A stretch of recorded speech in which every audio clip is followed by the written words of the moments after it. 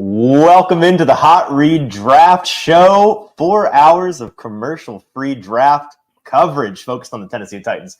Coming at you starting now. I'm your host, Easton Freeze, director of published content here at BroadwaySportsMedia.com. We're also brought to you by the 440 Podcast Network, and you can follow me on social media at Easton Freeze. I am sitting next to producer JT, who is with me as always, who you can follow on social media at JT_Ruhnke. JT, we're here. I know. It all started way back in January when we were at the Senior Bowl, and we are finally here. And you're probably wondering why, JT, you sound very different. And it's because I've had to fight everything to be here. Finally, You have. Over my third sickness in like the last month. It cost you one eye, one lung. It cost me a lot, but I do already A couple have shifts to, at work. Yeah. I have to disagree with you. It's not 4 hours of commercial-free draft. It's 4 hours of so many commercials in this draft coverage. Of this draft coverage? On the actual TV. This is the commercial-free portion. It is. Which you're probably watching along at home with the commercial not free, the commercial full version on NFL Network or on ESPN, which we're watching as well. It looks Mel Kiper is very erratic about something right now, and the camera was shaking along with him. We've got about 28 minutes until the Chicago Bears waste all of our time trying to figure out whether or not they want to draft Caleb Williams, and probably taking – what's the over-under on how many of their 10 minutes they take tonight? I'm going to guess they take like – 9.5. Yeah, I was going to take – I put it at 9.5, and I'm still taking the over. I think they might take all 10 minutes. Yeah, I really do. I think so. It's the courteous thing to do, which sucks, but that's how it goes. All right, now, so let's talk about a couple of things before we get into this, and we'll do some housekeeping here at the very top. If you're here with us live, we appreciate you being here. It's going to be a really fun, very long night. The Titans obviously picking at 7. If they stick there, the pinnacle of our evening may come in the first half of today's show, but they are liable to move around. Some chaos is really the word for it, has been promised to us tonight by folks that are covering the draft. I've seen a number of people say the NFL as a whole has never done as good a job as this, keeping the details of the first round under wraps. And there is a lot of movement that's been promised, a lot of fireworks. Can't wait to get into all of it. If you're with us live anywhere but YouTube, we recommend you leave where you currently are. Go to the YouTube. It's Broadway Sports Media's YouTube page. You'll find this live stream there. Also on 440's YouTube page. Either one works. However, be on YouTube. Yes, but before you do that, what? This is something we really haven't advertised, but out of the goodness of my heart, I wanted to do it again this year. We are going to be giving away another Tennessee Titans draft hat. We will be doing and how we're going to do that is, first of all, make sure you are subscribed to both YouTube channels. That is 440 Sports and Broadway Sports Media. And the second thing you have to do, retweet one of the 3 or 4 Twitter live streams tonight at some point. We'll probably do it. I don't know when we'll do it. We'll probably do it like 18th pick, something like that in the middle of it. Yeah. However, that's how you are entered into the giveaway this year to win a Titans draft hat. You have to be subscribed to both YouTube channels and then retweet one of the 4, I think there's 4, draft live streams on Twitter. So if you do that, at Easton Freeze, on at Hot Read Pod, on at Broadway TN, and on at 440 Sports. Those 4 Twitter accounts have the live stream. So help us out, even if you're not entering the competition. Help us out by sharing today's show. I don't know if you've noticed, there's a lot of competition in the draft live stream space. Every single year, more live streams pop up. And if you've been following any of our work throughout the past couple of months and you want to support us, the best way to do that is hitting retweets, texting the link to a friend, texting a buddy, hey, check this out. Here, Hot Read Pod, search them out on YouTube. You'll find them. We'd really appreciate that. And hey, if you're listening to today's coverage and you aren't subscribed to Broadway Sports Media's YouTube page, we've been asking you for months now. It's really easy. It takes one click. It's right there below the live stream. Hit subscribe, and we would really appreciate if you would do that for us tonight. Okay, let's actually talk about some of the things in this draft. Let's get into the draft. Again, we've got 25 minutes until we get some picks off the board. Generally speaking, let's start with guys that you think are liable to be the biggest surprises in terms of prospects or teams. Is there a team or a player you think we're going to be most surprised about tonight? Maybe they go higher than we're expecting. Maybe they go lower than we're expecting. Or maybe it's a team that just goes way off the board and does something nobody saw coming. Well, I think the biggest one on the storyline today is the Rams. Sean McVay has a huge hard-on and a huge draft crush on obviously someone that he's scared is going to go in the top 10 it's been very, it's been hypothesized that is Brock Bowers. I mean, if you put Brock Bowers in that offense, I think that would be something that is really, really sexy for years to come, even if they don't have Matthew Stafford for very much longer. I think that could be their pick. I think they could also be looking at a Byron Murphy, who has kind of shot up boards this week as the kind of consensus number one defensive prospect in a lot of mock drafts this week. Could they look at him as an Aaron Donald replacement from day one? Potentially. That's one of the guys that I think is maybe the biggest riser. And then I think you could also look at the 3 other AFC South teams in this draft. First of all, there's been a lot of buzz this week that the Indianapolis Colts are looking to get into that top 10 to maybe target a Rome Odunze or Malik Neighbors if one of those two falls. Same thing with Jacksonville. And then Houston Texans, who have 2 second-round picks. Could they trade back into the back half of the first round there? Possibly. The GM down there, I think it's Nick Caserio, right? He loves wheeling and dealing. I don't foresee that out of the picture tonight. So I think any 4 of those 4 teams could potentially be in for it tonight. Yeah, my pick is either the Colts or the Jacksonville Jaguars. I've been tweeting about it for a couple of days now. I have a pretty strong gut feeling that one of those 2 AFC South teams will be leaving tonight's proceedings. Or let me say more this weekend.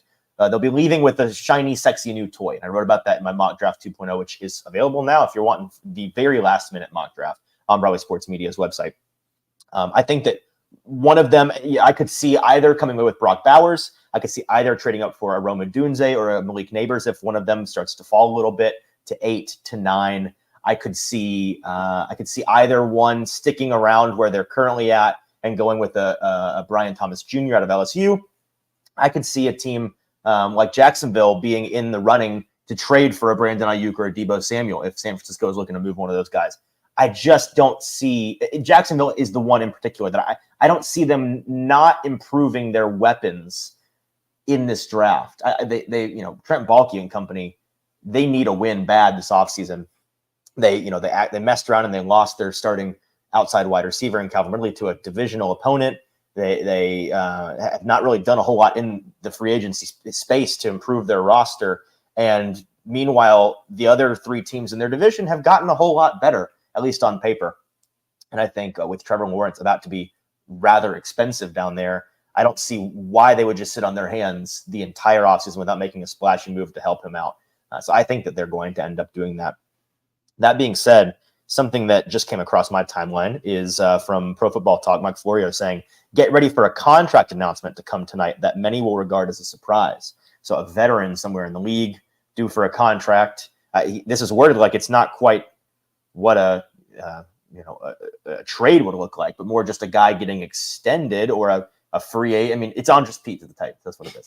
It's no, it's going to be somebody that's going to be staying with the team longer than they currently are slated to. There's a couple, there's a couple of guys that I could potentially see. One, you could see Brandon Ayuk maybe come down with the deal, settling those things tonight. Mm-hmm. Who knows? And with that, does that mean because Brandon Ayuk gets traded tonight or gets a long-term deal done tonight, does that mean the other guy, Deebo Samuel, is on the way out? Potentially could be that one. Or I think I've heard. Look at Detroit. Good for the D, man. Show it out. Let's talk about this. People have been saying that the Detroit one tonight rivals Nashville. There's no question about it. I've never seen a draft like this packed since the 2019 one in Nashville. Now I know in Nashville it was so compact down Broadway. Just the sheer scale of it like that is so impressive. Even here, I mean, it is absolutely packed. So good for Detroit. Glad people are showing out up in Detroit tonight. Now, let's be clear. It's not surpassing what Nashville did. No, of course not. I don't think it's possible, but yes. I'm glad they're the ones. I like the city of Detroit. Good folks up there, and I'm not surprised really at all that they're the first arrival. Now, the second one, and I've heard something, whether you want to believe in the living legend that is Pretty Ricky or not today, I've seen from Pretty Ricky who got the Amon-Ra St. Brown contract correct. He's gotten pretty much everything correct. Correct. Yeah. He and a couple other people have kind of leaked today that there may be a huge Eagles deal in the work. What could that be? They've been very aggressive moving up. I'm not so sure. Not just for moving up, but the contract. There's an Eagles contract that's supposed. Okay. Now, who would that be? I'm not quite sure. Of course, they already did Devonta Smith. AJ Brown, but like AJ Brown's under contract. There's no reason they would do Jalen that. Hurts already got an extension, so interesting there. I'm not sure who exactly it would be, but those two are the ones that I think for me, either Brandon Ayuk or I was reading the tea leaves. I saw that. Oh, could it be Dak? Could there be a Dak extension that comes down the pipeline today? I would consider that surprising, considering the way it's been talked about. Those two parties not even engaging in contract talks. Correct. Let's go through some of these comments because you guys are already in here hot and heavy, blowing up. Keep it going all night. The comments. Please entertain us while we have to wait through the pre-draft process. We're just vamping for the next 18 minutes. Yep. Wyatt in here says neighbors or bust boys. Chef Ran also saying neighbors or Bowers, nobody else. That's a hot and spicy take. I think Jordan Chef Ran is says neighbors opening himself up to significant exposure on being very disappointed this evening. Now, it seems so far in our comments here, so many people are very thirsty for some Malik Neighbors action to the Tennessee Titans, which I think you talked about earlier today. There could be the board might shake up really interestingly here to where Joe Alt and Malik Neighbors might be available at 7. That's ultimately what I want to happen. There's a sick and twisted portion of my heart that wants to see the Titans forced to make a choice between those two, forced to show us what position they value more right now, or at the very least, show us which prospect they consider the more talented, higher value one. And I want to see fans squirm for 10 minutes because if those two are on the board, a number of folks are going to be happy either way. But there are contingents that are very pro one and anti the other, more from a positional standpoint than the actual player. The idea of you have to get a tackle, you have to get a wide receiver. And I think the back half of our show tonight is going to be spent the primary theme is if they take a receiver at 7 or anywhere in the first round, really, if they don't address the tackle position, you and I are going to spend a long time tonight talking about another tackle off the board, another tackle. Well, the reality of the tackle situation. About a week ago on the show, we had this conversation that we thought this was going to happen. Now, if right this second I lean they're probably going to take a tackle. I think it's more likely than not to take a tackle. That may be like a 60, 65, 70% chance, but I see more worlds in which they address the tackle position, and we've got the prospects walking out. There's Mr. J.C. Latham right there. That's clean, dude. That look is clean, man. If he's the pick at 7, a lot of people are going to be very upset. I'm not going to be one of those people. But we've addressed all that on the show. How cold do you think it is out there? I'm trying to judge based on, I've seen a lot of hoodies, sweatshirts. Yeah. I'm going to guess it's like 50, 55 degrees up there. I think it's probably crisp out there. It's a bold choice by the NFL holding an April outdoor event in Detroit, Michigan. But here we are. Drake May looking like a future New England Patriot in that suit. It really is. Quinyon Mitchell. There you go. There's your boy. It's going to break my heart when he's an Indianapolis Colt here in about 90 minutes. While they intro, let's look at some more comments here. Jordan saying, I hope Easton Freeze will be on time. We were on time today for this show. The show was on time, and that's all Easton was that maybe matters. an hour and 15 minutes late to set up today, so, Can par you for the course. What constitutes late? Because I said I'd be there around a certain time. Very, very early. So let's say, and I still got here in plenty of time to do the show. No, you did. Just an hour and like 75 minutes after I said I might get here. Yeah, okay. Well, Paul saying, okay, fellas, headed to a draft night brewery with his fantasy football league buddies. We'll check in later. Have fun. Hell yeah, Paul. Good to see you. Jimmy saying, who's trying to black out by the 6th pick so we wake up to elation or utter sadness? I think that's an interesting gambit. And if you want to go for it, I'm out on that. No, we don't endorse that here on the all power to you. Really I do. Let's see. Jordan also saying, so what's the over/under for Easton Freeze girl beers tonight? I guess that's a good time now to. I'm starting. Say, what are we drinking tonight? So right now, this is purely an appetizer for me. I went to the Caleb Williams coming out very flamboyantly. Flamboyant, strong, very passionately there. I went to the liquor store and just got a bunch of stuff I've never had before. An opportunity to try some things, starting with a new vodka seltzer that I'm trying, a Kettle One botanical vodka spritz, just really light, easy, take the edge off just a little bit, calm the nerves. And then I've got a variety of folks that know this show, they know me, big sugary beer guy. I'm in on the seltzers and I'm in on the ciders, and I've got a couple of apple ciders. I've got a pear cider in there. I've got a number of different cider options. Some craft brews in there that I'm going to be trying a little bit later, but not now. Got to stay sharp. Got to stay mentally locked in. I on what the Titans may end up doing here, and got to stay locked into the phones because right about now is when I'm okay. So AJ Brown is the extension. Oh, interesting. I called it. You did. Let's go. So Eagles and Pro Bowl wide receiver AJ Brown reached agreement on a 3-year, $96 million extension. That's not all that surprising. So $32 million, he becomes the highest per year $32 million receiver in wow. the NFL. I'm not surprised by that, considering the way that the Eagles tend to operate with as forward-thinking a contract approach as possible. They are always early, never late. They're the complete opposite of their division opponent, the Cowboys, in the way that they operate with their contracts. And so I don't find that surprising in the slightest that they're trying to get well out ahead of it and make him an Eagle for life. 2 years ago on this night, yes. we had the AJ Brown away from the Titans to the Eagles. And I believe I wasn't here yet. You were not. No, you may have been watching us melt down. I was me, and James Foster, and Zach Lyons, and Ryan Watson all on a stream, and it was tough. It's a tough scene. I mean, this feels like a.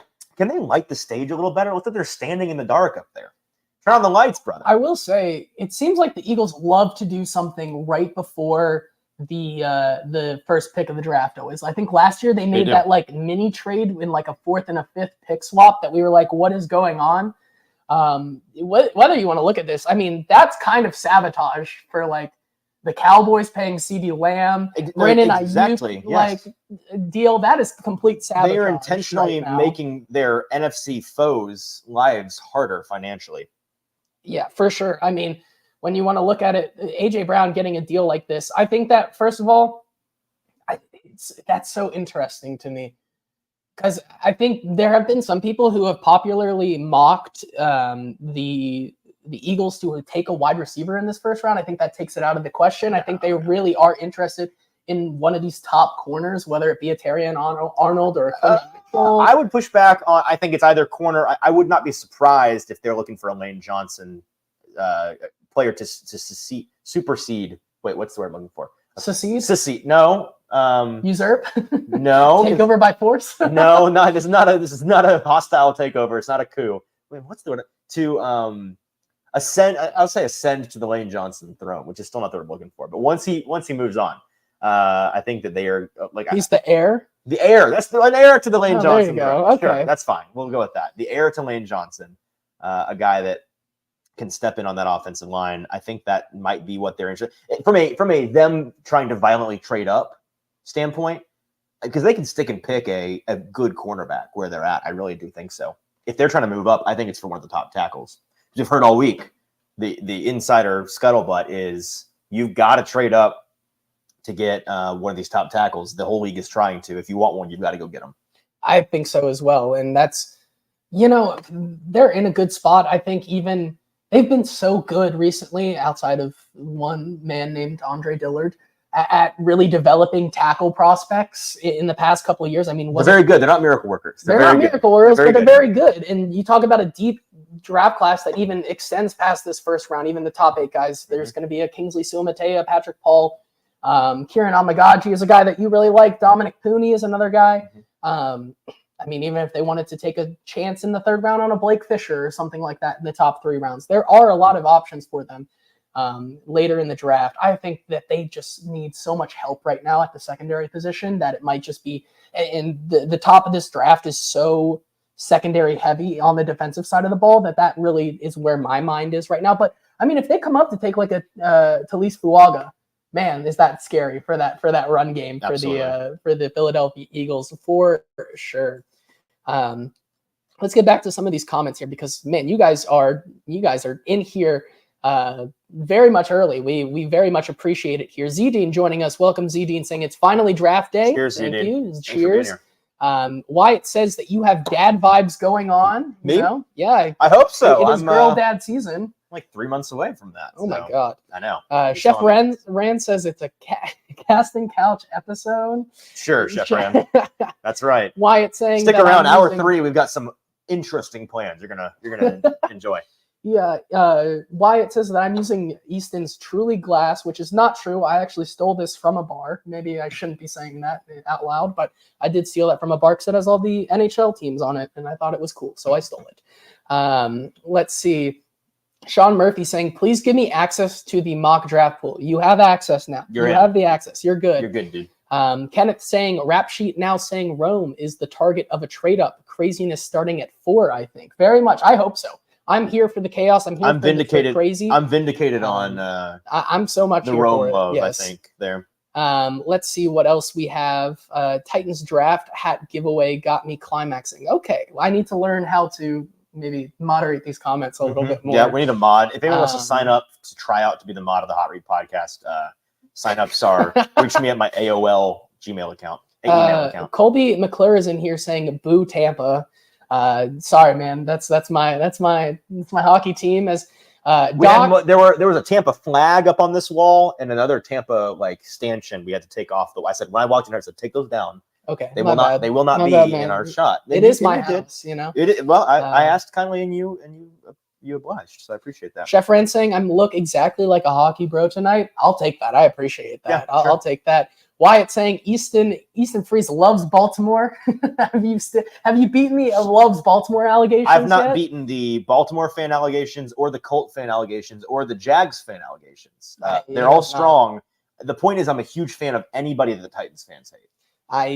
That's okay. I guess that is pretty fair here. That's what I've been told. I've been reliably informed. That's what I am. Will the Lightning win a playoff game? Probably not, and that's why I'm not focused on it tonight. We can. He had the hockey tab up a second ago. I saw it. I did. I had to look, you know. And then he closed it quickly. I did not steal from Boom Buzz. Let's get that straight. I did not. And should we get this? We should get this out of the way. This is people are already starting to count how many times you sit from the side on this stream. Maybe we should get. It's incredible that he does it like that, and he did not grow out of it. Because I, as a kid, used to do that all the time, and I grew out of it. Watch this, right? I'm sitting like this. In order to sip center in a can, you have to. It involves a head tilt, like the whole body. Look, that is more muscles involved in this right here. No parting. It's a full in the wrist, all in the wrist. Watch. It's actually efficiency, is what. Wyatt, I need you to continue to count how many side sips. I need a full count. If you have an accurate count by the end of the night, we'll send you something because that's going to be funny. Let's see who else here is in the comments.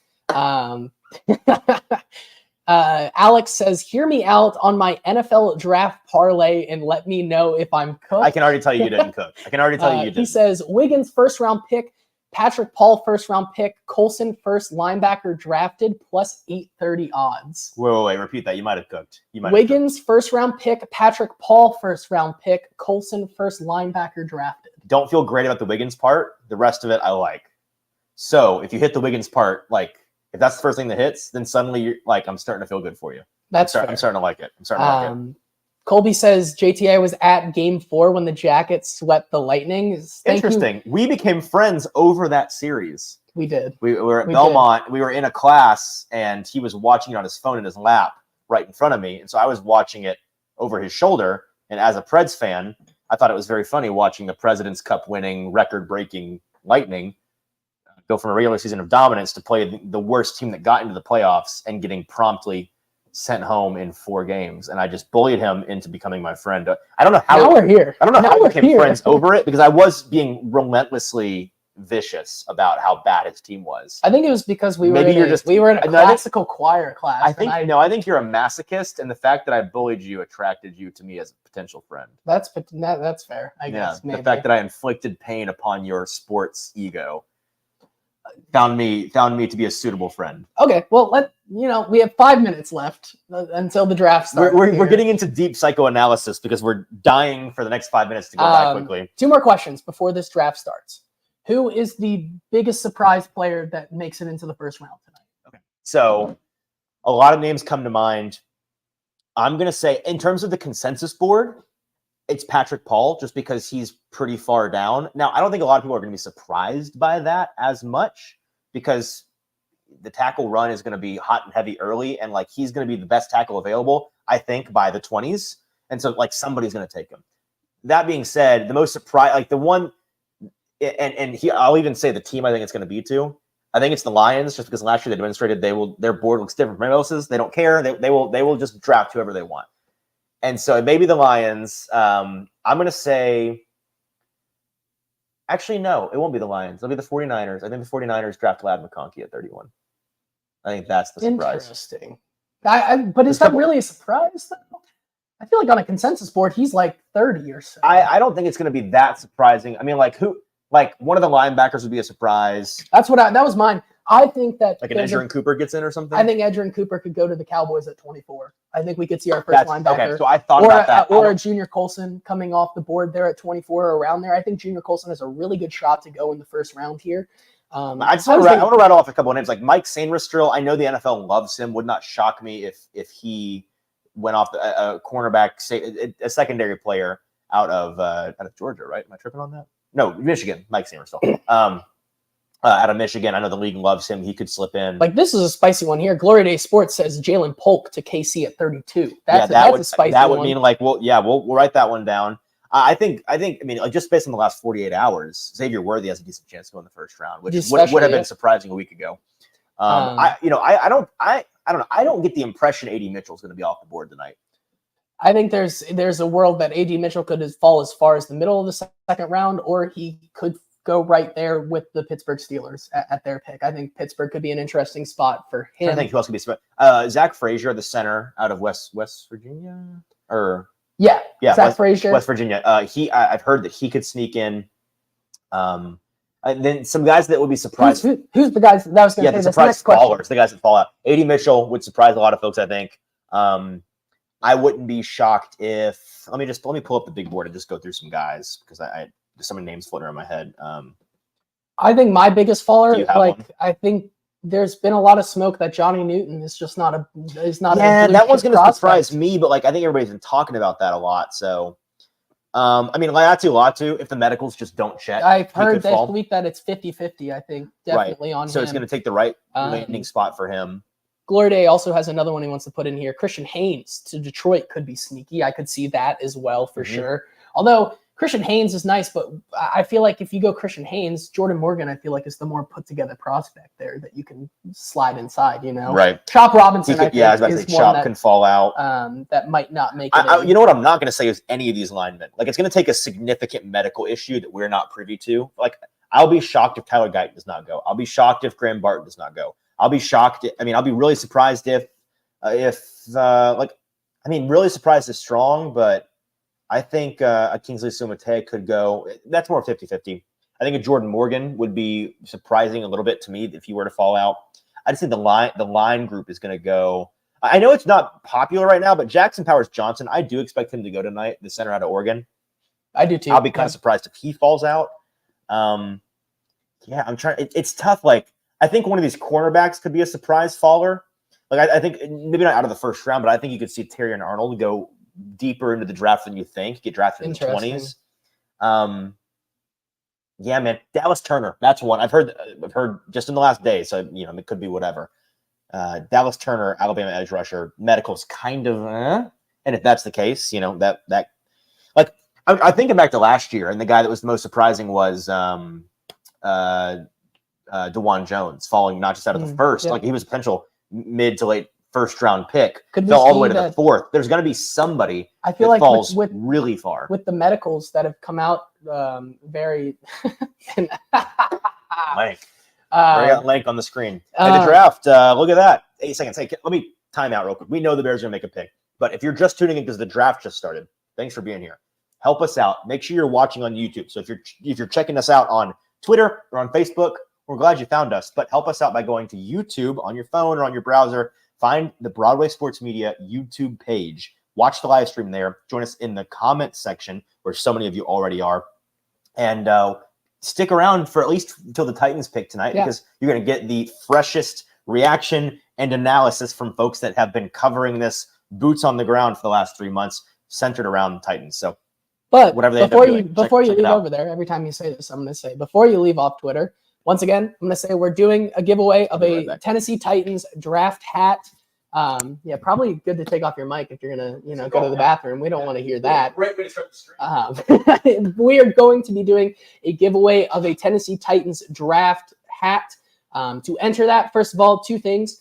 You have to be subscribed to both YouTube channels, 440 Sports and Broadway Sports Media. And then the second more important one to distinguish the people who do half the project and the full project, go over to Twitter. Even if you're on YouTube already, thank you for being here. We want you to be here, but just get the word out. Tell people to come in here and react to the draft with us.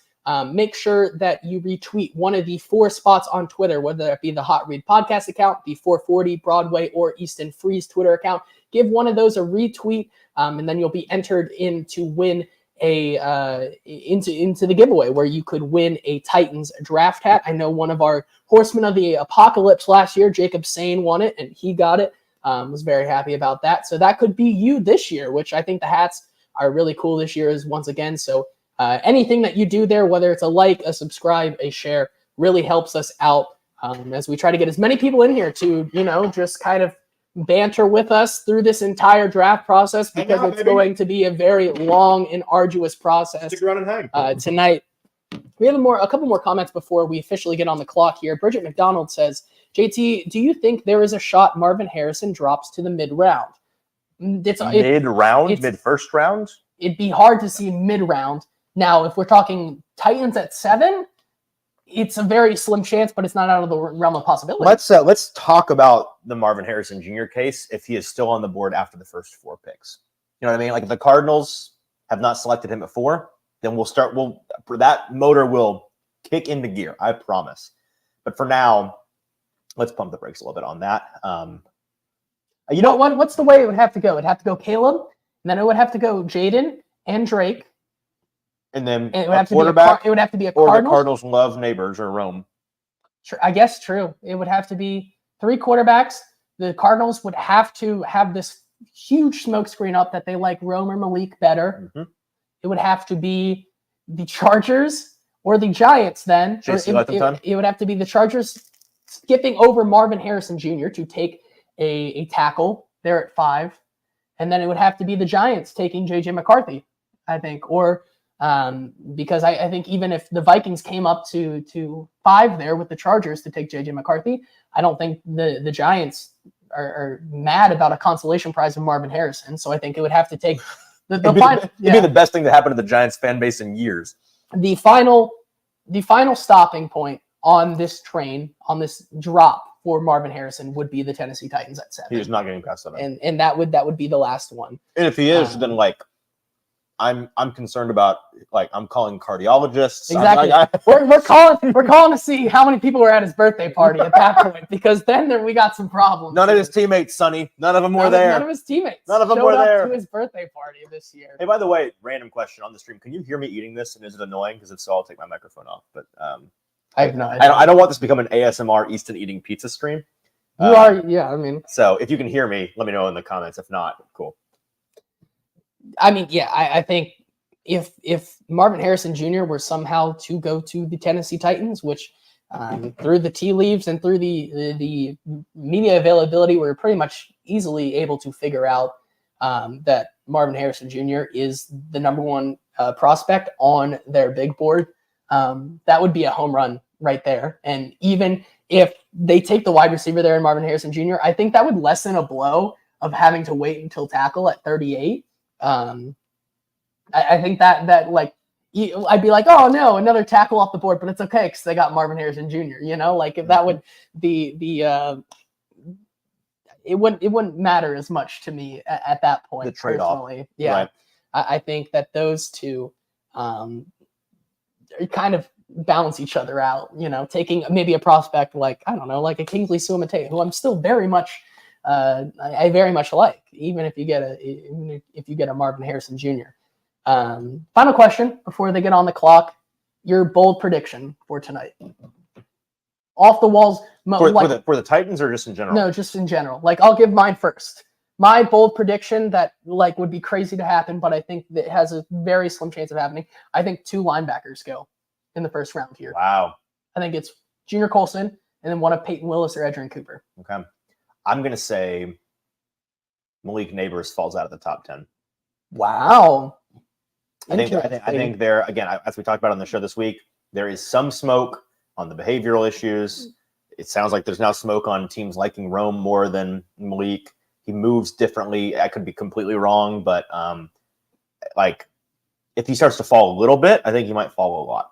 And I mean a lot for like the 11th, 12th pick. We have a countdown to like, oh no, this is the segment. Okay. segment. I thought they were showing us a clock of like this is when he's gonna come on. Did you see that he was like questionable in terms of whether or not he could do the bro hugs because he got back surgery? Did he really? Yeah, he got back surgery, and like he was like, it's a game time decision for the commissioner of the NFL, Roger Goodell, as to whether or not he can do bro hugs with these men that are twice his size and twice as strong as he is. They may break. Caleb Williams is in the commercial with Roger Goodell. We're getting a little. Jumping the shark. We're getting a little. Oh, Aiden Hutchinson also in the commercial. Okay, somebody who's got. I bet that's Sauce. I was about to say he's got cucumbers on his eyes. I can't. It looked like tell who that Sauce was. with the chain. I think that's Sauce. That's Barry Sanders. Anyways, Jordan, his bold prediction tonight. Let's see. Jordan says Bowers falls out of the first round. That's a huge prediction there. I don't think Bowers falling out of the top 10 actually, but we'll see. I know that would I would be surprised if he falls out of the top 10. The last stop for Brock Bowers is 10 with the Jets. You think so? I think so. Okay. Do you not? I don't know. I could see a world in which the hype was Eminem walking with the commissioner now. Okay. I mean, it is Detroit. Detroit really leaning into it. I gotta respect it. I'm sure he just said something about 8 Mile. I'm guessing it was a reference to a rap lyric. Logan says Bowers is going to be a bust. No, they haven't. So nobody's on the clock yet. No. Okay. All right. And then Glory Day says Mike Vrabel comes out shirtless and runs across the stage plus 250. That's Has anyone ever seen Mike Vrabel shirtless? No. The closest thing I've seen Mike Vrabel shirtless is in that bar in Indianapolis at the Combine where he was wearing a very Dan Flashes-esque shirt. He had the V-neck kind of thing. It was kind of puffed, but it also was kind of like a. All right, here comes the pause for the boo situation.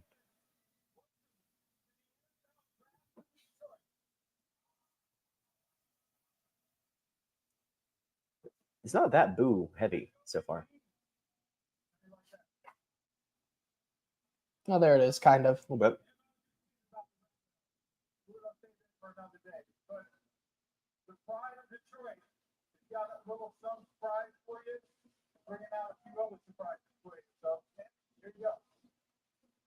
I mean, I'm making a statement pre-draft. Jimmy's bold prediction is JJ McCarthy 1.1. Okay, Jim. First overall pick. All right, Jim.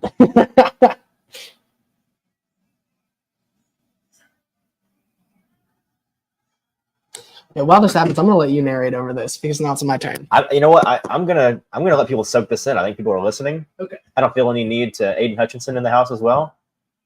You got more of the play-by-play. Calvin Johnson, Hall of Famer in the building.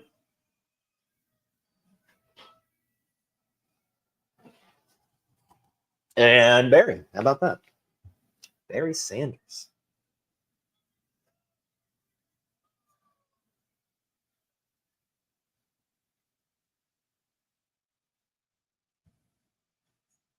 I'm a big fan of Aiden Hutchinson's suit. Big fan of that.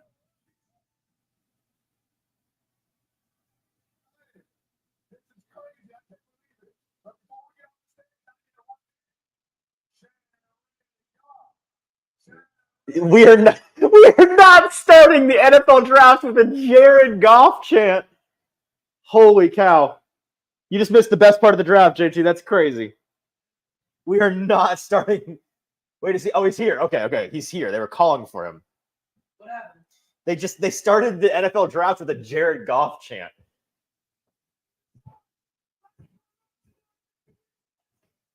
Let's turn up tonight, baby. See, Adam has a bold prediction here. Did you put your mic back on? Oh, I did not. Yeah, they're gonna have a hard time hearing you. Okay, so Adam's bold prediction here is Darius Robinson. It goes for the jump with Goodell, squashes him, knocks him out, and gets 4 minutes of applause.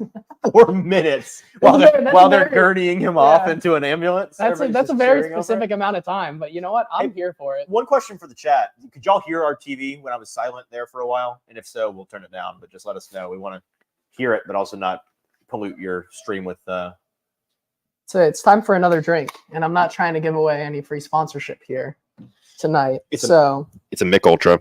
It is a Mick Ultra. That is my drink of choice tonight. Sorry, I did not see your Rattler bold take, but now I will be feverishly looking for it. Wyatt says he could barely hear it, barely. Glory Day says Pequito. No TV audio. Nah, you're good. I'm not gonna, Logan.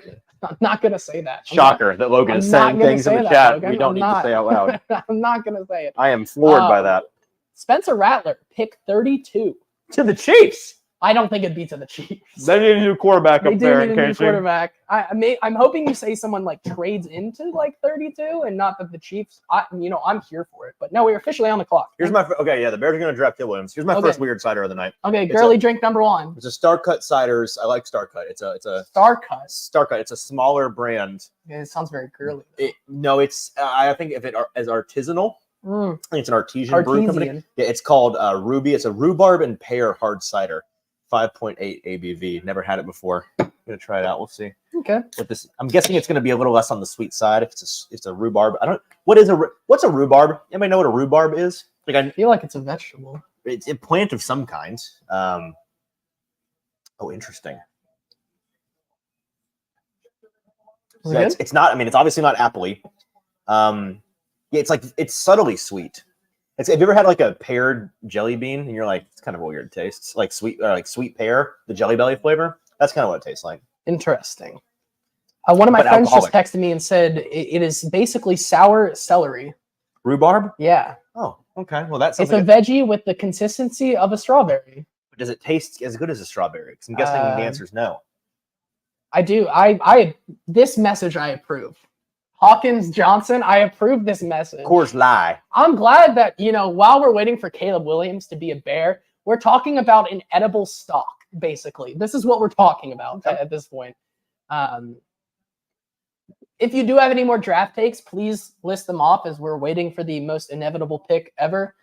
We would love to talk about them here as we continue to take bold takes off of your chat right now. I'll do one more bold take. I firmly believe that there will be 10 offensive linemen taken tonight. My bold take is I think you're too short. I think there will be 12. Correct. Wow. Okay. Hold on. Can you go 12 for 12 though? Can you name them off real quick? Your 12 offensive linemen that you think go in the first round tonight, and we'll see if you go 12 for 12. JC Latham. Well, I do this tweet. So JC Latham, Joe Alt, Amarius Mims, Talisa Fuaga, Troy Fontenot. You're going very fast. I haven't even started. You're trying to write these down? No, I'm trying to do a tweet. So I'm trying to get Joe Alt, JC Latham, Troy Fontenot, Talisa Fuaga, Olu Fashanu, Amarius Mims, Tyler Guyton, who am I forgetting? Graham Barton, Jordan Morgan, Patrick Paul. I have to cheat now. I'm forgetting. Who else did I? There's more interior guys I think that are going to Jordan Morgan, Zach Frazier. I said JPJ. JPJ is, and there's one other I forgot. Another interior guy. Zach Frazier. No, although I think he's Graham Barton. A possibility. No, I guess it was Zach Frazier. So yeah. Okay. Those 12. I think it's 11 or 12. Sorry, I'm just trying to. We're good. I mean, people are watching the stream. True. Kingsley. Says Kingsley. We don't have to talk incessantly for 4 hours straight. No one wants that. Especially with my voice. Oh my God. Could you believe this? I like to believe it. I'm so glad my voice was like, I woke up like this today and I was like, oh, I'm so ready to go because it is that much better than what it was like a day or two ago. Like, that's crazy. I don't know. Does it even come up on the screen? What? Like, can you see a real difference in my eyes? Not really. Not really.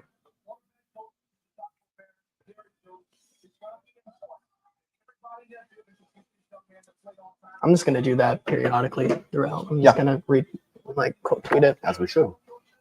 As he said that. I want to. Jimmy saying JT putting the brand on his back again. That is my job. So wait, it was 9.5. Huh? You take. He got. You took that personally. That one comment right there. 9.5 is. You think it's going to be less or more? I still think it's going to come down to like 15 seconds. Agreed. Let's see. Jordan says the Bears should forfeit number 9 if they take another minute. Logan Grady saying JT Stamkos 1-1. Thank you, Logan. Give me the updates I need while we do the NFL draft 1-1. Thank goodness. Only update us on the depressing stuff for the Lightning. No, that's not fun. For you. Colby, I forgot. I'm going back through your comments here because you guys are being so good here in our comments. Thank you guys for joining us and what are they? Your dog? You're being so good, guys. No, it's like I don't know. Keep it up, class. My bad. Okay. Anyways, Adam saying go Bolts from Tampa now residing in Arizona. Not looking great though. Love that. Love Thanks for the update. Let's see. Derek JT ignored mine. Mevis at 7. Damn. Okay, that's a bold take. Mevis at 7. Yes. Sure. I can't stop staring at this guy in like the full bear arms and bear head. Glory Day says Tavondre Sweat does the truffle shuffle after being drafted. What is the truffle shuffle? Is it like the icky shuffle? Am I too white for that? Like get some cold cuts. Get some cold cuts. You know, like the icky shuffle? Yeah, I don't think it's that. I don't think so either. Logan, I'm still not going to do this. He tried to make it more PC. I'm not going to say this comment. Like, I'm not going to do it. I'm not going to do it. Yeah. I mean, what's he trying to say? There's going to be more white guys drafted in the first round than black guys? That is what he's saying, but I wasn't going to say it. So. Well, I'll say it because it's stupid. Yeah. There's going to be one white cornerback, the Great White Hope, Cooper DeJean. He's going to be the first white cornerback since white people were the only people allowed to play cornerback in 1927. And that's going to be like the highlight of the white guys' night, and it's going to be a lot of guys that are more athletic than white guys. Not when Ricky Pearsall and Ladd McConkey get in the top 32. It's not racism when you're talking about how black people are just better athletes than white dudes. Okay. That's complimentary. I guess that's fair.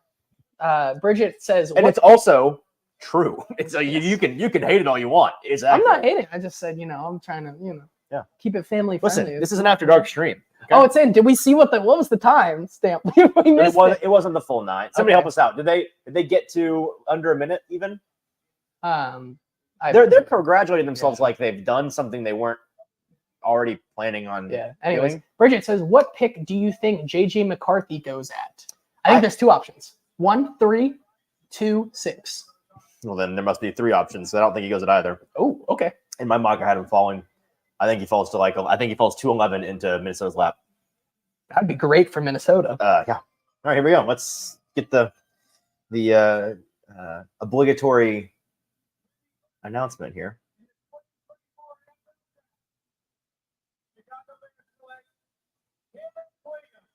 Wow. One off the board. That's Cheers. Crazy. Cheers to 1. Yep.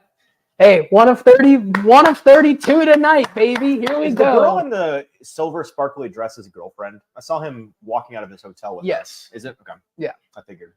He kind of put those fruity allegations to rest there, for sure. Do you still have Big Board up? Do I still have on screen sharing? Just curious if it was. I still have it here. I want to see it. We're gonna try something real quick. Oh, there it is. Perfect. Okay, so we have a little bit of a big board here for you guys. Just we'll put this in here periodically. It's the best available players. Players. That's so fair, Jimmy. Listen how you want to listen. We'll give you the reaction after this, for sure. But yeah, I mean, we're not in the. We both of us did. I mean, okay, but hang on, What? Jimmy, you don't need to mute us for every pick. We're just gonna shut up during the pick. Yes. Like we're not gonna talk right through the picks. But also, we are.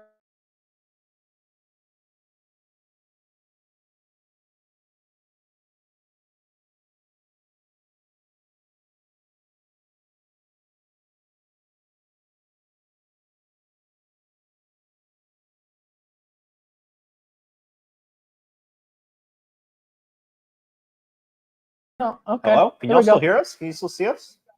Hi. Okay, we're good. We're Maybe back. we don't do that. We're back, baby. Maybe we don't do that. Yeah, All let's right, just it's okay. we'll give that a rest. We'll give that a rest. For tomorrow, we'll fix that. Yeah, we'll figure it out tomorrow. But that's something we're gonna have tomorrow for you guys. We'll have the best players available. We'll have a big board of that as the Titans make their pick at 38, and go from there. Hey, can we talk a little bit about the Commanders and like? Okay, this is huge. So we're not going to do much commentary on Caleb Williams. It was confirmed a long time ago. This is how it's been for a long time. Can I ask the question I was going to ask? So now let's go to the Washington Commanders. Yeah. So the Commanders, the assumption obviously being Tyler Mott 2-1. The Lightning go up 2-1. That's huge. All right. You know what? That's huge. I'm now banning any Lightning updates because we're talking football now. The inferior sports can wait. Okay. The Commanders going with their, the presumed pick of Jaden Daniels, I think is a massive mistake. And I think it's a mistake as well. I think they're going to do it.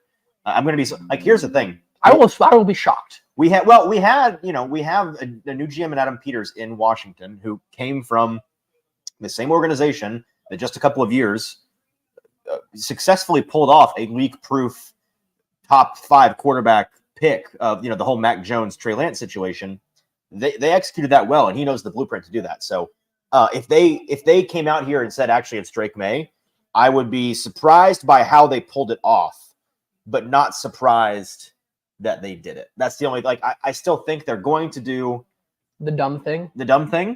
And so let's talk about is it a dumb thing? How can the organization that took RG3 make this decision again? That's the thing I can't understand. They hired Cliff Kingsbury. That'll do it. That's fair. That'll do it. I think that so Ben Deming asked us a question here. Who would we take here as the Commanders? I'd take Drake May with a bullet every single time. Yes. I still believe that Drake May is the second quarterback, despite how inconsistent he is. We've heard time and time again with this quarterback class or in quarterback classes over the last 2 years that the kind of footwork and technical skills. Spit it out, buddy. There you go. Can be coached. That is a coachable thing. It's not the end of the world. And I think with Drake May, that is something that when given the opportunity, that if you have the right system, that's something that can be easily coached. And so Drake May, I think on talent alone, is younger than Jaden Daniels. And I think he has more potential and a higher ceiling than Jaden Daniels because of that. And so I think Drake May personally is the better prospect. Yeah, he is. I mean, the fact that he played in a significantly worse system, the guys surrounding him in college, that plays a big part. And he's throwing to dudes. We see Washington here on the phone with their presumed pick, throwing to dudes like Des Fitzpatrick, essentially the same caliber player. Wait, now I got my name. Who was the receiver? What? Terry McLaurin? No, Tez Walker? Tez Walker. That's what I'm looking for. I got Fitzpatrick's name stuck in my head, and then I didn't know what the heck his last name was. Tez Walker out of UNC, who's going to be like a 4th, 5th round pick in this draft. That was your wide receiver 1 behind a bad offensive line, whereas Jaden Daniels at LSU playing behind 2 future 1st round pick tackles, 2 here in a minute 1st round pick wide receivers. It was as cushy a situation as you could possibly get. For sure. And Brian Kelly coaching, who obviously has been around the block and knows how to make him comfortable.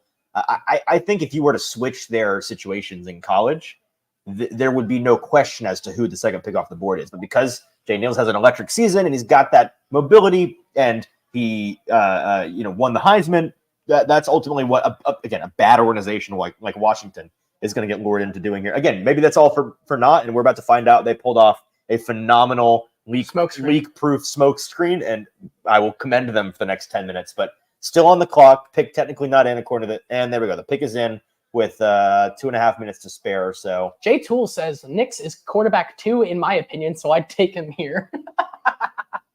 Okay. Good answer. Good answer. There's a reason why you're not an NFL GM. There we go. Wow, damn. That's tough. That's tough right there.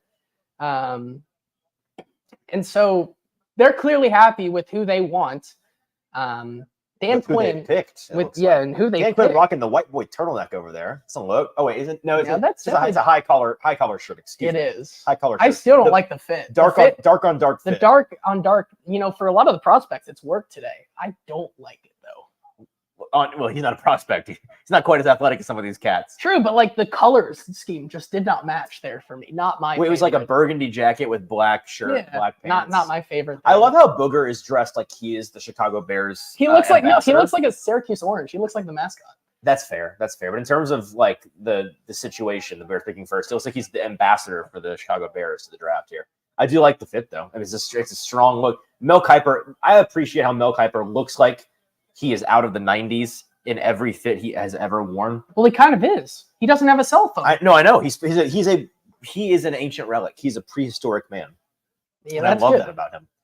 All right, here we're about to find out who the Commanders have chosen, and it's time to start to get a little nervous, I think, because we're about to enter the meat of this first round, and things are going to get interesting. Things are going to go off the rails real quick. I sure hope so, because it's going to be really underwhelming if things are very normal. Yes.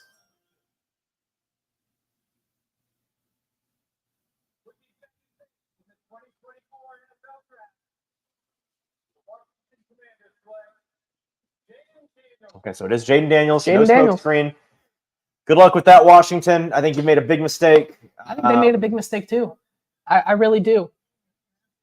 Have fun with Cliff Kingsbury, and let me know how it works out for you. It's a Cliff Kingsbury guy. The second they drafted him, I knew this was probably going to be the pick. The second they hired Cliff, you mean? Sorry, I what did want I to make sure you said drafted him. Oh, yeah. The second they hired Cliff, you had a feeling that he'd be the pick, right? I mean, it fits the profile of a Cliff Kingsbury offense. Now this is the biggest thing. I don't have much else to say besides Here, Hawkins makes the point right here. New England is cheering. That's New England 100% accurate. Logan's saying McCarthy now. Then here's where we officially are getting interested. I was going to say, like, more of my analysis on a Jaden Daniels pick here is now what this is, because earlier today in my final Titans thoughts, I did kind of an abbreviated thing of like, I think, I feel, I know. No, I saw it. Yep. The big thing I said is I know that no matter what for the Titans today, it is dependent on what happens at 3. And I don't think that could be more true now. If they go Drake May, if they trade out. The green screen is still on, by the way.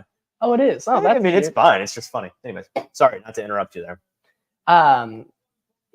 Whatever happens here at 3 is going to kind of steer the ship of what the Titans can do and or what they are allowed to do. Well, it's not just the Titans; it's the rest of the. I mean, it's really the rest of the draft. It's true, but we're looking at it from a Titans. Right, I know, but but from a Titans perspective, what happens here is not just going to impact them, but it's going to start a chain reaction that directly impacts them. You know what I mean? I agree. If New England trades out, the team that comes up likely to take a quarterback, I'd imagine they're trading up for a Drake May. The scuttlebutt the last 24 hours is that New England is looking to stay. Right now, they're probably fielding final offers to see if anybody blows them out of the water, but they're going to stick and pick Drake May. And the offer that was reportedly out there was New York's first pick this year, second pick this year, and a first next year. Yep. And while you have Daniel Jones on that contract, you can eat that contract. I mean, at this point, eating quarterbacks' contracts, it doesn't matter. Who gave that guy that contract? Who did? Whose idea was that? The current sitting GM who's also making this decision? I think that what happens here, I think they stick and pick Drake May, which I hate for Drake May. I hate this for Drake May. It's really I love Drake upsetting, May. Yeah. But I just don't honestly, you should pull an Eli Manning. He should refuse to go to the Patriots right now. Call it right here. It's just, I don't, it's really tough for me.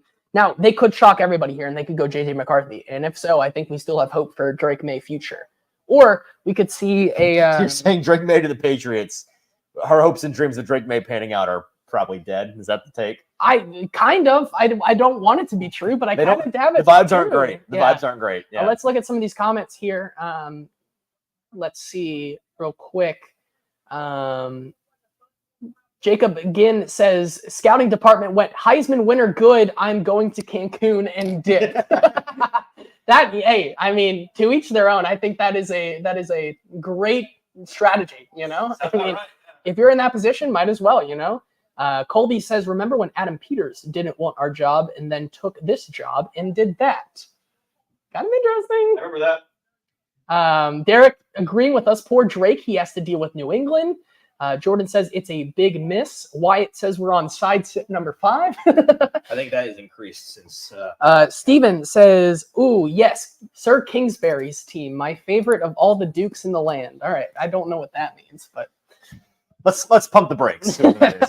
Let's sit down and chill out for a little bit. Logan thinks that we're actually going to go. Jaden Daniels, sponsored by Subway, by the way. How about that? Interesting. Good for Jaden. Logan Daniels. says that I think trades are going to be minimal, which I think is a fair thing to say because we've heard so much about trades, and then it always ends up that the price is just too much for what someone's going to I think it could get trade heavy, like when you get to pick 8, 9, 10, 11, 12. Like it may be the first 6, 7, 8 picks in a row might be stick and pick, but I don't think it's necessarily indicative of the trades drying up for the entire first round.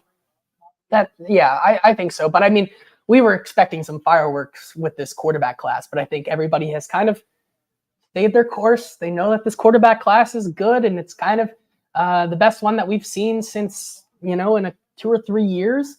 I mean, at least it has the best potential to be. And so now with this pick, I think it has to be Drake, right? Unless it's JJ. That's what we've been hearing all day long, that it is going to be Drake. I think that it's going to be. Their pick is in. So yeah, they're not fielding any more calls here. It's going to be Drake, man, imagine. And this is where things start to get really interesting. Does Arizona stick and take Marvin Harrison Jr.? Do they trade out? You got Mr. Kraft there in the war room. Their war room is very bland. Just hang a photo in there or something. Put something on the wall. Sam is also joining us here and says Sam Reinhart tied it up 2-2 now. So you can't. It's not even low. Are you even watching the draft? Turn off playoff hockey. Stop this. All right, Patriots pick is in. Colby says I need Arizona to trade out now. Give me a Marvin Fall. Any quarterback that lands in New England dies. Wow. I can think of one that didn't. But anyways, hey, I would do unspeakable things for there to be a Monty Austin-Fort cam for the next 20 minutes. Oh, I would too. A live like a different live stream. ESPN2 is showing the Monty Austin-Fort live stream.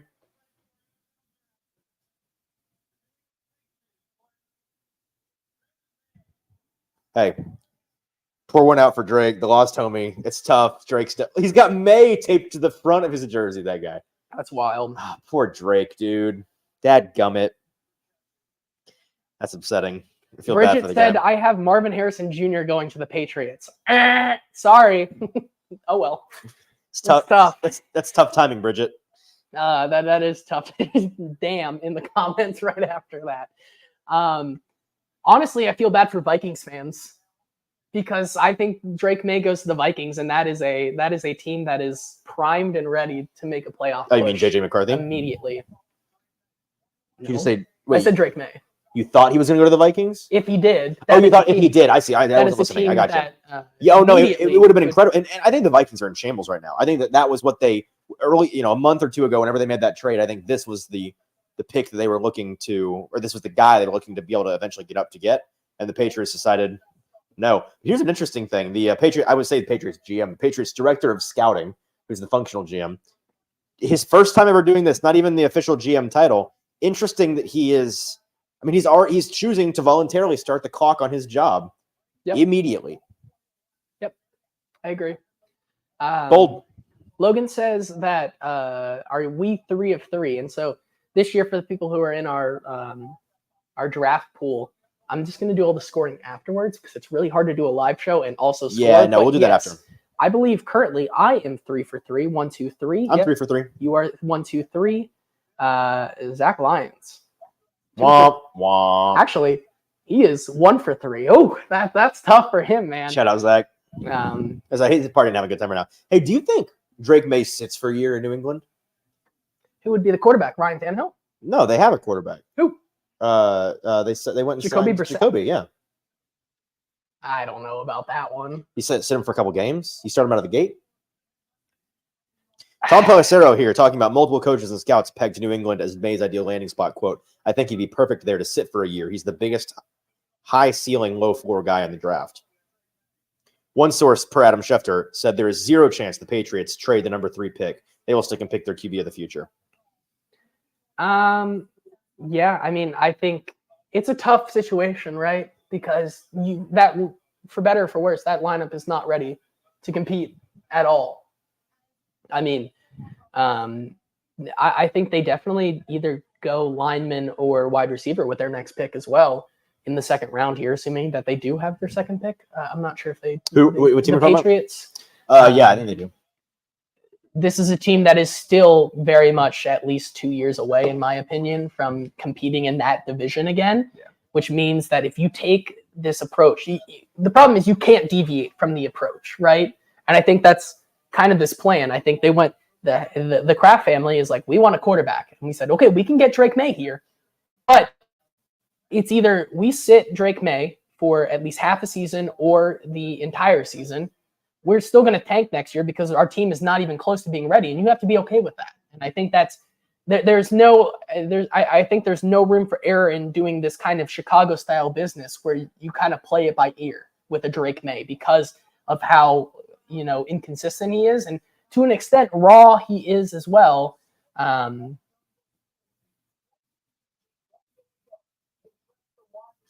that's interesting. So Adam Schefter just said they're sticking at 4.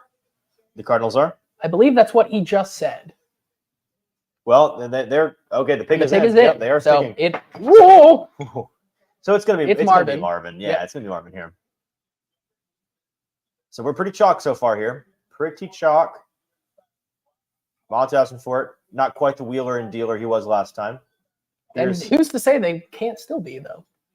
I mean, they have 27. Yeah. Not yet the wheeler and dealer he was. He could move back up. Oh, I wonder what is on Marvin's pendant there. So it's his father on the bottom in his Colts, and that's him as a younger version of him. That's I saw it before you were here on the kind of the fashion show, whatever. Cam Newton. Can you believe that Cam Newton is now?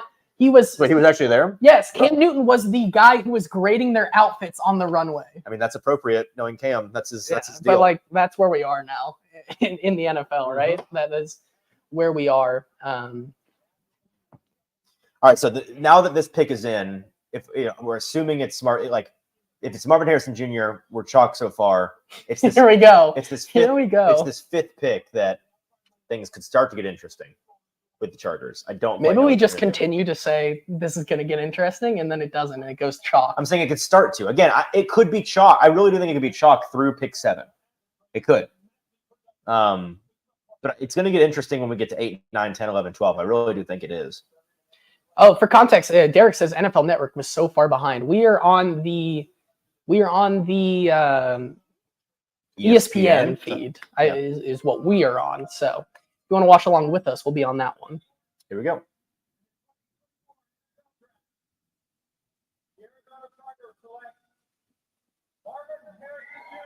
Yep, there you go. Best receiver in the draft. It was called into question. People got prospect fatigue. Not shocking that he goes there. And now we're left with the Chargers on the clock. Will they trade out? Will they stick?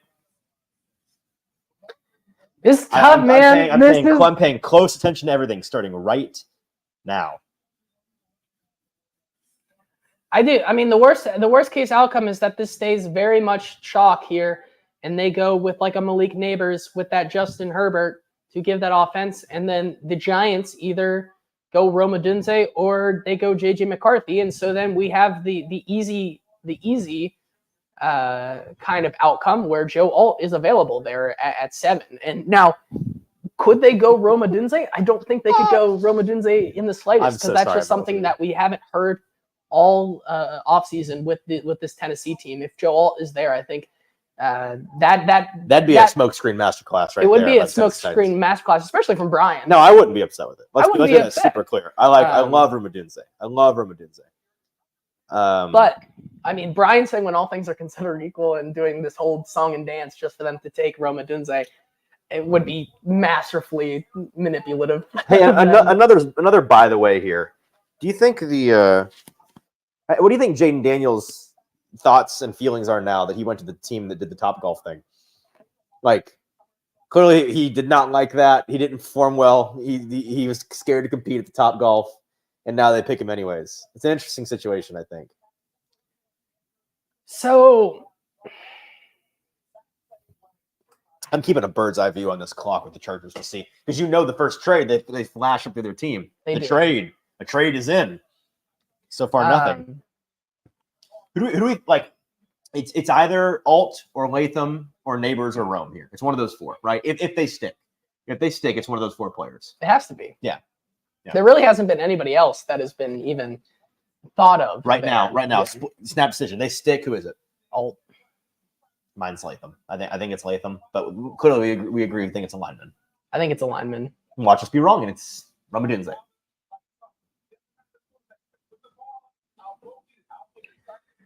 Well, these next two picks decide what the Titans It does look like. So I'm kind of glad we're getting here earlier than last year. You know, like last year we had it's nice to just get it out of the way, and then we can enjoy the chaos of the rest of the draft. Oh God. Interesting. Bill Belichick on Patriots #3 pick, Drake May. Drake on the Pat McAfee? Yeah, Drake Okay. compares himself a lot to Josh Allen. We'll see about that. I think there's some comparisons with size and athleticism. But Josh Allen's a pretty special player. Damn. Yeah. That's pretty based, I'd say. Chargers halfway through their time here. I'd imagine fielding calls in this situation. I was not. Logan says I was drunk when the Titans picked last year. Much less exciting. I don't think I was. I don't think you were drunk. I had like 2, I think. So they're calling some. Oh, the Cardinals are calling. Yeah, it's time for them to start wheeling and dealing with that second pick. They It want to is. move on back up. Unless here. they're calling Marvin. No. Well, maybe. I think they're calling Marvin there, yeah. I think they've already talked to him. You call him to tell him they're about to pick you. He's not on the phone. He's on the stage. So you think they're trying to see now? This is Kyler Murray tweeting in all caps, "Let's rock" at Marvin Harrison. He's a guy that's got to be stoked. He's got to be very excited. Yeah. Wyatt says I was saying I was fine mostly because that was a year ago. I don't remember. So like, you don't remember because you were drunk. No, that's what I was saying. I don't think so. But you never know. I hope they go Malik Neighbors here. Mostly for our dynasty team, since we have Justin Herbert, that would be really nice. Hey, big L for Pretty Ricky there, by the way, thinking that the Patriots are going to trade out of 3. He's already posting some cope on that front. Is he really? Yeah. Chargers 3:45 on the clock. Still no pick.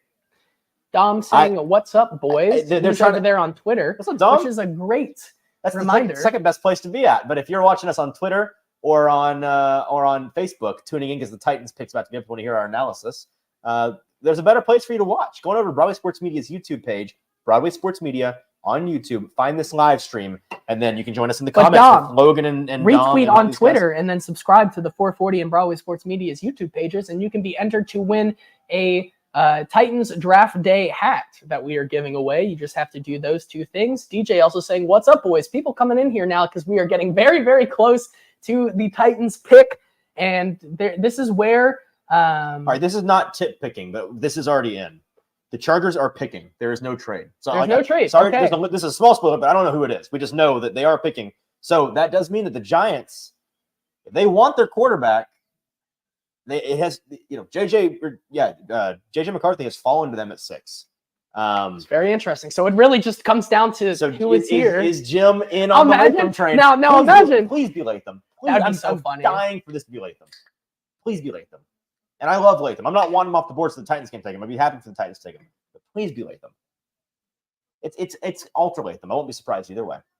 You think it's you fully believe it is a lineman? I will be the only reality here where I'm surprised if it's not a lineman. And I mean even then I get it, right? They need wide receiver more than any other team really needs one in terms of the caliber of quarterback and the caliber of receivers they have. It's like I wouldn't be shocked by that, but knowing Jim Harbaugh, I don't know, man. I just see him taking a lineman here.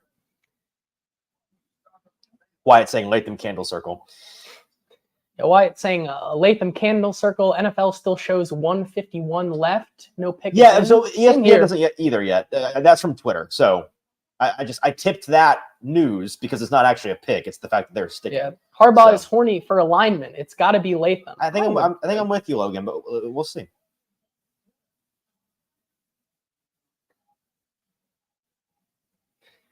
Do you think? Oh, the pick is in. Okay, it's in. So the watch begins now. Oh God, why am I actually kind of nervous? Because this kind of shapes our entire draft coverage here. That's why you're nervous. I'm nervous too. Logan says Easton and I agree. This isn't good. There's no way this ends well. No way. No way this ends well. Everything's going to go down in a blaze of fire. And,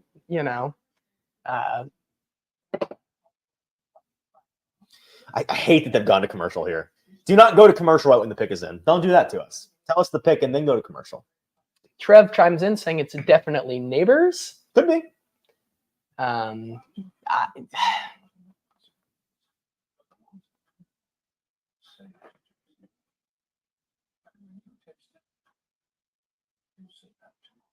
So what if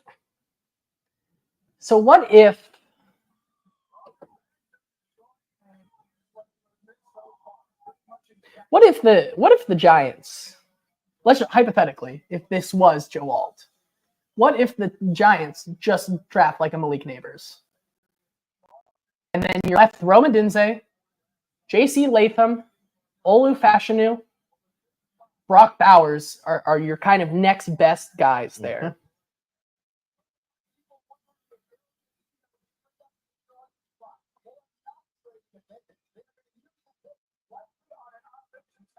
Like on an offensive tackle, according to the broadcast. I agree there, Adam.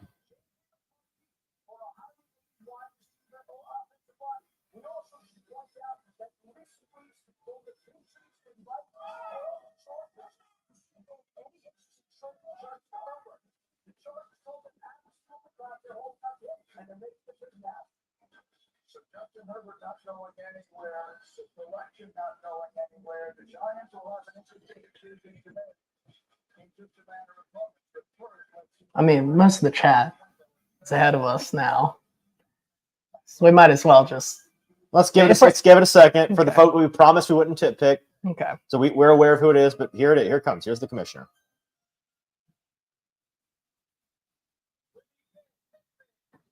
In the 2024 NFL draft, the Los Angeles Chargers select Joe Alt. There it is. Joe Alt off the board. No Joe Alt for Tennessee Titans. I went back and found it was February 5th when I said Joe Alt is exactly the same as Paris Johnson Jr. He's way too early of a consensus pick for Titans fans, and he will be gone before the Titans can pick. There it is. There it is. I think it's a good pick for them. It is a good pick. I'm surprised. I'm a little bit surprised they like him better than Latham, but not super surprised because I think that Alt is the reason why I liked Latham for them more than Alt was not because I think Latham's a better prospect, but because I think he was a better fit. In this case, they took just the best player available at the tackle position, and this is what we've been. I mean, this is something that. Hey, so here let's talk about the Titans. So can I say something? This is something I've said. I just have to kind of spit it out. I kind of have to do a victory lap on this one because I think that Joe Alt to the Chargers was something that was always conceivable, and just like you did, I think this is something that we've been trying to prepare the people for a long, long time. And it's so easy to get enamored with that top tackle because it would replace such a good need there for the Titans that you're just going to miss out. So now it's going to be interesting how they pivot here. So let's talk about the Titans, right? Alt off the board. What the Giants do here is a big deal. If they take a quarterback, then the Titans are going to have their pick of Neighbors, Rome, or JC Latham. That sets them up to make a decision that's going to piss a lot of people off if they like Latham better than Rome or Neighbors. Correct. Hilarious, objectively hilarious, infuriating for fans. Joe Alt looks very happy to be picked, headed to the Los Angeles Chargers. Okay, so if they don't take one of these wide receivers, or if they take Rome Odunze, which I think they could, I had them taken Rome in my mock draft 1.0, would not be shocked if that's the way they're going to go. Hey, but here's the bottom line: the Titans are going to have their pick of at least one of the top two receivers, and they're going to have their pick of at least one of the top two the second or third offensive tackle on their board. I think trade down comes heavily into play here based on what we've heard reporting-wise, JT. The idea that Alt was their favorite guy, but they were interested in trading down if he wasn't there. I think that they start taking phone calls, especially if the Giants don't go quarterback here. Best case scenario. The Giants do anything but quarterback here. The Vikings make this their play. They send a big haul to the Titans for 7 for McCarthy. Titans move back to 11. The pick is in. To 11. Yep. So the Giants are hasty with their pick. If it's not JJ, and it would be the Vikings trying to move up, do you think they get 23 as well? Say that again.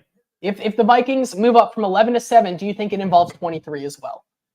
Move up from 11 to 7. I don't know. I mean, like, I think it would you'd have to send something back in return if you're the Titans. You know what I mean? Like the Titans get 11 and 23. Real quick, are we blaming Stillman for having Joe Alt on yesterday because of this? Is that if you were hoping for Alt, you knew when he went on Stillman yesterday that he wouldn't be the Titans pick. That's how that works. So, yep. Yeah. Yep. Okay. Logan says, I agree. Number 11 and 23 for 7 is a massive overpay. I think the best thing you're getting out of the Vikings would be 11 and maybe a second and maybe some extra stuff down the line to go up to 7. You're not getting that 23. I'm strong on the I mean, the Titans technically on the clock now. I'm strong on the trade down situation here. I don't think that they will. I don't know. In my gut right now, JT, I think they're taking JC Latham. I think the smoke with Bill Callahan, working with him, then having him in the building, doing a lot of work on the preseason, work on him in the pre-draft process.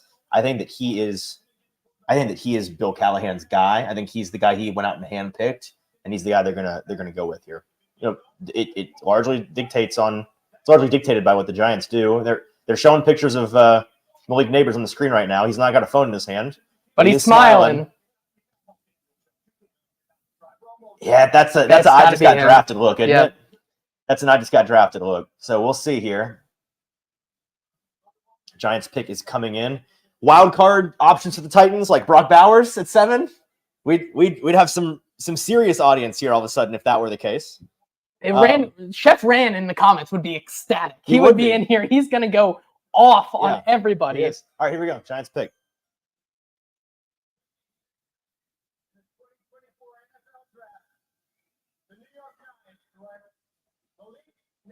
There it is. All right, it's been very chalk so far. It's been very chalky so far. All right, so the Titans options. Let's review the Titans options here. JC Latham, Olu Fashanu, Brock Bowers, Rome Odunze, trade down, Dallas Turner. That's kind of So if you're just tuning in with us live here with the Titans on the clock, we appreciate you being here. We won't be tipping any picks. You don't have to worry. If you're joining us on Twitter, go over to the Broadway Sports Media so you can comment page. like everybody in the comment here. Section. All right. Derek says trade back. Logan agrees. Says you got to trade. Zedine says we need to trade. Jordan wants Odunze. Wyatt says Minnesota time. I think that now this is where I get kind of a little bit. I'm not crazy about this. Where Zedine says the notion that this is the worst case scenario. I don't agree. There's no such. It may object. I mean, you could argue it's objectively the worst case scenario, but again, the worst case scenario is not a bad scenario for the Titans. JC Latham is awesome. Olu Fashanu is awesome. Rome Odunze is awesome. A trade back situation is awesome. Somebody just texted me, JJ McCarthy about to compete with Will Levis this year. That's what I don't think there's any world in which that happens, so I don't have to worry about that.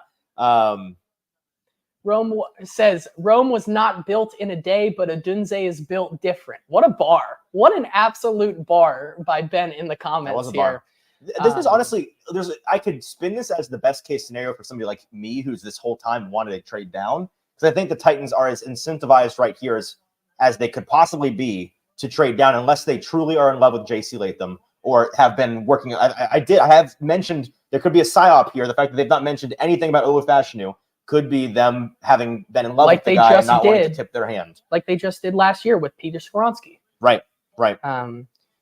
Making no contact with him essentially the entire pre-draft process. Titans about halfway through their time on the clock. Their options: Rome Odunze, JC Latham, Olu Fashanu, Brock Bowers. A trade down is ideal in my opinion here, but I'm going to be pleased with, I think, any of those options because they have so many strong options. The top 13 to 15 picks in this draft are all really, really strong prospects. At this point, I think you're right that JJ McCarthy falls to 11. Yeah, I really do think he's going to continue. I mean, he could fall to 8 or 9 and they move up there because I think the Falcons and the Bears are open for business at those picks that they wanted to trade. This tells me that they're working the phones as much as they can. I'd imagine. The fact that they're still on the clock here Ian Rappaport reporting that the Giants bluffed QB at 6 the whole time. They opted for a weapon for Daniel Jones. That that could be, and that makes a little sense, poke right? At this point, that may not necessarily be true, but it does make sense, right? Malik Neighbors is the fast yards after catch speed guy that is twice the receiver that a Darius Slayton, a Sterling Shepard, a Wandale Robinson ever was. He's a true wide receiver one. The first time they've had one since Odell. It's what Brian Dable really likes, and I think that was a pick that you definitely could see. All right, real quick, before we know, rank the options: trade back, tackle, receiver, other. Trade back, agreed. Tackle, agreed. But in tackle, Olu, Latham. Okay. Yeah. Okay. Adinze, other. That's where I'm at. And I'm going to be pleased with any of those first 3 options. I really am. And other could get scary because that becomes Brock Bowers or a defender. Dallas Turner. Is Stoney Keeley right? And the pick is in. They've made their pick. Dude. All right, Titans pick it. Okay, so yeah, they are not going to trade down here. Titans were fielding offers, but they're going to stick at 7. In my gut, it's J.C. Latham. I feel like it has been J.C. Latham this whole time. I want it to be Olu because I was right on the Jim Wyatt mailbag today. That's true.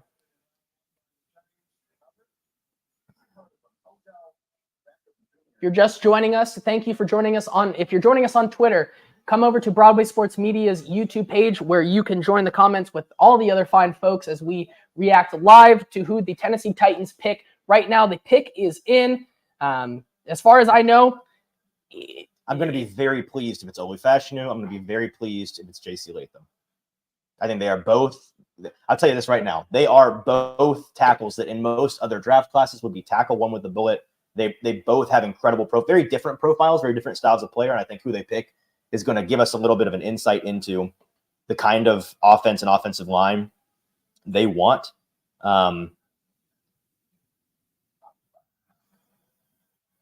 But yeah, in my gut, it's J.C. Latham. I think it has been this whole time, and I think it's going to be a phenomenal pick.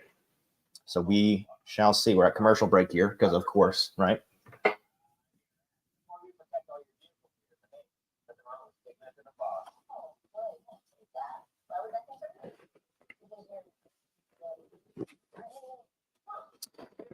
Just making Derek asked, why aren't they trading? And I think that's a really can't trade. There's nobody available. There's nobody available. You look at Atlanta, Chicago, and in the Jets. None of those 3 are a threat to take JJ McCarthy here. So you can really play the board and continue to bring back the capital that you want to send to move up by continuing to let that prospect fall. And now, would I be surprised if Chicago trades back a couple picks here to let Minnesota or a Denver move up for JJ McCarthy? No, because that's another 2 picks where that value goes down there.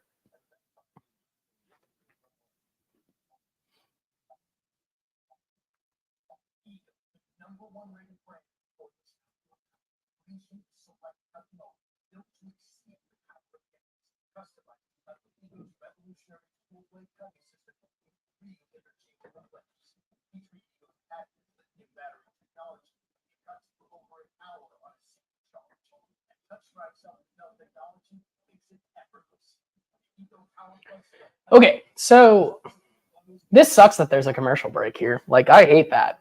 That's objectively. I said earlier, I hate that they go to commercial when picks are in. They do that consistently. Just do it. I am. Okay. So we know who the pick is, but we're not going to tip it until it's made on the thing. We made a promise we wouldn't be tipping picks on this stream here. I'm trying to remain as neutral as possible, neither happy or sad, because I don't want to. I made it clear who I want, so I'm just gonna retweet yours because that's easier than making my own. Fair enough.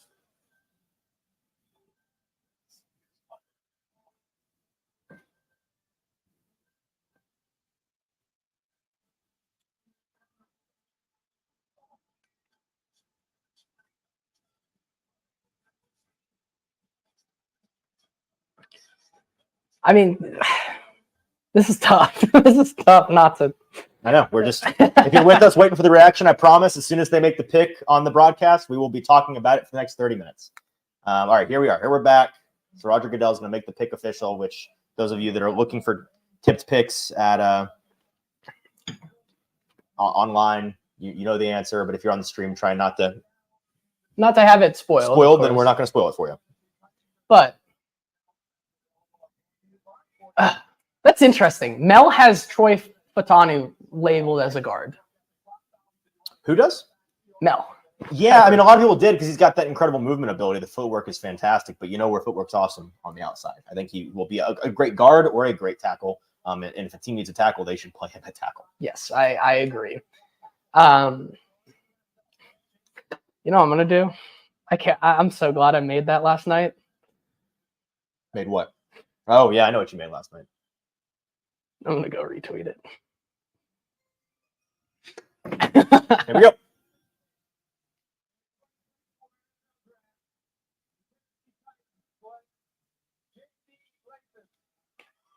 Love that. So Titans have taken J.C. Latham, tackle out of Alabama.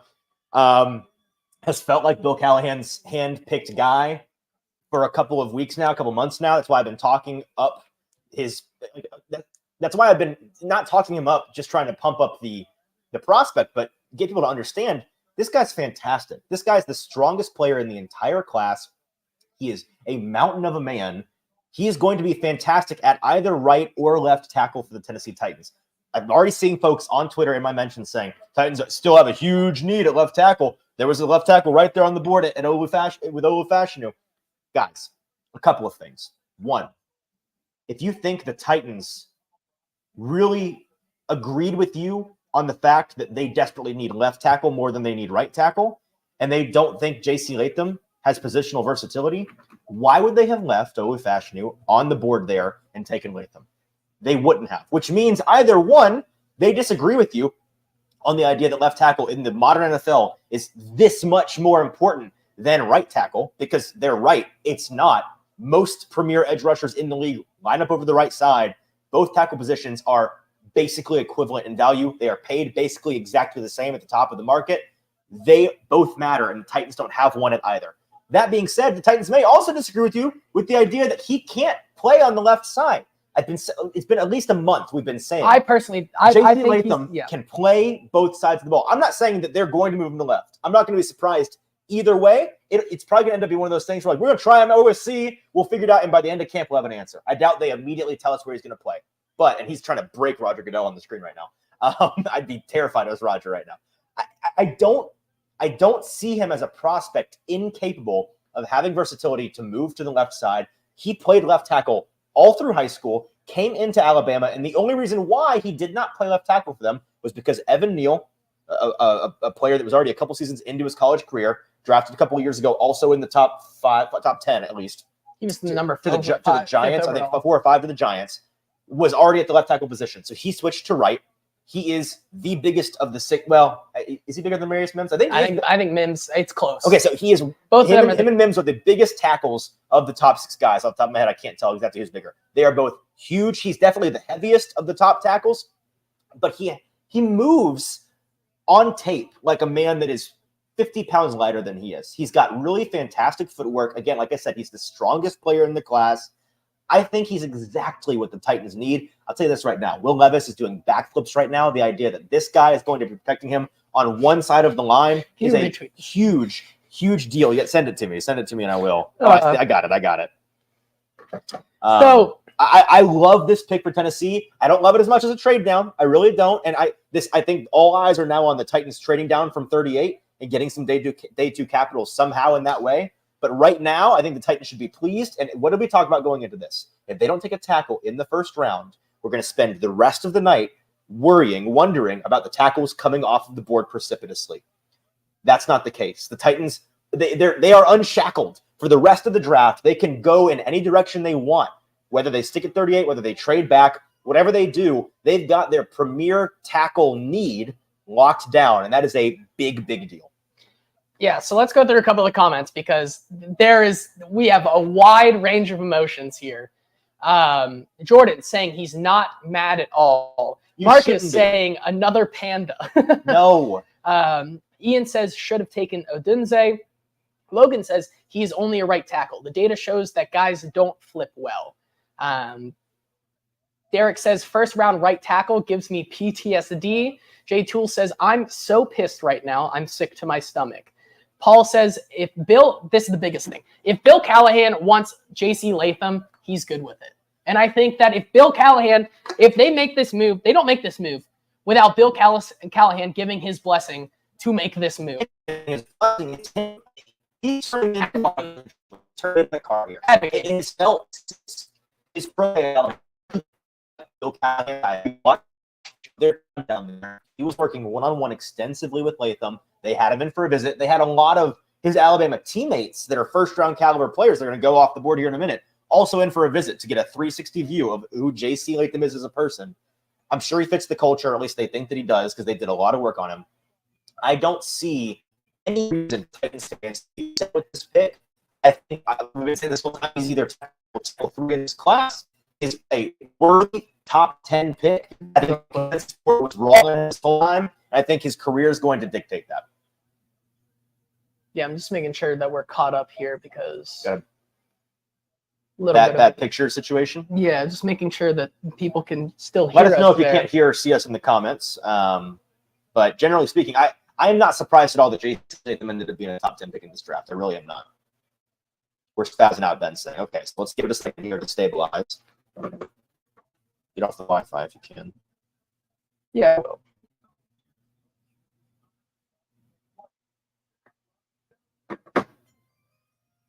So I think we're a little bit better. Whoa.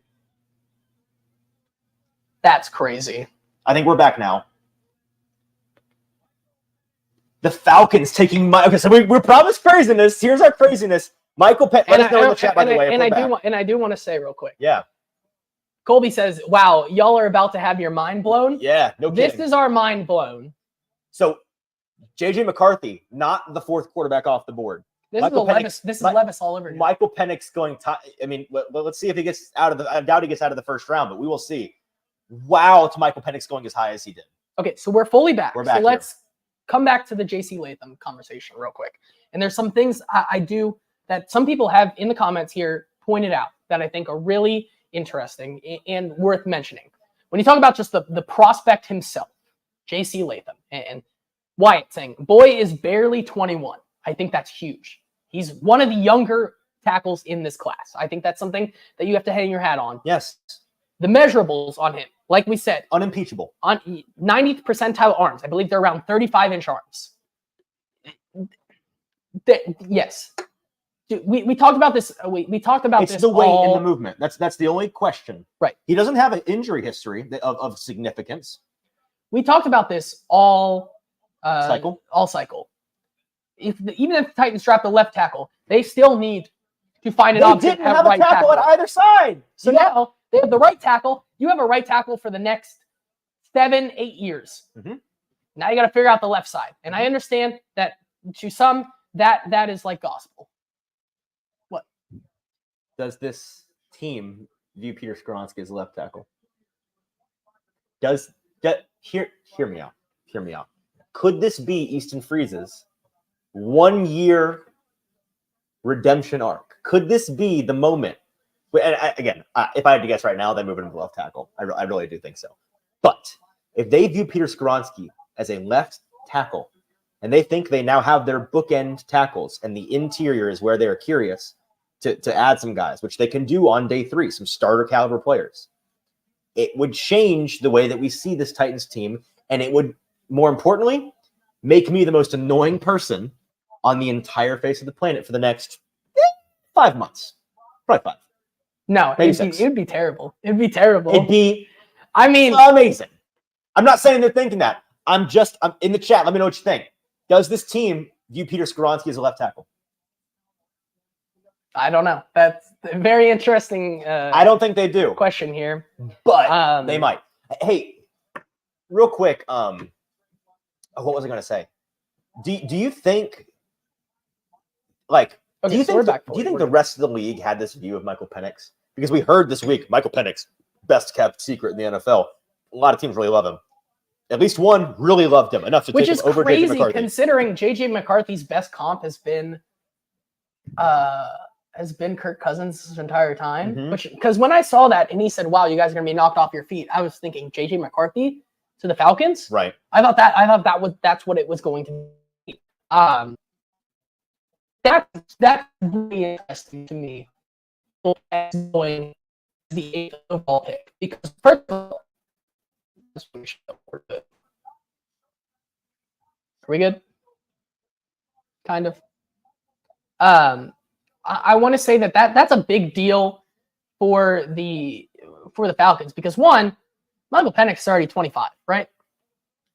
You go to Kirk Cousins, who has a year or two left. Like, you assume that Kirk Cousins is, like, unless you're going to have Kirk Cousins like play that role where this is his year and then next year he kind of becomes the backup, right? Mhm. Like that it's a really interesting pick given how old he is, I think. Yeah, no, it's interesting that they're drafting him clearly as a succession plan to a quarterback based on money. He's already at this stage. I don't know. The plan is the Bears. Dude's Wi-Fi, dude.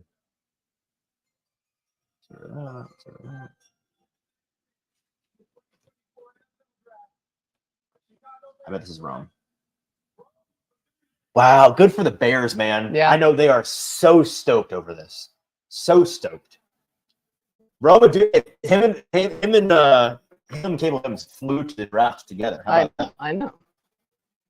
They knew. They knew. Is your phone on the Wi-Fi? No. Just gonna turn this off.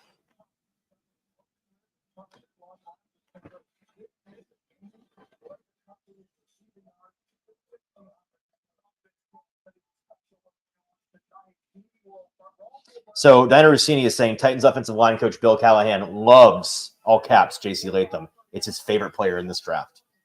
I think it's incredibly hypocritical of the folks that have been talking up the offensive line guru Bill Callahan as God. I mean, like just God incarnate. So the Vikings just traded up with the Jets. Okay, so here we go. This will be which is in. Hold on, Minnesota now has the 10th and 11th pick. So they sent their later first round pick for it, and probably a next year first. Interesting. So who Minnesota back? They're getting JJ and Byron. Pulling a Houston here, getting back to back JJ and Byron, or it could be JJ and Olu. No. JJ and and Dallas. I mean, Turner. Brock would be incredible. It'd be incredible 1-2, wouldn't it?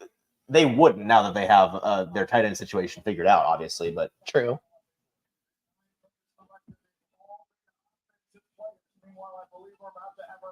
So, like I said, people's faith in Bill Callahan being tested now. That's all I'm saying, and I don't think it should be.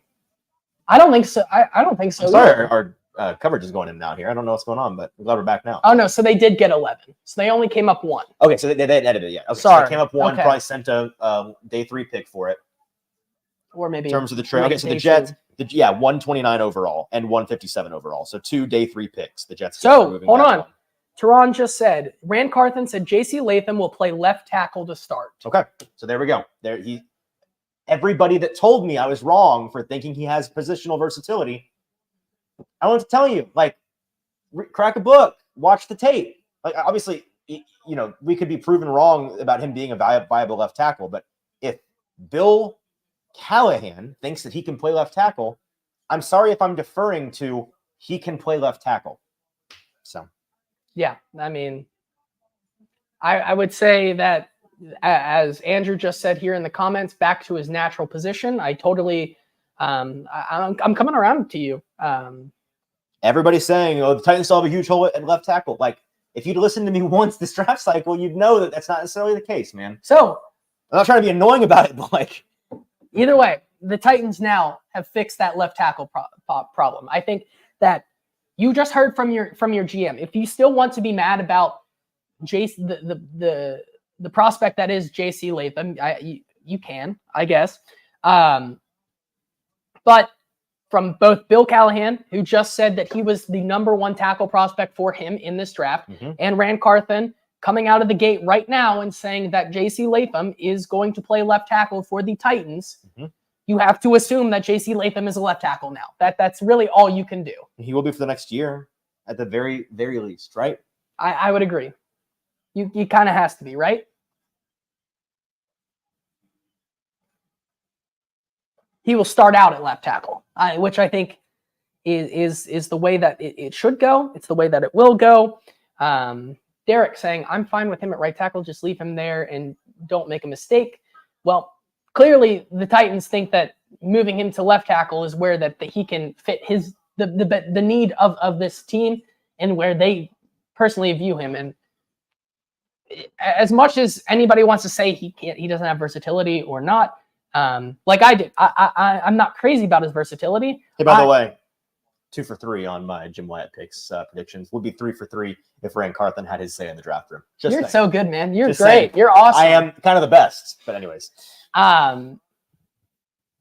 So I think that, I wasn't high on his versatility, mostly because he hasn't played the position in a while. But hey, man, I'll give it to you. If Bill Callahan thinks that he can play left tackle and Rand Carthen thinks he can play left tackle and that entire building thinks that he can play left tackle, God damn it, I'm going to let him play left tackle, I think is the bottom line of it. Oh, man. Run to the restroom. We'll get back to this in a minute. So the Vikings have put their pick in. This is most likely J.J. McCarthy. As we've talked about for a while, J.J. McCarthy here as the pick.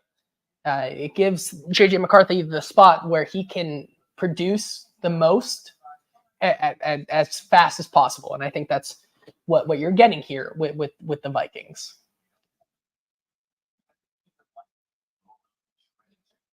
Jacob saying, we probably need to draft another tackle next year, even if he kills it at left tackle this year.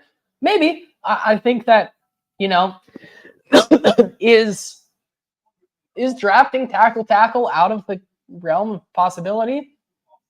Maybe not. Would it be the smartest thing for this team to do? No, it wouldn't. But is it out of the realm of possibility? Say a Kingsley Suamataia is there. Say a Patrick Paul is there. Say even if a Tyler Guyton was there at 38. I think the Titans would give it a long, hard look and have their bookend, even if next year would be rough because they're both rookies, I think they would be set for years to come. So we'll see. Still, people in the comments, Derek, still clearly not. Yes, Sam, as he said, Rand just said in the presser that they're playing Latham at left tackle. We've heard that. As Easton, who is at in the bathroom right now, has said it. J.C. Latham has the versatility to play both positions, and like we've said for the last 40 minutes or so, if Bill Callahan in that room thinks that J.C. Latham can play left tackle, I'd let him play left tackle, and I would put my faith in that offensive line staff and the people making the picks right now. Let's see who else. Colby McClure saying, who are we going for on day 2 now? I think it's a defensive player, probably best player available. They still need a lot of help on the defensive line there. But as Joey says here, I'm still down for a tackle at 38. I think it's not out of the realm of possibility that the Titans could go tackle and fill Easton Freeze's dream of going tackle at 7 and 38. Could be very interesting there. Derek, I understand that switching sides isn't that easy, but switching sides might be a little easier when you have the best offensive line coach in the NFL. And honestly, if even as Diana Rossini reported, if Bill Callahan says that J.C. Latham was the best offensive lineman prospect in this draft, I'm going to put my full confidence in him to make him a left tackle until he loses that confidence in me, I think.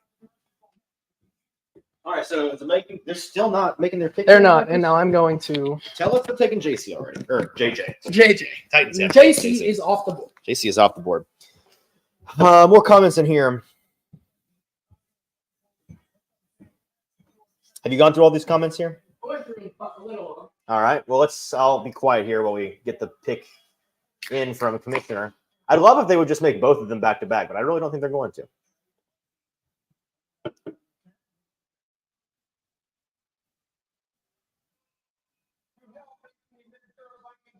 Easton, we are honored to have with us the surviving mother, brother, and nephew of fallen hero, United States Army Sergeant Zachary Hewitt.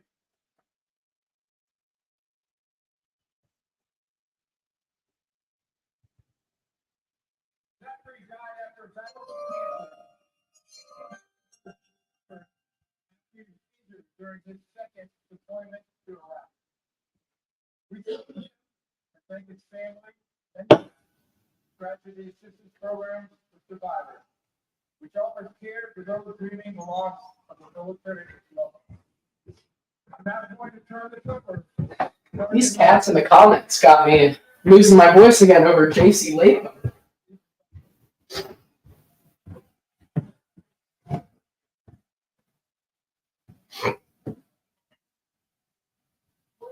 In the 2024 NFL Draft, the Minnesota Vikings select All right, there we There go. it is. So who was their second pick? It's got to be the top defender in their No, mind, the right? Jets are on the 11.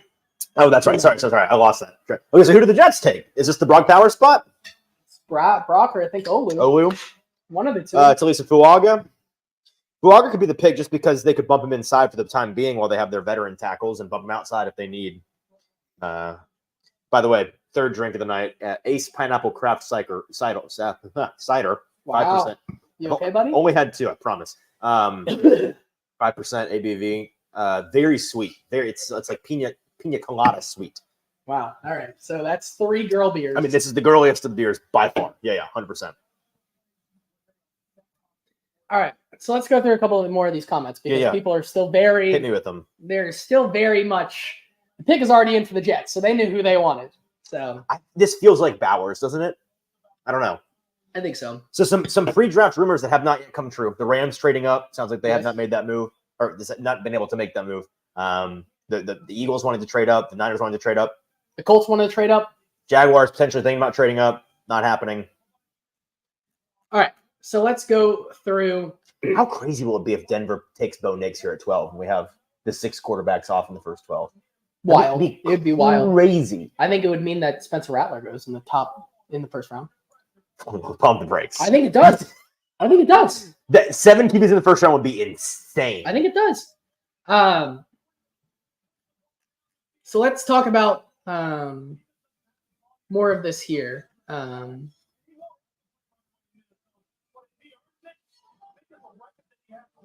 Sorry, I'm looking through these where I want to start here. There's a lot of people who still think that JT Latham can only be a right tackle here. As Derek says, I'm happy with Latham at right tackle. J Tool says, Latham is the pick that signals same old Titans. I don't care about switching sides. He'll be switching jobs to selling insurance. What makes you think Latham is a same old Titans guy, but an Olufashinu or a Joe Alt wouldn't be? That's my question. I don't see any reason why he's a same old Titans pick.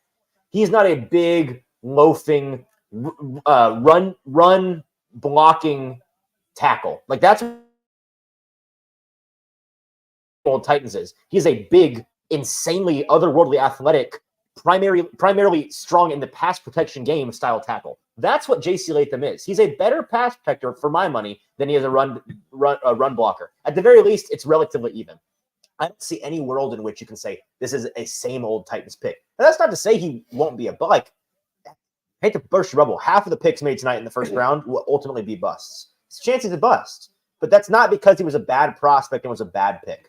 Audio blip from Wyatt. Can you hear us now? Can we get confirmation that we can be heard now? Hating these technical difficulties. If somebody can confirm that we sound fine, that would be nice. I think we're good. Well, the video is, but the audio is what I'm wondering about here.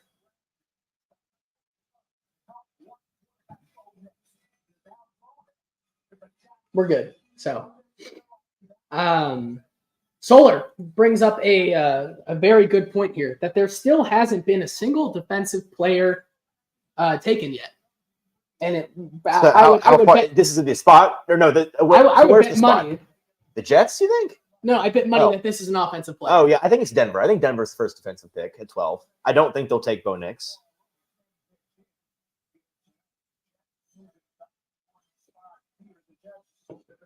speculation, do we go with the tight end and Black Bauer, or do we go with offensive line now to try and protect that? They got two tackles that Are they still live? Who's they? The guys that were for. I don't know. I doubt it because they're tweeting a bunch. So if they are, they're tweeting on. Yeah, maybe not. My primary worry now, honestly, for the Titans is gone. The fact that they needed a premier tackle and they got their guy. After this pick is in, actually, I want to read a couple of things from the press conference that happened that I have found here.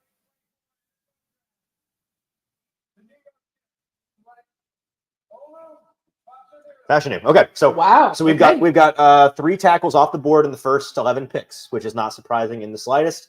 That's a big pickup for them. And I know they signed 2 veteran tackle player. I can't speak. Veteran tackle. I would want to say veteran tackle prospects. They're not prospects. They're players. Veteran tackles in the offseason. But I'd imagine at the very least, he's going to compete. Olu is in camp for one of those starting roles.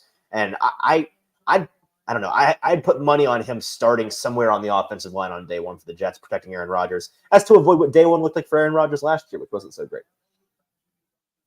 All right. As Woodron says here, I came on to real see quick, the panic. No, there's no panic here. If you've been following our show this draft season, you know that there's no panic involved with J.C. Latham. He was my tackle 3. I said there was an argument for him to be tackle 2. I think I said pre-draft that he is a top 10 caliber prospect and would be tackle 1 in any other class. That's the reality of J.C. Latham. And it's made clear now in the press conference from the Titans. I'm going to read some of the things that they said in this presser about J.C. Latham. It sounds like he was Bill Callahan's guy this entire time. He will start on the left side for the Titans. If folks are wondering, well, he played right side in college. Here's the reality. He played left tackle all 4 years in high school. When he went to Alabama, he did not get bumped to the right side out of necessity, out of the need to, because he couldn't hang at left tackle. They bumped him there because Evan Neal was playing left tackle and did for the first year that he was there, and then went to the NFL draft and now is playing for the Giants in the NFL as a top 5 pick. He stayed at right tackle because that's where they started him at, and they went and they recruited a new left tackle. That's the way that it works in college. He's not incapable of playing the left side. He told the Titans, according to the press conference, that J.C. Latham feels left tackle is his natural position. He feels more at home on the left side. If the Titans brass, including Bill Callahan, thinks that's the case, and if J.C. Latham thinks that's the case, I don't know. I don't know who you need. Apparently, Jimmy. Who else do you need to say that to believe it? That's a great rant, but apparently you said Bo Callahan. Bill Callahan, you've ruined me with the stupid draft day movie. Okay. Oh, that's good. Some other things. The Titans brass talked about how it's not super uncommon. This is from Brian Callahan. It's not super uncommon to make the switch from right tackle to left tackle. If he doesn't feel comfortable or look all right, we will move him right back to the right side. We need tackles, period. Something we have been saying ad nauseum on this show. They don't have a starting tackle on either side, so they're happy to have this guy and play him where he best fits. He has made it clear he feels most at home on the left side. The Titans agree he can play on the right side. Carthon says if Latham doesn't pan out at left tackle, we have guys on the roster who we're comfortable with at left tackle. Interesting. Are their initials PS? And are they former first-round picks? We'll get to that in a minute. Let's see what else. Brian Callahan saying Bill Callahan reports that Latham is big, powerful, mobile, athletic, and has great hands. I don't know what the downside is on that, but that's the upside there with your new tackle. Brian saying just really strong, powerful, big, athletic human. There aren't a lot of guys that look like him on earth, so we like that. He'll start on the left side here. The Titans, according to Rand Carthen, got a lot of calls to move down from 7, but they felt like unless they heard an offer that was going to blow them away, they wanted to stay put because they knew a guy with the caliber of play that J.C. Latham presents was not going to be available if they moved down. Clearly, this was not I've seen people saying, well, they clearly drafted for need and not for talent. I don't think you can make that assumption considering the way that Rand Carthon has operated so far in his short GM career, seeming to draft, play the dice, play the board, roll the dice, play the board. His BPA style of drafting. I think they had him as a top 10 caliber prospect in this class, just as I did coming into this draft cycle. And I you don't have to take, if you think, like, Easton know what he's talking about when watching the tape, you can think that all you want. Listen to these guys. Listen to the guy that you've been hyping up for months now as the best offensive line guru in the NFL, who declared this to be his guy, his quote, according to Diana Rossini, favorite player in the draft. That's a really big deal. Anything else here from the press conference? Just trying to see what else.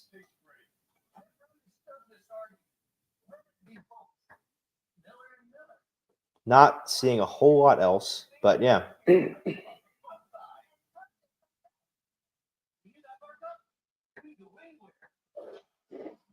Bottom line, it's the same thing if they took Olu here, right? It's disappointment because a lot of people have been force-fed just Joe Alt stuff all draft cycle, right? And J.C. Latham, for better or for worse, I think he was my number 3. He was my 3rd prospect. Obviously, I liked Fashanu a lot, but there's a reason J.C. Latham was my number 3 because I think he's still a damn good tackle prospect here. And with what we heard from the press conference right there, where Bill is sorry, my mic's not even on. Oh, people heard that. They should have. Even from this press conference where Bill is vouching for him, where Ryan is vouching for him, where everybody in the building is vouching for him, I'm going to trust them. You know, that's what I'm going to do here. So.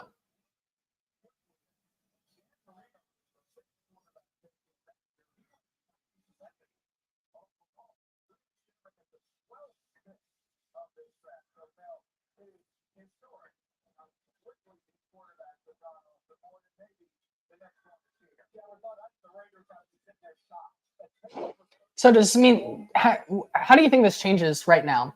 Where this is the first defender, right? It's got to be for the Broncos.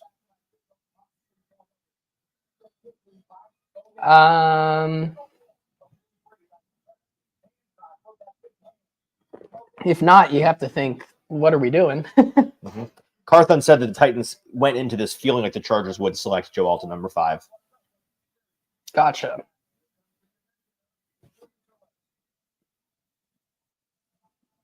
What? Take us in.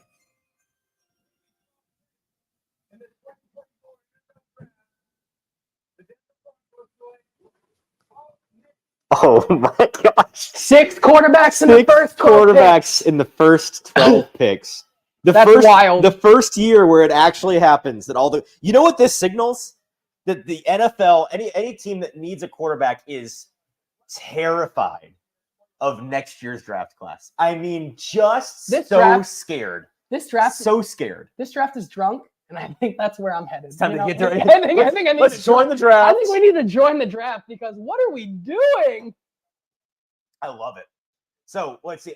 We've now. Hey, by the way, we have now broken the NFL draft record for we have blown by for the latest. The first defensive player comes off the board wherever they end up. I mean, I'm assuming they have to pick a defender eventually, right? I think it goes here. Legally, you have to pick a defensive. I think it goes here. No, I'm just saying, theoretically, we could go 32. Which, by the way, offense all the way down. Turtles all the way down. Can I turn off my being this profession for my job? As long as you don't say anything that was no. And I'm going to turn into a fan. Okay. The Bengals need to run up to the Saints right now. For Brock Bowers. They need to run up to the Saints right now to get ahead of Indy. The Saints want to tackle, though, big dog. Okay, there's plenty of tackles still on the board. Troy Fatale half of the top ones are gone. Fontenot, Fiat. Do you think Indianapolis is going to take one? No. No. Do you think Jacksonville is going to take Indy's one? Taking a cornerback. They're taking Quinyon Mitchell. They're going to break my heart. They're going to break my little heart. Hey, if you tell me Brock Bowers is going to the Bengals at 18, I mean, I might do something. What are you going to do? I don't know. I don't know what I'll do. I don't know, but I'm going to do something.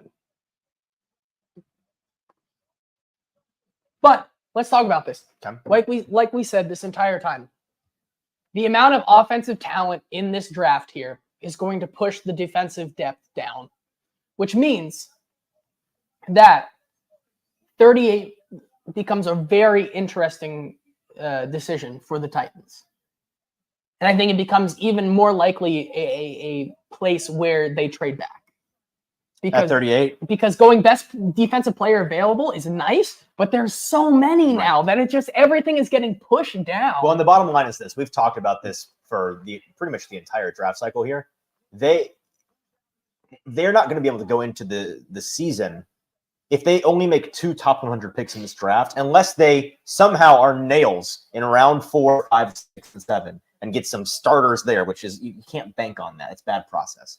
If they only have 2 picks in the top 100 and they don't trade back from either or find a way to trade back into the third with future capital, they're going to go into the season with a hole at least one significant starter position, whether that's at linebacker, whether that is on the offensive line, whether that is on the defensive front at the edge or the defensive interior position.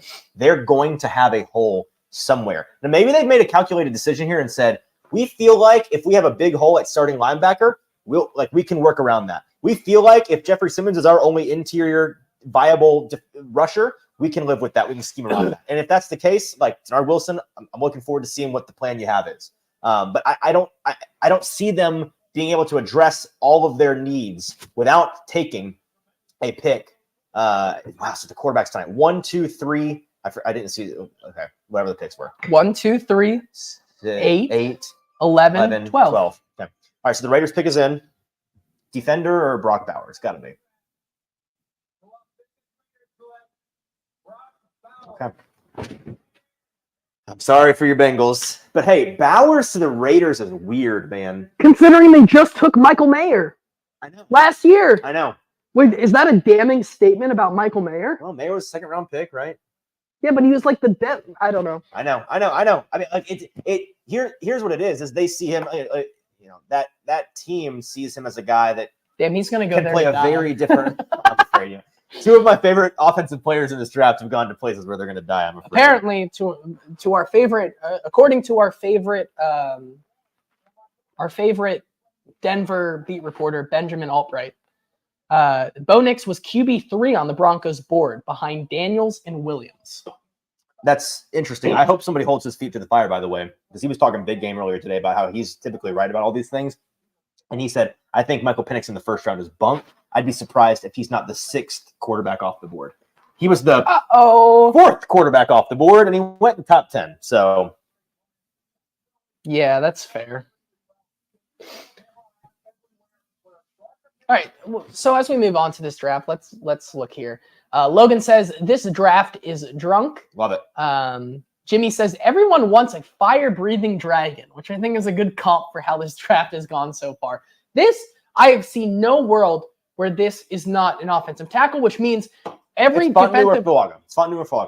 means every defensive prospect is at least getting pushed to 15 here. Hey, round of applause for the Colts getting the best defender in the draft if they want it. That's got to be annoying. I think their pick has been Quinyon Mitchell or Terry Arnold. It's one of the two. Imagine it's B2J. No, I mean, okay, it could be, but I really do think it's a starting quarterback. Compared to what Logan just said, draft is drunk. I wouldn't be surprised if it's Xavier Worthy at this point. Throwing everything in my competition mock. I think Worthy was my pick for the Colts at 15, and I've forgotten about it until now. Let's see. Wyatt says, I think that's where I'm headed. Let JT cook. Well, guess what? The dream is dead, guys. So it doesn't matter. But there's still really good players available. True. Jimmy says, don't let JT turn into the OG Frank the Tank. I'm going to get you a necklace you can chew on. Do not chew on the mic. Don't chew on the mic. Hot Read Podcast, the gang takes shots. I mean, I wish I had some because this draft is getting, if 38 is A.D. Mitchell or Pearsall, I feel a little better tomorrow.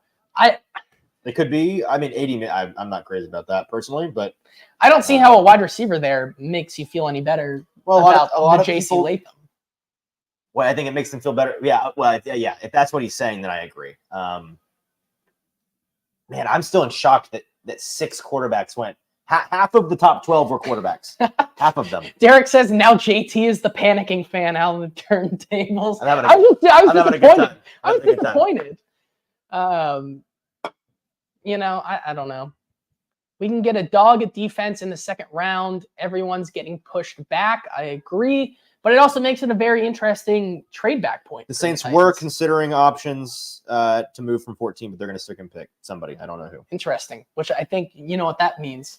I think in the next 3 or 4 picks, we're going to see the Philadelphia come up here.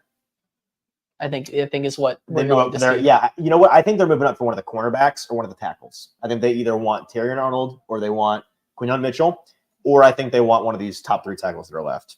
Derek says we need a wide receiver still. I think that's fair. I think they need a true guy who can excel in the slot, unless they do want to put Treylon Burks there, which they haven't mentioned his name yet this season, but like he did play his best ball in college at the slot position. So I think that he is worth the look there. Personally, I think at 38, with how this board is falling right now, if Darius Robinson is there at 38, I think you run the card up. Oh, yeah. No, you turn it into a paper airplane. You throw it at the commissioner's head. I think so. Yep. Yeah. Either way, I mean, this is going to be a great debate for. This high level producing for me right here. You ready? Yeah. This is an answer from Bill Callahan. Brian Callahan on choosing offensive lineman over receiver in the top 10. And it's on Paul's thing, and there's no Paul with no volume. That's tough. Paul didn't have volume. Oh no, it's my fault. It was connected to my headphones. That's sorry crazy. Sorry for the slander, Paul. It's my fault. He was look at how we have these guys stacked. Best player for us. And we're at a point where really.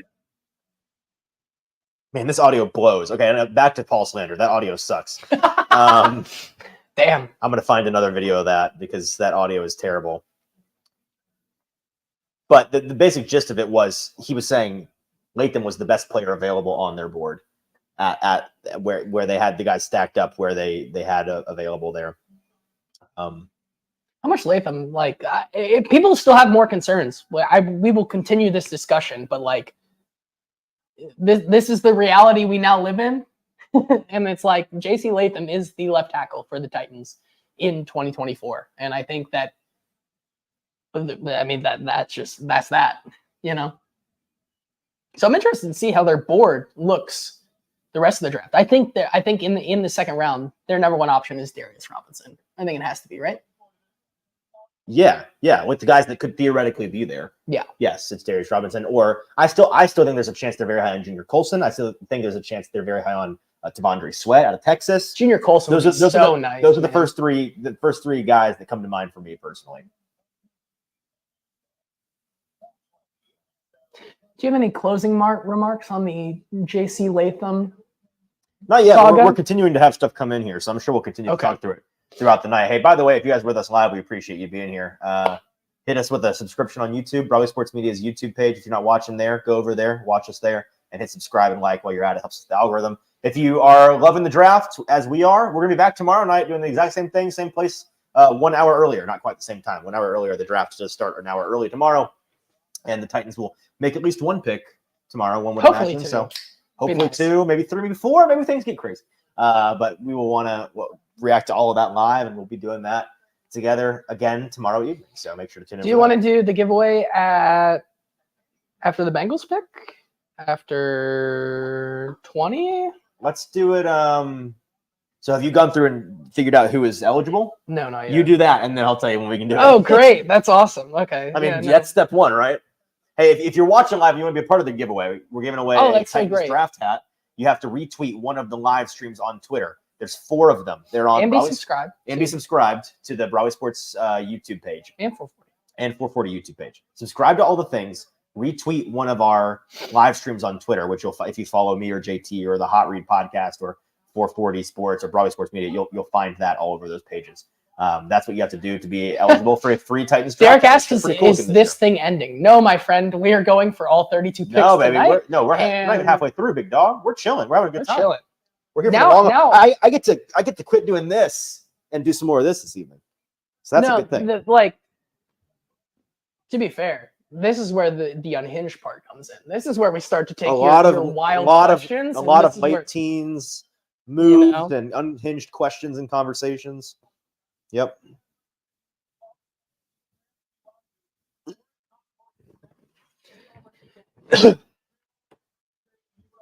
Louis Riddick saying Latu, if not for his neck injury, he would already be gone. Interesting. Maybe indicative of teams not being super crazy. Logan says to read his text, stop being a coward. Okay, I will read your text. So, sorry. This is like the... I'm not being a coward. There's 19 things I'm trying to pay attention to, Logan. This is true. Okay. I got to write this down.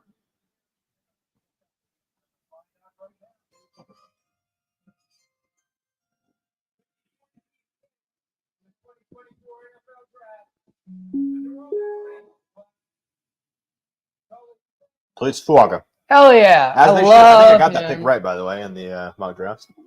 I may be wrong about that. Just kidding. But I think I got it right. Ben Deming says, okay, what are the odds Rattler goes round 2 now? I think the odds that he goes Very round high. 1 are very, very high. Round 2 are very high. Is there a way that the Raiders use one of their 2 second-round picks to move back into the first round here at the the buzzer and take Spencer Rattler right there? Certainly possible. I think that's a very possible thing. Okay, so I'm gonna do what I did last year. Jacob Sane came back for vengeance. He's once again entered this year. He could win 2 draft hats, but good for him. Double down.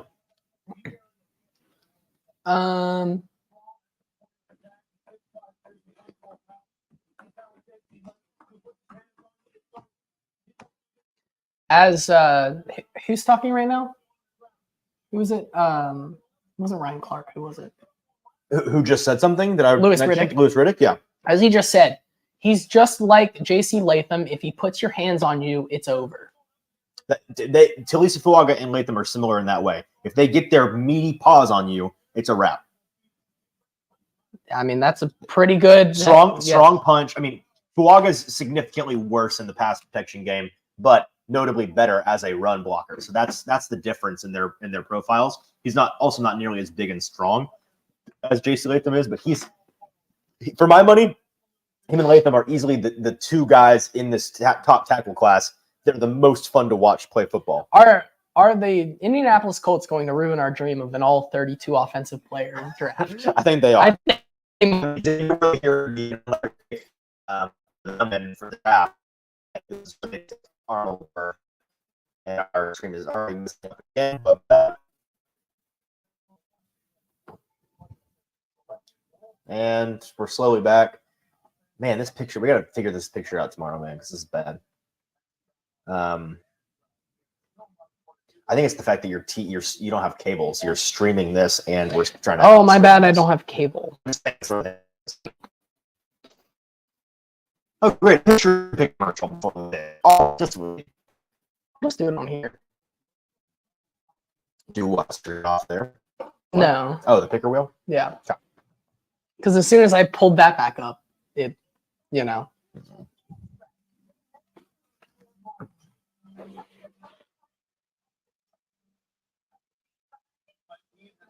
Okay, I think we're back. We're good now. So that's good.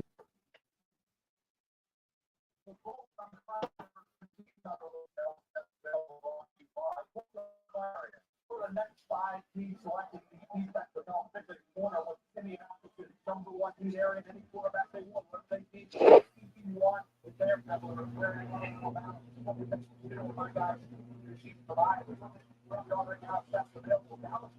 I think we're okay.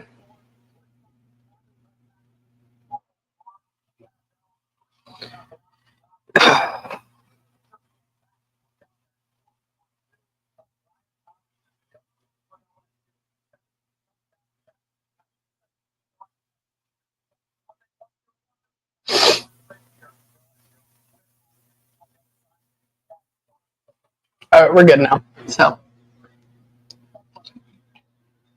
Solar, who is an Eagles fan in the chat, says, they can't let Terrion Arnold fall to me, please. That would be really nice for them, I think, and would make me mad for sure.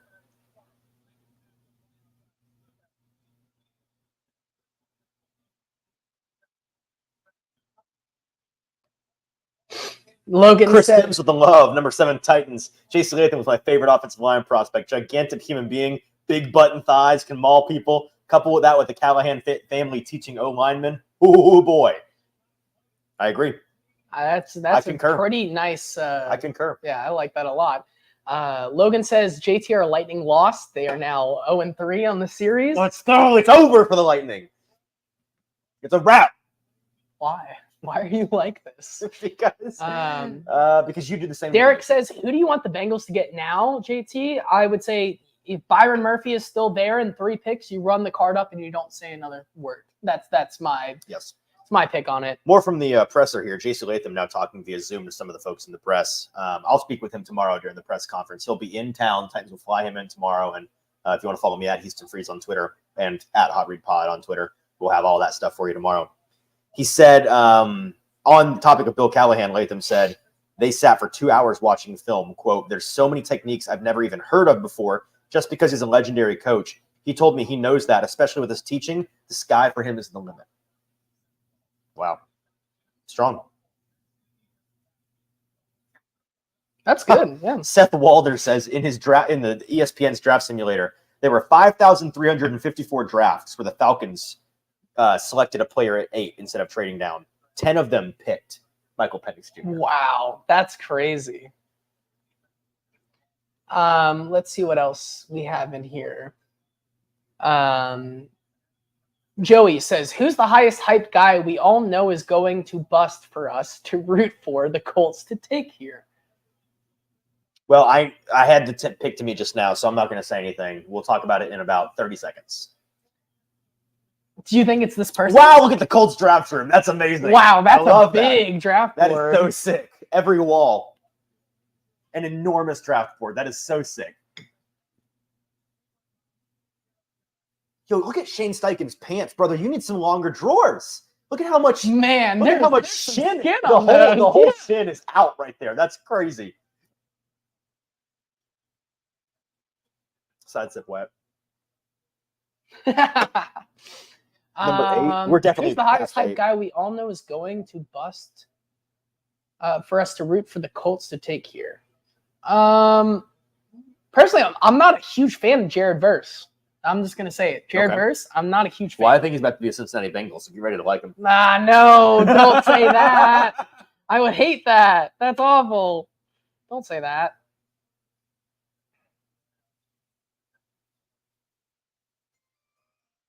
Here we go with Indy.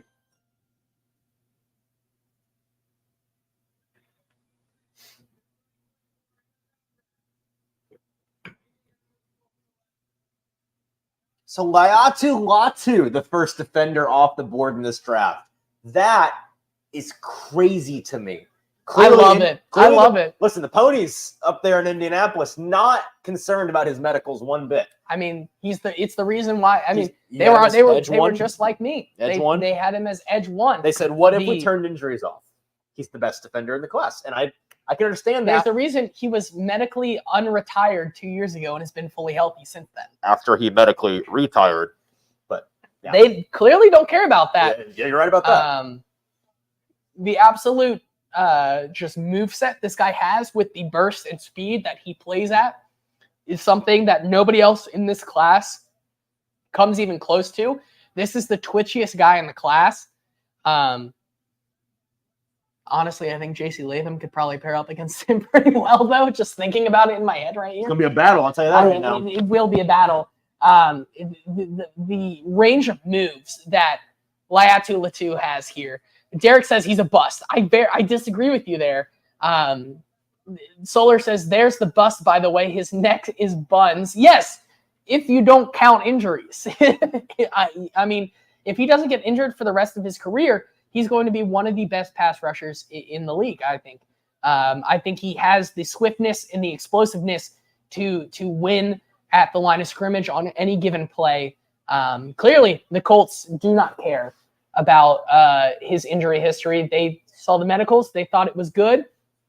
Now, as a Titans fan, you might want to say, okay, I see the reason why, with everything with Latu, it's like, okay, this guy's probably going to be hurt, and then we'll go from there. But I think Laiatu Latu was the best edge rusher for me in this class. The Colts obviously saw that as well, and they pick up a guy who I think has the best versatility in this class. I love this Michael Penix. See, you know the meme of the guy where he's sitting there with the beer on his knee and he goes, "Me?" That's Michael Penix Jr. seeing the Falcons just drafted him. That's so funny.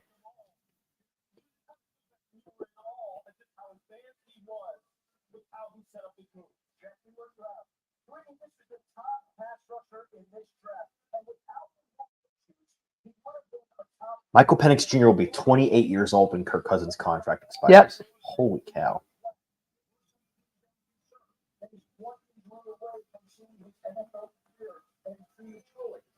Okay, so I have 1, 2, 3, 4, 5, 6. I have 7 entries right now.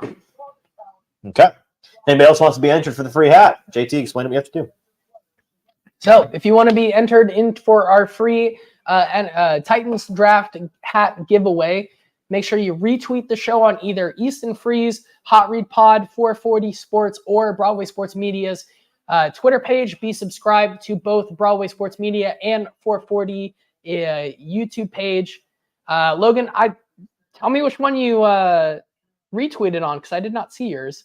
But we are, if you retweet one of the live streams there that we have right now, we will enter you into the giveaway. Let's do it. Let's do it at the 20th pick. Sure. That seems like, 2/3 of the way there, or almost 2/3 of the way there. 2/3, yep. We will pick the winner then. And what we're going to do this year, just DM me afterwards, and then we'll get that settled for you. So, Jimmy, yep, I just saw you. Whoa, this is the craziest tweet I've ever read. You want to hear this? From Adam Schefter. Sean Payton wanted and intended to draft Patrick Mahomes in the 2017 draft when he held the 11th overall pick. He was ready to turn in the card, but before he could, the Chiefs traded up to the Bills spot at number 10 and took Mahomes one spot before Payton could get to him, leaving the Saints to draft Ohio State cornerback Marshawn Lattimore. Payton feels as strongly about Bo Nix as he did Mahomes. That's wow, crazy. That's the wildest thing I've ever heard. Eldon just tweeted this. I saw this. You saw that? I saw this, yep. Peter Scarronti, maybe future left tackle with the Titans. I'm just saying, think about it. Consider it. Wyatt, I saw yours. Yes, I got yours on there. Logan, let me go check the hot read one, because maybe I didn't. Maybe I missed you. Ben Solak saying next Ben stats. The Falcons are the first team in NFL history to give a quarterback $45 million per year, then draft a different quarterback at number 8 overall, I got you, and Logan. not tell the first guy about the second guy. I got you, Logan. You're good in there. Jay Toole, as he said this earlier, he said Nix is quarterback too. Just saying. Did he say that earlier? Yeah, he was the guy who said quarterback. He had it there. Cheers to you, Jay Toole. Jay Toole, Good snipe. Good snipe by you, Jay Toole. That's good for him. Okay. Let's see. By the way, if folks Jay didn't know, Boogie says Latham is going to retire Latu. Wes Wisely, who does work with us at Broadway, makes a good point here, which we've mentioned. I think we mentioned on the show about a month ago, but it's worth bringing up now. Bill Callahan, Titans offensive line coach, he's already converted one Alabama tackle from right to left when he was with the Browns. Jedrick Wills played every snap at Alabama at right tackle. He's now playing every snap in the NFL at left tackle. Callahan's going to look to do the same thing. Wow. Okay. Just another Alabama kid. He's trying to move back to the left-hand side, baby. Alrighty. So apparently, as Joe said, J.C. Latham and Bill Callahan spent 2 hours together watching film. Right. I think you were reading and not paying attention earlier, but I read that. Oh, gotcha. Sorry. No, you're good. You're good. It's hard to multitask. What was I about to say? Shoot. I had a thing. Oh, the biggest thing for me, for folks that are upset right now, and maybe this is not you. Maybe you've been skeptical of Bill Callahan this whole time. But it is objectively absurd for everybody that has spent the last 3 months hyping up the addition of Bill Callahan, the greatest offensive tackle whisperer in the NFL working today, the guy that's going to restore offensive line greatness to the Tennessee Titans. You went from that to now not just second-guessing the Titans pick, but downright hating it, downright clowning the idea that Latham could be a top 10 caliber prospect, that he's not a reach at number 8, that he's not a player capable of moving to the left-hand side, you're now saying that guy who you spent the last 3 months hyping up as the guy that you trust implicitly, the guy that you think is going to restore this offensive line to not just greatness, but like serviceability would be a nice first step. That doesn't track, right? You can't have spent the last 3 months doing that and now say, actually, this Bill Callahan guy, bum, doesn't know what he's talking about. For you not to give the new coaching staff and Bill in particular the benefit of the doubt is crazy to me. Sorry, someone said the Bengals were on the clock, No, you're good. and they were wrong. So Okay. whoever Doc is, they were Your wrong. father? No, you don't have to out him like that. Your father's a doctor, so I was just guessing. Oh, okay. No, that was my dad. Oh, was it your dad? Okay. Yeah. Well, maybe he's tipping picks. Maybe, Doc is. yeah, Maybe he knows. Stop tipping picks. What do you know, Doc? True. He does know one of the Bengals doctors, so he could be tipping the pick here. Hey, give us the medicals on Laiatu Latu. Get me those medicals from next segment from here your on the Hot neighbor. League Draft Show. We've got Bone Doc Talk with the Doc Ruhnke. I'm talking through Laiatu Latu, newest member of the. Get me those medicals. I want to see them, That's so that I can finally make the decision for myself. That is really funny. Colby asking JT, am I in? Yep, you are in. I have most of these guys here. Hawkins saying Colts didn't get an offensive playmaker. Titans secured second in division. It's very far out from there. Wow. Okay. So Ben Solak making a joke about the Kirk Cousins thing, but Jane Slater, NFL insider, says, as we all sit in shock over the Atlanta pick, a source tells me Kirk Cousins was just as shocked and disappointed. Never said anything. It was the Falcons, I'm assuming is what she means. Never said anything to him or his reps about a QB in the first round, despite suggesting that, or suggest, she worded this weirdly, or suggesting that they would. Still, quote, it's a business. I mean, that's big for them. What a weird decision by the Falcons. What a weird decision. I mean, it's tough considering their defense is really bad. Like, there are so many glaring holes on that defense. I get the offense is really good. Like, could it be a hedge on their bet that, Kirk Cousins coming off that Achilles could be the hedge there? And if not, they're playing it out as a Jordan Love situation. I think that's something that could be interesting. That's wild. That's wild. He's banned in our comments, so it doesn't matter. So a trade. The Vikings are back on the clock. With Seattle? I don't know. I'd imagine because Seattle's pick is in. So unless this graphic is wrong. Wow. Okay. So who are the Vikings coming after? A top defender, one of the interior rush. They would have to, Murphy right? Murphy or Turner. With Jacksonville, maybe. Yeah, I think it would have to be Jacksonville, right? Jacksonville trading back is kind of strange, but maybe they bet on maybe they're the ones who leaked the BTJ medicals. They were the ones. Maybe they caught it when they brought him in after they lost Kimberly. Okay, so it must be with the Jaguars because the Seahawks pick is in here. They're about to. Yes. Yeah, they're announcing the Seahawks pick. Okay. Jacob says, if you already... Okay, so it's a Jaguars pick. Jaguar... That's it? Wow. The Jaguars move back... Okay, sorry. Seahawks pick.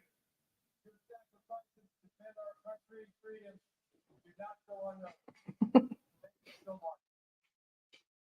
the 16th pick in the 2024 NFL Draft, Seattle Seahawks select Byron Murphy.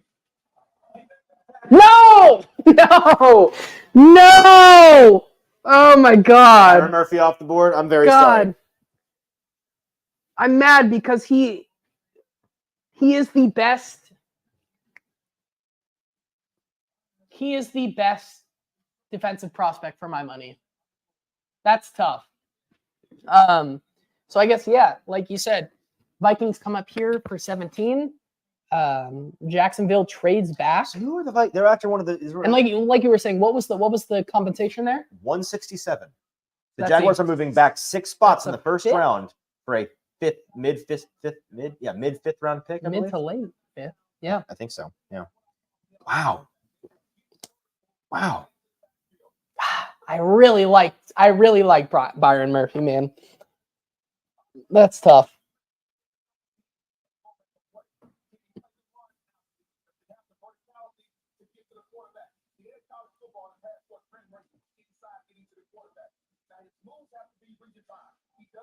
clean move, the inside, the outside counter. But what you get is you get a player that has low body twitch, that can play the three technique, that can get to the edge of the dog, and get vertical, and we can bring up. I mean, what's to say about the corner class?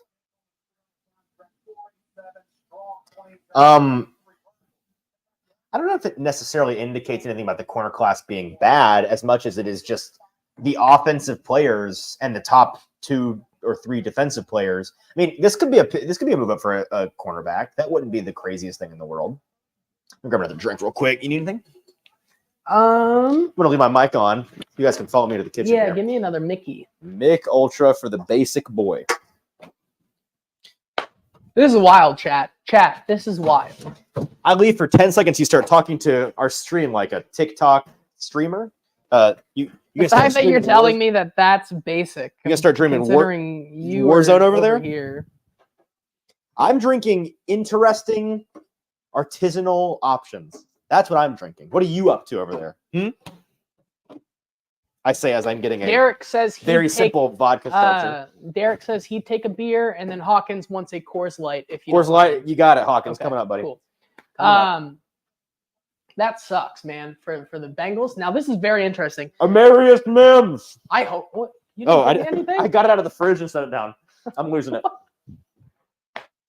Relax, Okay, relax. Thanks, relax. man. I guess. I only have 2 hands. One for my beer, one for pizza. Jesus. Um. All right, here's the Vikings pick.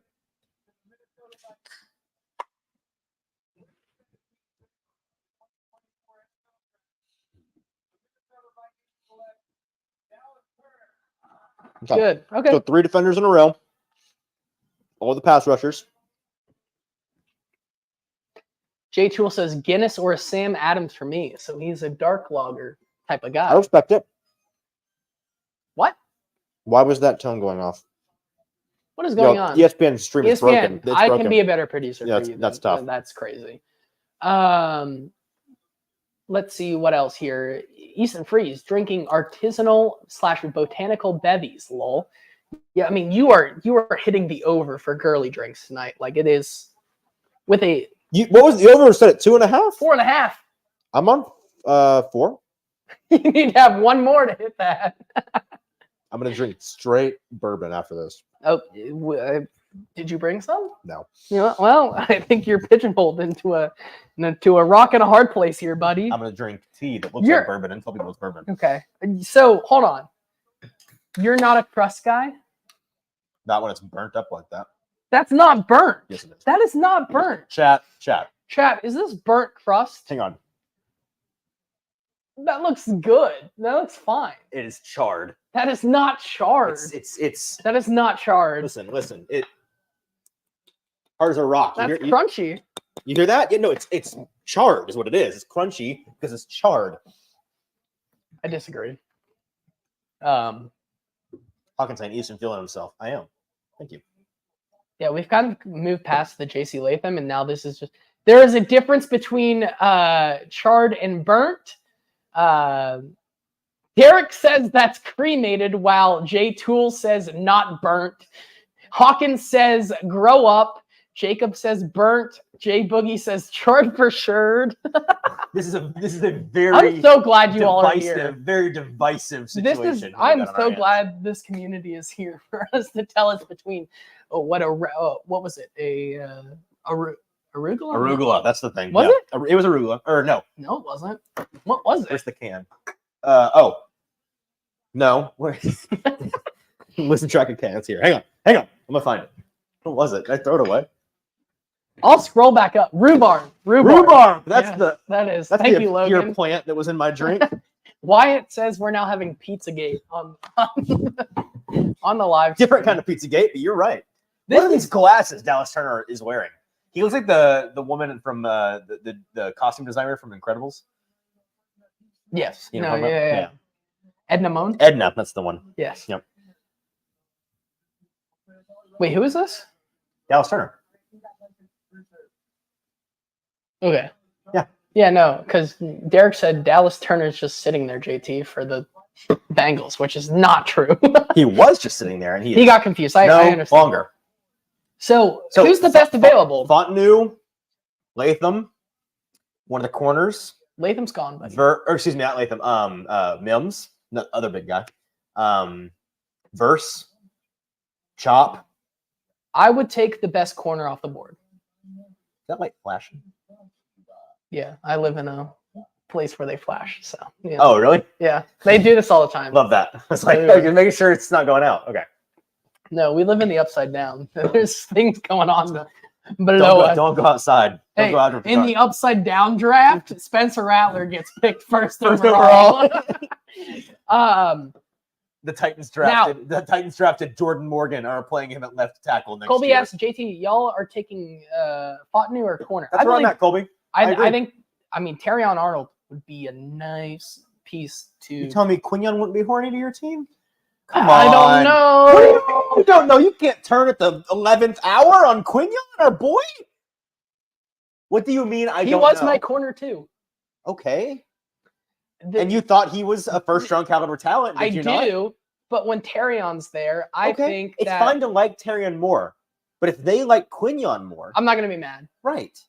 So it's okay. I wonder. You are going to be mad when it's Jared Verse, and I'm right. Yeah, that's going to be. I think that's going to be pretty bad. Or Chop, which would be worse, honestly. Chop's worse than Verse, I think right? so. Okay.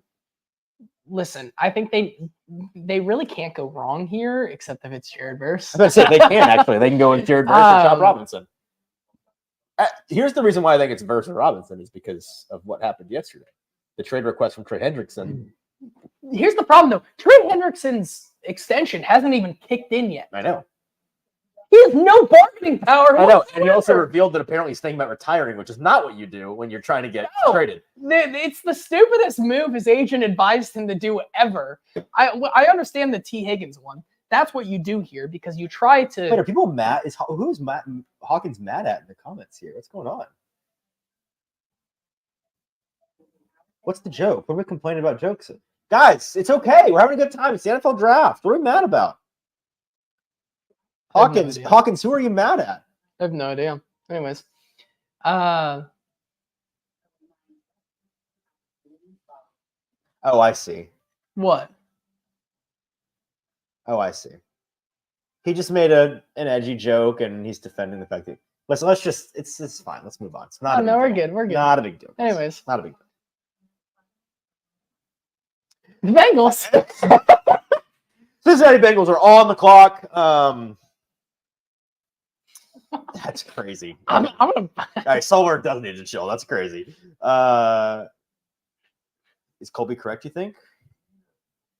I made the pick in my mock. If it is Amarius Mims here, I love it. I love it. It's great. Fontenot being the 6th and final tackle off the board is crazy to me. I think that's a steal for whoever lands him. Who? If Fontenot is the final pick, yeah, that's crazy to me. The final of the top 6 tackles. That is. Yeah, no, that's fair. But once again, we go back to Kuiper's rankings, and he viewed him as a guard. So, it makes you wonder how much of this class here, or the teams up here, think of him as a guard, and I think that's where you get that kind of disconnect, right? If it is Amarius Mims here, and as Ben is asking me here in the comments, rate this pick as a Skyline chili item. If it is Amarius, there are multiple Skyline chili items. There's so many. Okay, I'll educate myself on this later. Okay. What's the answer? If it is Amarius Mims, I think it's a classic order from me. It is a 3-way with 2 chili cheese conies on the side.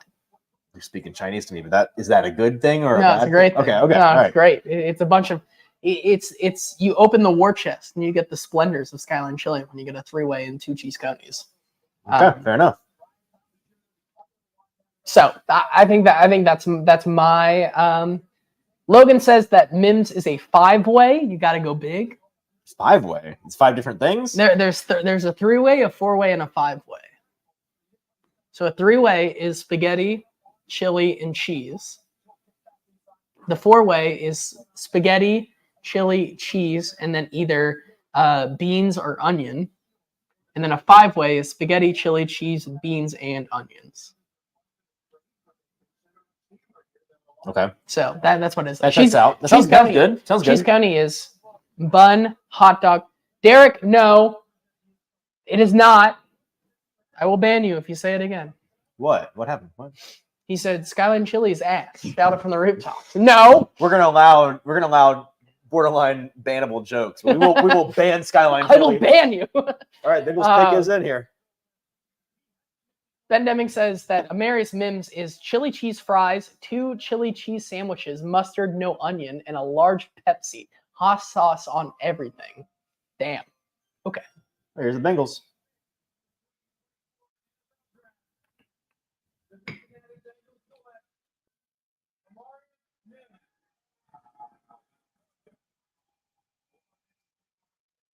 So the tweet buried the lead from one of the insiders. It's not just 167. That's not all they got. Okay.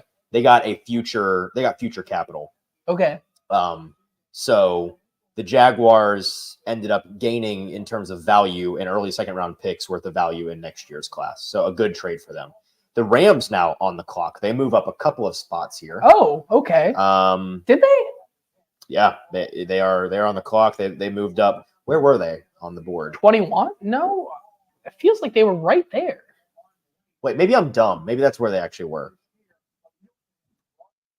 No, yep, they were right there behind Cincinnati. Okay, well then these are phrased really poorly because this person said actually Rams on the clock, which made me think that they just are on the clock. There's no actually about it. Got it. So what do they go here? That's really interesting. Rams moved to 19, traded from 19. Weren't they always 19? I think they were. Were they not? Yeah, they were. I read this wrong. They were. No, I know. I'm very confused there. Hey, Skip Bayless. Wish J.C. Latham had been the Cowboys pick. Solid pick by the Titans. Pro Bowler. Oh no! Let's go. Skip's in, no. baby. Skip is in. Is that a bad thing? Probably, but I don't care. Skip is in. All right. Oh, sorry, Logan. I didn't get your joke. My bad. I love that pick for the Bengals. He could start right away, or he can sit behind Trent Brown. The Bengals have built the world's the largest tackle room the world has ever seen. This is astonishing how big their tackle room is. Absolutely bonkers.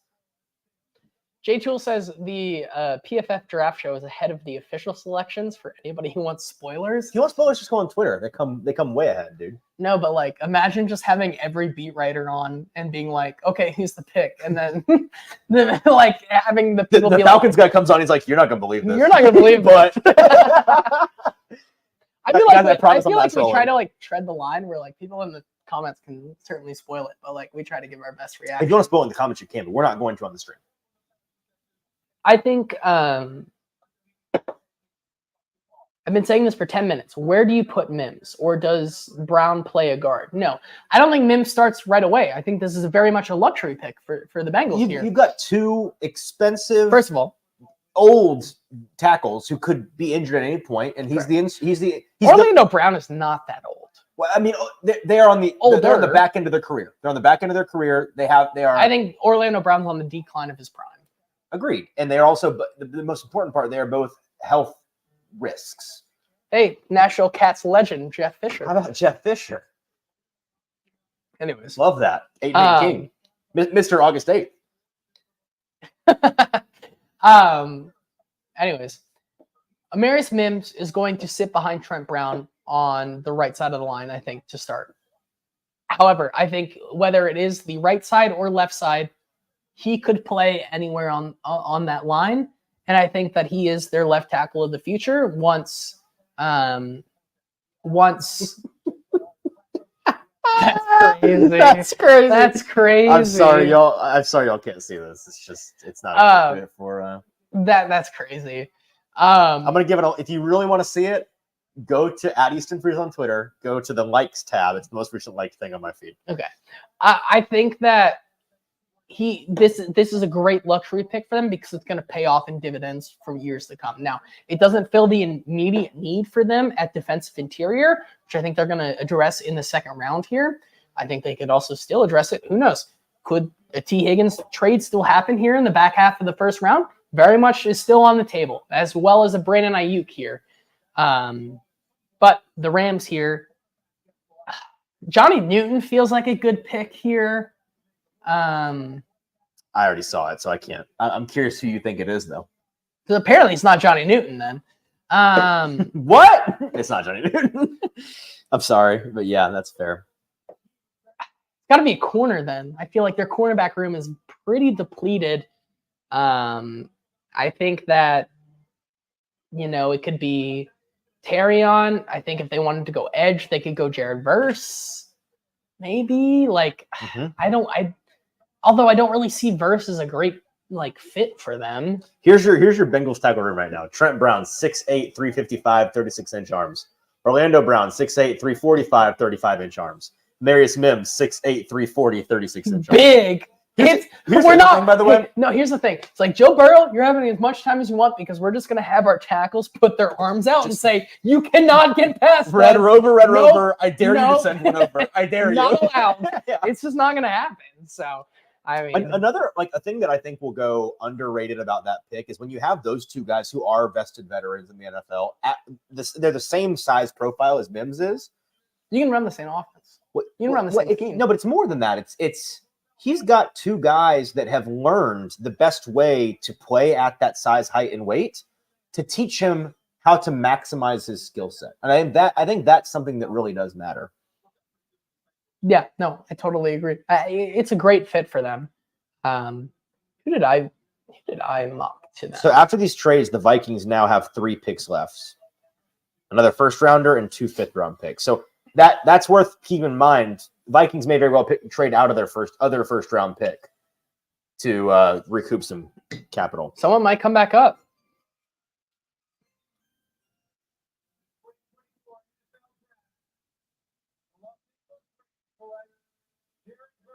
Okay, so it is Jared Verse. Some edge help. I mean, if Sean McVay likes it. So who do you think Sean McVay was so in love with? Bowers are one of the receivers. You think so? I think so. That would make sense because otherwise the Rams would have traded up for one of these defensive guys then, Yeah. But even then at 12, you'd have to think that they could probably trade up because they're a team that's notoriously loves to trade their capital away. I don't know. It's interesting. So who do you have mocked to the Steelers here? I don't know. Pull it up. Do you have the thing? I do. So let's. I believe it's Graham Barton. Yep. Graham Barton. I have Adonai Mitchell here because I have the Dolphins doing Xavier Worthy here in a second. As Eleanor Roosevelt once said, America is all about badass nasty speed. And that is what Michael Jones is also about. This is true. Hold on, I'm gonna go to the bathroom real quick. I'm gonna take my break. A little break here. Yeah, I'm gonna take a little I will entertain the audience with card tricks and juggling while you are gone. That's impossible. Do you know I can't actually juggle? You can't. Give me 3 things I can juggle. I'll juggle. I don't think I have 3 things. I'm looking around your room. I'm going to find something that I can juggle. Because Chad, I can juggle. I'm actually good at it. I'm going to find something I can juggle. 1 second.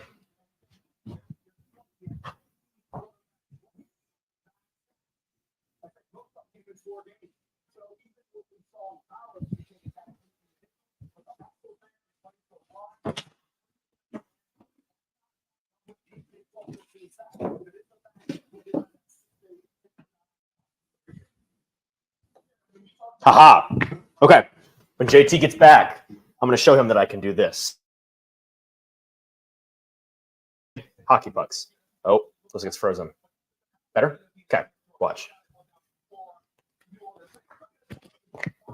So I'm going to show him this. As you can see, I can in fact juggle. I mean, it's not going to win the ladies over, I don't think. But I do like proving JT wrong, so we'll do that. Let's see. Who are my next couple picks here on the mock draft board? Hey, JT, I found things I can juggle. Hockey pucks. No way. See? Wow. You put them back. Nope. I'm going to juggle as long as I can. What pick are we at? Are we at 20? Ah! Yeah, we're on the Steelers. I just dropped one. That's juggling for you. All right. So we can do the giveaway. Anybody impressed with my juggling skills? No? Didn't think so. Logan saying what white people do to impress folks. Yeah, I mean, I'm not going to dunk a basketball for you, so like that's what I got. Hawkins says gotta keep my girl away from Yeah, you're darn right, Hawkins. Keep her Shane under lock and Franklin key. says Big East Side. Are we liking Latham over Fashanu or whoever his name? That's a great way to phrase that question. Big East East Side. Never Side. heard that either, Shane. It sounds like you're having a good time tonight, and I am too, because I think J.C. Latham is a fantastic prospect, worthy of a top 10 selection, worthy of being the second tackle off the board in this class. He's a winner. I think he's going to be awesome for the Titans. Will says, what do you think of the Jags trading back and leaving Turner and BTJ on the board? Say what? Will asks, what do you think of the Jags trading back and leaving Turner and BTJ on the board? Well, we heard both of those guys had health concerns in the last week that had come out. Yes. I don't think teams are as high on Brian Thomas Jr. as, like, I think he's going to go in the Bills range, like 25, 26, 27, 28. I do think he'll be a first rounder, but he's a little bit of a one-trick pony. He's an undeveloped player when it comes to like having a real versatile skill set as a route runner. What are we? No, they're saying J Tool says Easton seems to be a bit buzzed. Wyatt says big girl Bevy's got him buzzing. I mean, White girl wasted. White girl wasted is strong. That's crazy. I'd say I'm slightly buzzed, right? I'm enjoying a very casual buzz, right? You know what? We'll do final call since we have seems to be a little bit of an influx. Hey, here. what's everybody else drinking? Send in the chat right now what you're drinking. I mean, it's a Thursday night. Maybe you're not drinking, but if you're drinking anything or it's non-alcoholic, let us know. What are you drinking tonight? Brennan says, don't know if y'all have covered this yet, but what are your thoughts on how the board is falling for the Titans second round pick? Hey, Brennan. Brennan and I went to high school. Good friend. What's up, Brennan? Let me pull up the board right now of best available. So and we'll talk about that. I think it's really interesting because we talked about this. The 20s are going to dictate how it looks. It really is tough because there's still so many picks, but I think it really depends on how the rest of this first round of this draft goes. But the notion that all of these defensive prospects have been pushed back this way, like there really is no way in my mind a Terrion Arnold, Quinyon Mitchell, Nate Wiggins, Kool-Aid McKinstry all go in the last 9 or 10 picks. At least most of them will. Yeah, at least most will. You think so? I think. Are you saying you're saying not all of them? Yeah, no, I don't think all of them. That was my kind way of pushing. I thought you were saying that all of them would, and I was no. back. So I don't think all of them you. go. I do that. Not all of them will. Which means that the Titans, I think, are going to have maybe the opportunity to take a Chop Robinson. Going to maybe have the opportunity to take a Darius Robinson. I think there's going to be a lot of good players at 38, which makes it really interesting. Now, do the Titans go BPA there at defensive side of the ball, take the best corner, take the best safety on the board, take if Junior Colson is still there? Do they take Junior Colson to fill that immediate need? Or do they trade out of that, get a third-round pick because there's some money if a Kool-Aid McKinstry is still on the board and they have L'Jarius Sneed and Chidobe Awuzie and Roger McCreary, right. Could they allow someone to come up and take that corner and trade out of that to get some more depth there? I think that's a very interesting proposition there. Mm-hmm. I think, in my opinion, if a Darius Robinson there is, you run up the card and you worry about that third-round capital later. But if he's not there and it's like Kool-Aid McKinstry is the number one corner on the board, and you have some of those teams behind you, right? Still there, like I hate to say this, but like an Indianapolis Colts, you try to get a king's ransom from them, mm-hmm. however much you can get in a second round king's ransom to let them come up and take Kool-Aid McKinstry and get that extra capital down the road. Okay, so let's go position by position, Brennan. And generally speaking, I'm with you that a trade down is advantageous. It's the ideal situation because they just need top 100 capital. Now, we haven't talked about it really at all. The idea of them selling some of their future capital to move back up in the third is a possibility. They already don't have a third round pick next year. I don't know if that's a wise decision, but it could be crossing their minds. Let's pause real quick to hear the Steelers pick. They got that's Highsmith, isn't it? But their impact will be felt far beyond the field, but in their community. No one embodied that more than Walter Payton. And today, the league's highest honor, the Walter Payton NFL Man of the Year Award, to presented by Nationwide, recognize teams lasting legacy. Tonight, we are proud to welcome the 2023 Walter Payton NFL Man of the Year winner, Cam Hayward. Oh, Cam Hayward. I said Alex Highsmith, not Alex Highsmith. Cam Hayward. I thought it was Cam Hayward. Yeah, I was like, I don't want to correct you if I'm No, wrong. you're right. It's You're definitely right. Cam You're right. Hayward. That's my fault. Maybe I am a little bit buzzed.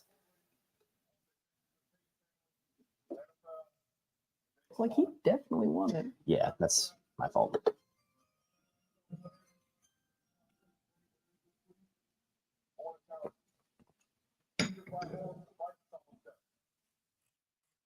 opportunity before you is gift.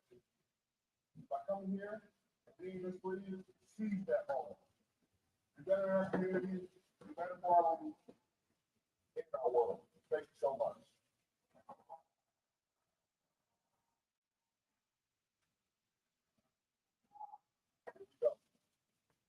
With the 20th pick in the 2024 NFL Draft, the Pittsburgh Steelers select Troy Fautanu. Dude, good pick. All right, so the sixth of the top six tackles is off the board. Troy Fautanu. By to the 20. Steelers. What top six in the? So we had 6 quarterbacks in the top 12 and six offensive tackles in the top 20. In total, 12 of the top 20.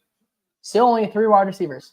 Right, you had 6 quarterbacks, 6 tackles, 3 receivers, 5 defense. and 5 defenders. And no, 4 defenders and the tight end. 4 defenders and the tight end. Right. Okay, so back to the question from Brennan here. At the wide receiver position, you got A.D. Mitchell and Brian Thomas Jr. still on the board. Both could go before the night is out. At most, I think one is still available in the second round and probably gets scooped up before 38. So the Titans are looking at Troy Franklin out of Oregon, Ladd McConkey out of Georgia, Keon Coleman from Florida State, Roman Wilson out of Michigan, Ricky Pearsall out of Florida, Jalen Polk out of Washington, Xavier Legette out of South Carolina. Those are the guys. If they are crazy high on Jermaine Burton, which I would be shocked if they were. I don't think receiver is. We said this all cycle. I don't love receiver options that are going to be available early second. If it's Roman Wilson and I'm proved wrong, I'm going to be so mad. If they fall in love with a Ricky Pearsall or a Xavier Legette, because Ricky Pearsall is just so much better. You don't get the feel like I'm going to be kind of surprised if it's a receiver tomorrow. If they stick at 38. Me too. I think it's a defender. So let's look at the defenders. At the linebacker position, let's start there. All of them are there. You got Peyton Wilson, Adrian Cooper, Junior Colson, Jeremiah Trotter, all those top 4 guys still available to you. I think so Diana Rossini just said the Texans who don't have a first round pick have been working the phones trying to get into the first round. Okay, that's not shocking. Like I said before we started this, I think that's not shocking to see them try to get back up. What if they just trade back with the Vikings at 23, right back to their original spot? Well, no, because the Jaguars are at 23 now. Oh, excuse me. Yeah, no. Yes. Okay. Yes. What if they did that though to get back to their original spot? Funny. It's a good it's bit. kind of a good bit. Yeah. No, I'm with you. So I think they like Junior Colson a lot. Ravenwood native, Brennan. You'll know. But does he get past 37 with Jim? Well, you'd imagine since they took a lineman, the Chargers have to take a. I mean, they've got to take a But receiver. do they? They've got to take Roman Wilson. Roman Wilson's the receiver. Oh, true. Roman it Wilson. Could be Roman. Roman. Yeah. Anyways, if he's there at 38, I think Junior Colson is a pick they could make, and it's another one that I think would piss people off. But I really like it. Like I really like that pick. But so I don't see them loving Adrian Cooper or Trotter or Wilson. I mean, Wilson maybe because he's a cover corner. He can wear the green dot. He's got a weird frame, 91st percentile height, 6th percentile arms, injury history, like just kind of a weird prospect. If they go linebacker, I think it's Colson. If they go defensive line, they could go in a numbered. I mean, if Johnny Newton is there at 38, I'll be doing I'll be tearing my shirt. I'll be butt naked on the coffee table here tomorrow, dancing around saying, if they don't take Johnny Wilson, I quit forever. He's not going to be there, so this is not going to happen. But if he's there, it's Johnny Wilson. Okay. Like Braden Fisk out of Florida State, Chris Jenkins out of Michigan, Brandon Dorles out of Oregon. None of those guys excite me. If they love a Ruke Orhoro out of Clemson, I'm here for it at 38. Would you be fine with that at 38? Ruke Orhoro? Yeah. Yeah, that'd be down. And then I would be fine with Tavondre Sweat, who folks are not super high on, but talking to some folks in and around the Titans organization, I think they like him a lot. I think that they would consider him at 38. I think he's in play, and he's a mauler on the inside. Fisk? No. Sweat. He'd be a Sweat, phenomenal pairing. It would just go against what they said in that. Well, no, press but conference. not necessarily. If they but met like, with him and they think that he fits. But you're right. There'd be some questions there. But Sweat would be an amazing tandem to pair with Jeffrey Simmons up front. At the edge position, let's pull up the edges that are available here. Adisa Isaac, I think, is somebody you keep your eye on out of Penn State. Some people consider him to be the better Penn State rusher between him and Chop Robinson. Chop is still on the board. He could go off. I'd imagine he does go off in the first round. Darius Robinson's the number one Darius guy. or Marshawn Nealand, I wouldn't be surprised at 38. I would not be upset one bit. I'm going to throw Braswell in there either. Those four guys, Adisa Isaac, Chris Braswell, Darius Robinson, Marshawn Nealand. Those are the four that I would not mind them taking at 38 one bit, and I would not be surprised that they take at 38 one bit. I think all four are very talented edge rushers. The Titans obviously need help on the defensive line inside and out. I think that he's a possibility for them there, and all four of them won't be gone. You know what I mean? Like somebody's going to be there. Jalix Hunt, I'll also throw in there, who they're high on. They met with him. I think they like him a lot. I don't think they're considering him at 38. So those are the guys that are available. And right now I think the board's falling advantageous for them. And let's look at the tackle position, just out of curiosity, because we said very early on in the process over and over, double down on tackle, double down. Hey, I wouldn't be mad. And I reiterated today in a chat with you. I said, hey, listen, I'm not mad if they do it. Now, there's a lot of guys that are about to go. Graham Barton is going to be, he's going to go here in a minute. Jordan Morgan out of Arizona, I'd imagine he goes. Neither of those guys are tackles at the NFL level. There's one guy on this board that I would take at 38. Okay, let's get to him. Tyler Guyton at Oklahoma. He's going to go first round. You'd take him, but he's going to be gone. He's going to be gone, I think. Kieran Amagaji out of Yale, I think he will be there, but I'm not sure. I'm like, I'd be fine with that pick if Bill Callahan is in love with him. I like him a lot. At 38, I think they're going to be better options. Kingsley Suamataia, if he's there at 38, I'd be all in on that. BYU tackle. Yep. I would if they went tackle with J.C. Latham and Kingsley Suamataia, I'd be doing backflips on the live stream tomorrow. I really would. Brandon Coleman out of TCU. This is on the PFF board. They love Coleman way more than others. Blake Fisher, I'm not crazy about. Roger Rosengarten has been apparently much higher on NFL boards than a lot of media boards. I wouldn't hate Roger Rosengarten. Again, it'd be a bit of a reach in my mind, but I would defer to Bill's desire there if they were to do that. Xavier Worthy right here, by the way, with the Dolphins. Please be Xavier Worthy. If they are, I'm going to tweet the picture of the quote from here's the call from. Hey, if you want to let this in a high quality work here. Yeah, here is the call with J.C. Latham from Rand Carthon. JC. What's up, man? This is Rand with the Titans. Sir, how you feeling, man? I'm feeling pretty good, man. I'm feeling pretty good. You ready to make this thing happen? Yeah, let's do it. Let's do it. I know we enjoyed our visit together. Had a good time with you, and I think you felt the same. Sir. Now you got to come here and put that work in like we know you will, and now you get to go with your coach, and he'll get you right. Yes, sir. All right, hold on. I'm going to pass the phone to Coach Callahan, let him talk to you, and then you'll speak with our owner. All right, sounds good. All right. Yes, sir. Sounds good. JC, what's up, man? Coach Callahan. What's going on, Coach? How you doing? Yes, sir. How you doing? I'm doing I'm great. doing pretty good. I'm doing pretty good. I would imagine you are. I said I'd imagine you're doing pretty good. Yeah, you got that call. You know, I'm excited. I'm ready to go. Yeah, well, we're excited, man. We think you bring a lot to the offensive line, and we can't wait to get you in and get started. And as soon as you can bring the Titans, we can't wait to get you here. Let's do it. I'm gonna give you what's your own. You're Miss Amy. All right, sounds good.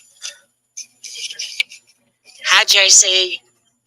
How you doing? It's an exciting night. How about that? Yeah, it's exciting. Yeah. Well, welcome to Tennessee. I'm excited, man. I'm excited. Let's go. Oh, fantastic. We look forward to getting you here. Yes, yeah, I'm excited, man. I'm excited. I'm ready to work. Well, enjoy your night. Yes, ma'am. Thank you. You're welcome. So You're awkward. welcome. See you soon. It's so awkward with her. All right, sounds good. That's funny. Big fella. We're gonna get the card turned in, so you make sure your soup's nice and ready. I know you've been working all week. Make sure your chains are all ready. We're gonna get the card turned in, and then we're gonna have our team reach out for you to do some meeting. All right, man. Welcome to the family, man. Yes, sir. All right, glad to hear. All right, later. There you go. And while we were listening to that, the Miami Dolphins take Chop Robinson. What? I don't know about that. I don't know about that one. I mean, well, listen, they lose. We talked about it. They lose. Christian Wilkins. No, But he was an inferior, right? young edge rusher last year who they lost to. Bradley Chubb? No, younger. Dadgummit. Hang on. It was at the very end of the season on a play that did not matter at the end of the game. I don't know who. Jalen Phillips. Jalen Phillips. Okay. They lose Jalen Phillips. He's going to be gone for a good part of the season. I think it takes some time to get back up. ACL, I believe, if I remember correctly. So that's not shocking. They need that on the defensive front. But man, I wanted Xavier for them so bad. Dadgummit. Real quick, let's get to some of these comments, and then let's do some of this here. Getting back to your thing, what people are drinking tonight. We have Logan with a IPA. Solar says he's drinking Cowboys fans' tears, which as an Eagles fan, a fantastic drink on any occasion. Hawkins says Coors Light number 8. Shane Franklin says not the big girl bevies. Derek says water. Wyatt says benchmark bourbon. Joey Turner says I'm a classy white wine kind of girl.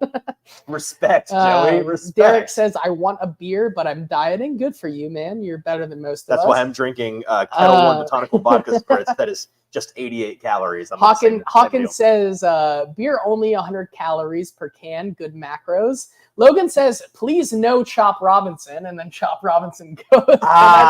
He means for the Titans. So, okay. Good stuff. Solar asked a good question, which we can talk about in a second here. What happened to the Keon Coleman first round hype? Well, if he means why is he not gone yet, I'd say he was never going to go this early. He's going to go eventually if he goes in the first. But if he's saying where'd it go in the last week, I'm with you. I think it's died off for a lot of the reasons, like the testing was not there. A lot of teams, I think, are going to have very, very different opinions of him. The tape tells one story. His athletic testing tells another. It's gonna be a fit thing for him, JT. I think it's a team that feels like they have a very specific plan for him is the one that's going to draft him. He's not going to be a guy that is a high ranked player on every team's board. And there's our boy Quignon. If they get Quignon falling to them right here, that is just. I mean, they have him if they want him. It's a luxury. And Terrion, right? Oh no, that's Quignon. I know, but they have Terrion too. Right? I was saying Terrion. He's on the board, right? Yeah, Terrion is definitely on the board. I think Terrion is their guy. I think that's Terrion. Yeah. Adam says it's 3:41 a.m. here, so I'm drinking tea to keep myself awake. That's wild. Where would it be 3? I mean, are you in England, Adam? Are you a Brit? Let us know in the comments. He's in UK near Derby. Ah, yes, Derby, where they invented the horse races. Of course. Great part of town. Shall we do the giveaway? Let's do it. Last calls. Seriously. As soon as this Eagles pick us in, we're gonna do the draft after this. If you are here with us on Twitter, if you are here with us on YouTube, make sure you are here. Subscribe to the Broadway Sports Media and 440 YouTube channels, and then have retweeted one of the 4 the live streams on Twitter, whether that's the Hot Read Podcast one, the White Girl Sips number 5. Woo! The White Girl stream on Easton Freezes, Aval Broadway French, or 440. This is the girliest one yet. Aval French Cider Rosé. I have to try that. That's Me too. I've never had it. That's way too girly for anything. I'm gonna look at the last couple here. Oh, this is a feminine drink.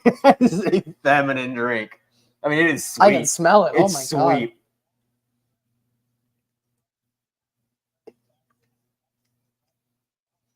I'm gonna wipe this up. Not because I think you're gross, but because you're sick and I don't want to get your illness. And That's wild. Yeah. That's wild. Very, very. That is so you. It's very me. It's very me.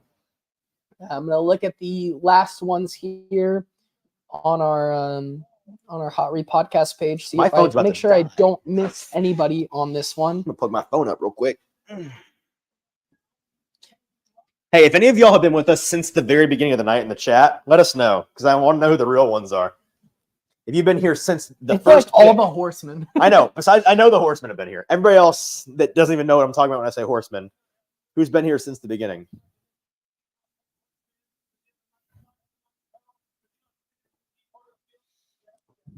I got him.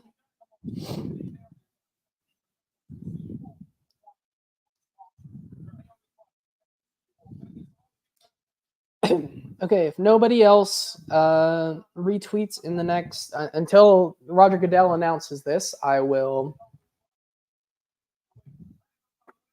So let's see. I just saw who the Eagles took. Derek says, I've been here. Wyatt says, I've been here the whole time, even putting down my 3 children under 4 years old. Wyatt, you're crazy, dude. I love you. Ben Deming says, Rioter on board. J Tool says, been here. Colby says, first pick, but I did miss a little bit putting the kiddo down to bed. Then Colby, you're dead to me. Okay. What was that? Okay. Take his name for the Eagles.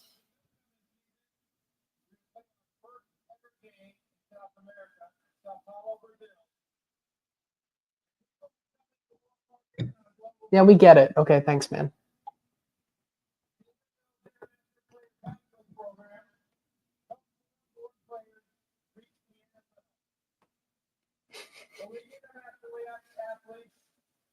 Have an opportunity to compete in the NFL level and potentially earn a spot on our NFL roster. One of the most successful players on the program is the Philadelphia Eagles, Jordan Mailata. George is currently the Canadian Australian. This is just a yap fest at this point. If we combine the value lost by the Vikings 2 trades, they burned the equivalent of an extra mid-first round pick. In other words, they basically spent 2 mid-firsts on Dallas Turner. I don't love it. Hate that. I don't love it.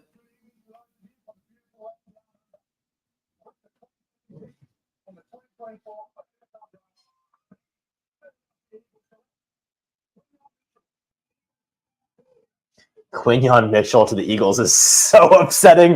He is my That's so favorite tough. favorite defender in this That's class. scary. That's scary. Listen, man. As Ben says, they're- he's a known Cowboys fan. He says he's an L. Yeah. And that, I Yeah. mean, the fact that he says, Stoller says Howie has dirt on anyone. Howie is him. Like, the fact that Quinyon could potentially be able to continue playing off-ball coverage on CeeDee Lamb is scary. I know. Man. The Eagles secondary in general, but their quarterback group in particular has gone in the past like 2 years from really fantastic veteran players to a bit of a nursing home, as Ben I'm sure knows really well. They needed this infusion of youth badly, and for him to fall all the way to, what was that, 21, 20, 22? That's crazy. Now, meanwhile, the Jaguars, halfway through their time on the clock already. Is this where they take BTJ, you think? They considering it? But let me do the giveaway Okay. real quick. Let's see, real quick. J Tool said been here. He said, Jacob Ginn said, I joined as Goodell was announcing the Caleb Williams pick. Adam said, yeah, I was here before pick 1. Joey Turner says, all night long, all night. You know that. Yeah, how does Joey know that song? I love that song. Oh, How wait, does he know that song? I mean, sorry. I didn't Hey, mean, buddy. I did Let's, not mean how does he know that song? I did not mean that. Shane says, been here since about pick I 15. meant, of course, I know that song. Okay. I don't know why it came out. How did you know Appreciate that y'all, song? man. Tighten up. Jimmy says Wyatt is him. J Tool says, and I'll be here until Wyatt you is ban him. me to continue to hate on Latham. All right, ban J Tool. Logan says, okay, Easton's drunk. No. Derek says, relax. You've seen me drunk. This is not drunk. Will says, I'm blank on the toilet. Who did the Eagles get? They got Quinyon Mitchell. Will, we didn't need to know that, big dog. We didn't need to know that. Colby says, oh, Easton, you have a few more months of peace. Enjoy it. Don't scare me like that. Colby with his newborn child in his profile picture. Yeah, that's tough for you, man. But I'm looking forward to it. So Joey says, been here since y'all were bitching about 5 minutes left before they started, only for them to not start for another 20 minutes. true. That's so fair. But anyways, we appreciate all of you still being here somehow. Why do you guys watch us? That's crazy. I don't understand it. Anyways, if I'm about to Falcons GM when he finds out the NFL isn't the Superflex league. I'm gonna go down here real quick through the list. And if I have missed anybody here on this list that has I think Jimmy, have you? Hey, if you still want to enter, it's too late. We're on hour 3.5, and you had your chance. So Hold on. It's close. I want to triple check. I'm gonna triple check everything. read the list, and if everybody thinks they give people in the comments a chance to listen, and say if they feel like they should be involved here. Okay. Here's who I have. I have Jacob Sane, Jordan Lowry, Derek at DRIWU14, Adam Burnham, at RG Titan Up, OKC Titan, Chris Guthrie, Logan Grady, Chris Colby Guthrie? McClure. Chris and- Guthrie went in here? Yeah. I know Chris. What's up, Chris? Okay. I didn't know he was in the And chat. Jimmy Fleming. If anybody else is in on it and I miss them, please let me know. Otherwise, we are going to close it, and I'm going to once again just show you a picture of the wheel of random names and pick once again from there, Fair enough. and we'll go from there. Jaguars pick is in, by the way. Logan asked, when's the due date? And he said less than 3 months, you think? Right? Oh, yeah. July 27th. Derek says, take me out. I don't want to win. And he says that because he has too large of a head. But now I want to keep him in just to send Give it him to a hat him. that doesn't fit. That's such a waste for everybody It's kind of involved. fun. I definitely said Jacob Sane, Jordan Lowry, OKC Titan, and Jimmy Fleming. I said like a bunch of people. Like I said, a bunch of people. Don't come for me, Jimmy. Well, hey, guys, I have a huge head too, by the way, so I feel you. We'll work it out. I don't know, If like, you win, on hats that have like the, like the bead, like you pop in the beads, like the buttons, basically. if it doesn't fit, we'll I work am things out. on every hat I own with Derek does deserve a hat. on So, every hat I own that has a How about- clasp like that. Hey, shut up! I'm on clip like number 2 or 3, sometimes 1. If you think you have a big noggin, that's where I'm at. I think that's probably where y'all are at if you have big heads too. anyways, as I was saying. Now spin the wheel. Let's, in honor of the Jags on the clock, let's ignore their pick and pick the hat. Why don't we? Yeah, that's what I'm saying. Show it to the camera. So I have everybody's name on here, and we're going to do the wheel of names. Turn it to the camera. Okay. All right, we're going to get up here. Okay, ready? Oh, I'm spinning. I'm spinning. Who is it? Oh, it has the BSM thing, too. Who's he gonna say? Who? Derek! Derek! Wait, why is that so funny? Because he has the big head. He didn't Oh, want he's to the win. big guy. Hey, Derek, hope Hey, your head Derek! drinks, buddy. For Derek. Go, Derek. Derek, I will give you a chance. If you seriously do not want to win this and want to take your name off here, I will. Hey, we totally just went. The Jaguars get their guy and Brian Thomas Jr. So I said the past week, I have a gut feeling either the Colts or the Jaguars are going to walk away with a sexy new toy, and the Jaguars get their guy. Now, the good news for Titans fans is I don't think Brian Thomas Jr. is going to be great immediately, and I don't think that he's nearly as good a player. The best version of him is going to be as good as Calvin Ridley is. I could be wrong about that. I don't see him becoming a better player than what the Jaguars just lost. So on the net, I think they downgraded personally. You disagree? No, Are you not thinking I'm about this with at all? you. No, I'm not. I'm Okay, trying to figure out if Derek All right. wants the hat or not. We'll give him a chance He to was think about it. oh, he said, no, I don't want it. All right. Derek, why'd you say? Derek, All right, I'll remember. send one more. If you really genuinely want, if you want to spin again, comment spin again, because I don't want to take this from you. It's for you. It's okay if you want it. But he said he has a huge head, so he doesn't want it. Okay, but he All submitted right. knowing he might win. No, I know. So say spin again if you want us to spin again. Okay, 'cause I don't. we'll wait for it. It's okay if you want this hat. But You that's won. so funny. You won, Derek. Wow, that's crazy. He said spin again. All right, okay, Derek, okay. Derek, here we go. congratulations. Hey, Hey, this is round how of much, applause this for is how Derek. much I care about Brian Thomas Jr. Hey, he's on our dynasty team, by the way. So let's hope he's good. Wide receiver 1. We got wide receiver 1 in We round did. 7. That's How about great. Okay. All right, we're gonna spin again. All right, here we go.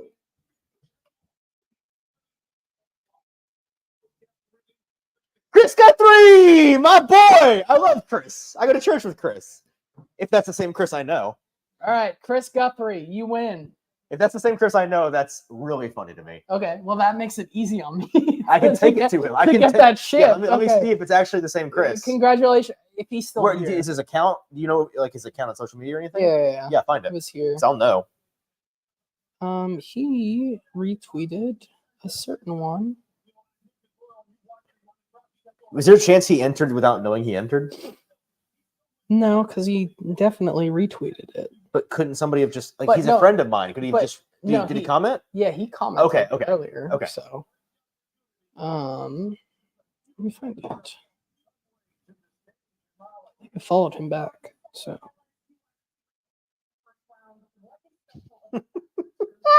This is so good. Hang on. this one. We retweeted it. Yeah, I'm taking that to him. Yeah, I know Chris. Does he, Good family friends with Chris.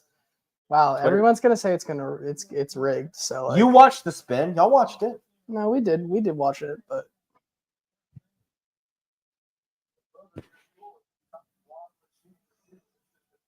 Wild. That's tough. that's wild.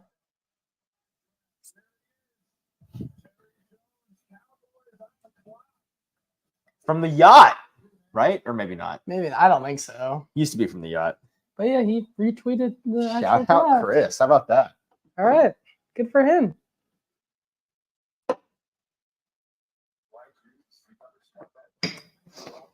Derek says he want to spin again. He just wanted to help. That's why he retweeted. Thank you for being a real one. So Derek, thank you. Colby says Thank that wasn't the yacht. That was the Death Star. Fair. I mean, Fair. that's very No, fair. that checks out, yeah.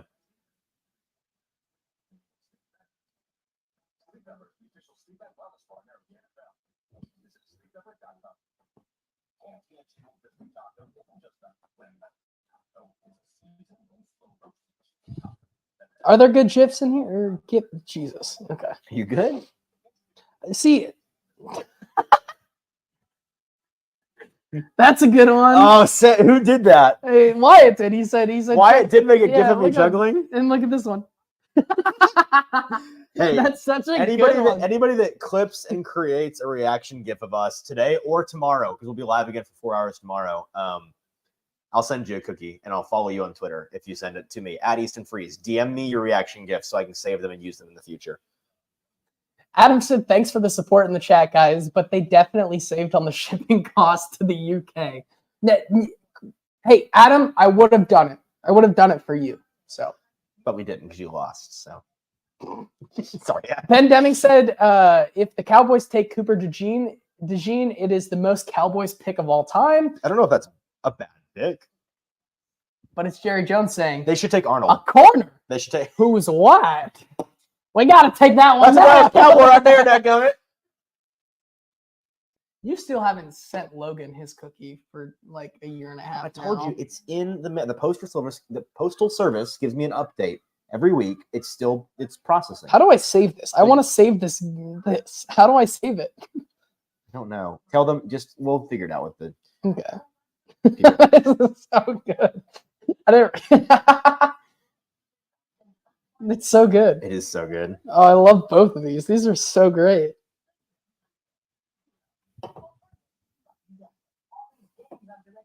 Whoa. Okay, the Cowboys are trading down. Okay. With the Lions. Lions are wanting their guy. So let's see who's available. Who do the Lions want?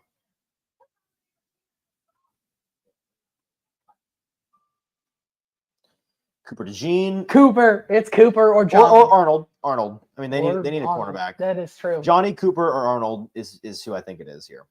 Yeah, no, I think I agree with you there. But knowing the Lions, if it's like off the board, they go Kool-Aid. That's wild because or they said the Wiggins. pick is in. So ESPN is slacking here.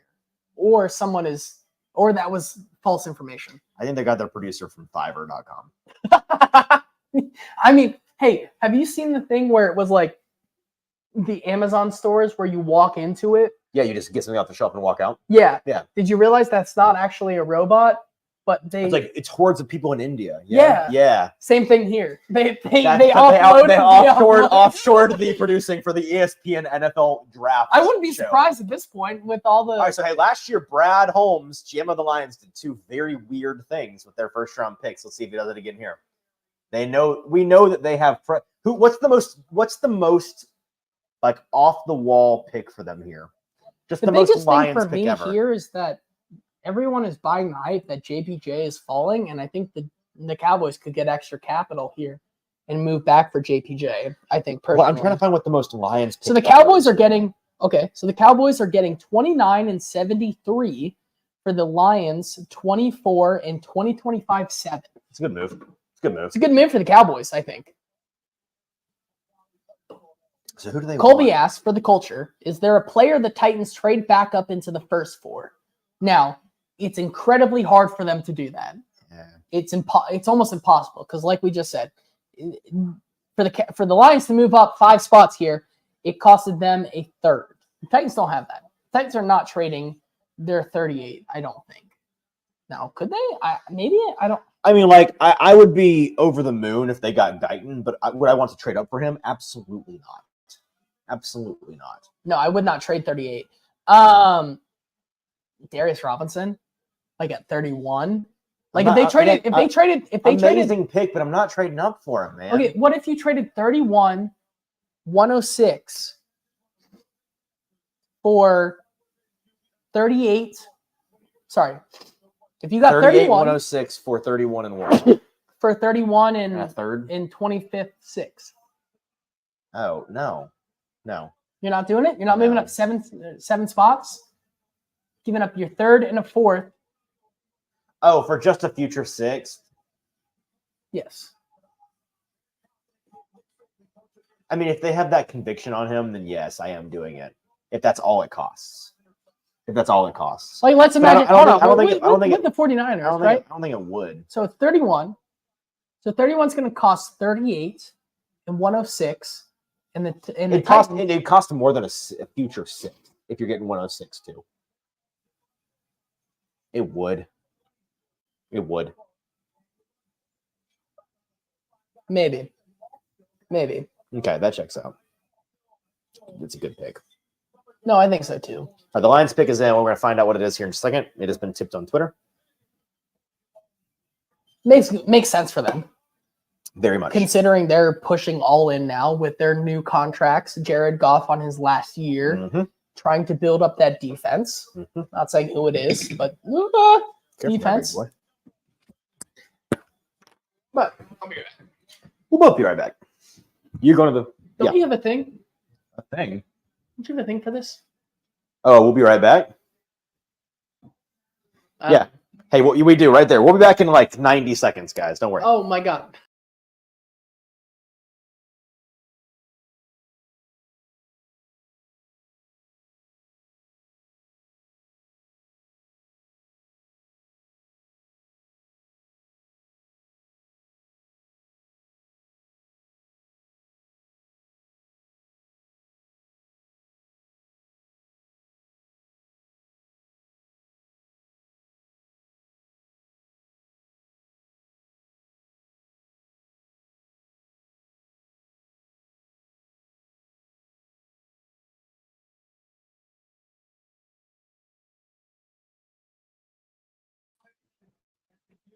Hi, I'm back. Sorry to keep you waiting. Lions are up here on the board.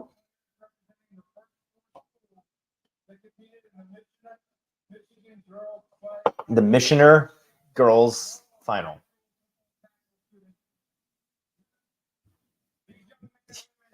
I think the commissioner might have had a couple cold ones because he's struggling to read these cards right now. Is he actually? I mean, yeah, he just called Michigan Missioner. Michigan? No, Missioner. Worse than that. Damn. Yeah. All right, you entertain the people. I'm going to go to Missioner.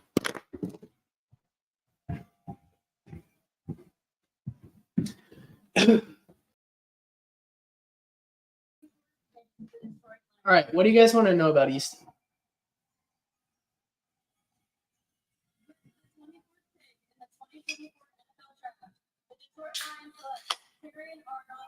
Darren Arnold to the Detroit Lions here.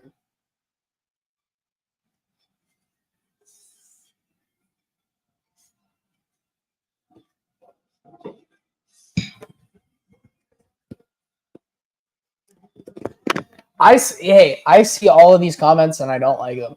That's all I'm going to say. Terry and Arnold, this is the pick for them. They are closer and closer to win now mode. It is a good deal for the Detroit Lions. It's a good deal for the Dallas Cowboys right here to move back.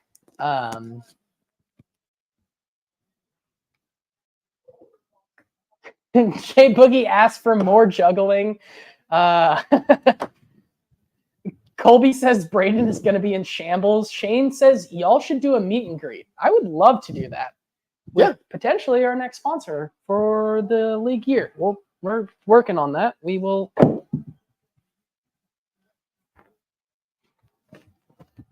It's hard when I'm in a close Ow, space that here. hurt. You're fine.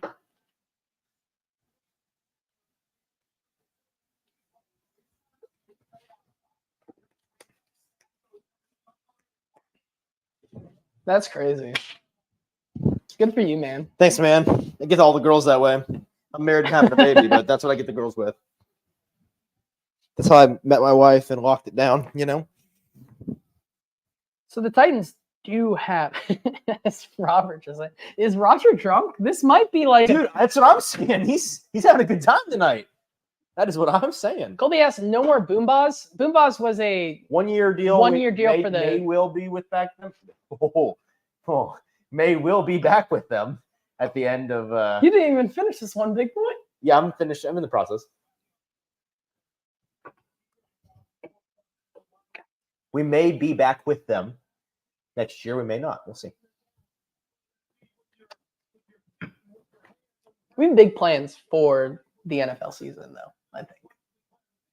Yeah, gonna pound. People are gonna have a lot of opportunities to come out to live shows during the NFL season next year. That's the hope. We'll be pounding the pavement in the summer, working the contacts here in Nashville. Hey, if anybody who's listening owns a small business or a big business for that matter, or knows somebody that does, that might be interested in being a sponsor, there is not a better deal in terms of targeted advertisement for folks in the local area than a show like this. You can go advertise with TV or radio for a large swath of the country, or you can target just the town with us for a significantly cheaper price. I think it's a really good deal for companies looking to target a local audience. And so if you are interested in that, you know where to reach us. At Easton Freeze, at JT_Ruhnke on Twitter, at Hot Read Pod on Twitter. Email me.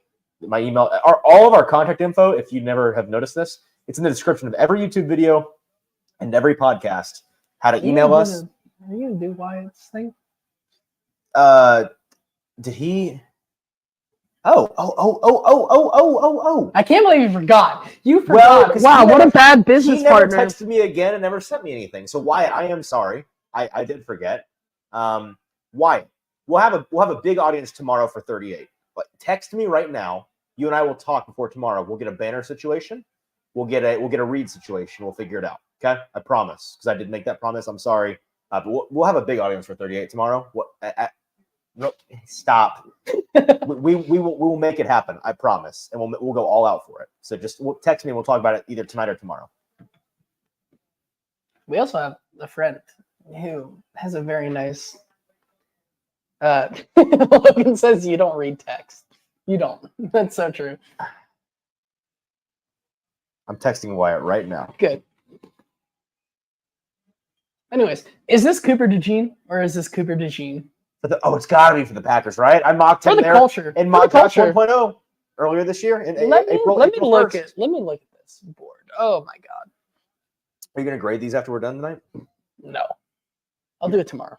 Oh, boo. I want to know who won. Okay, maybe I'll do it tomorrow. You should. We'll figure it out.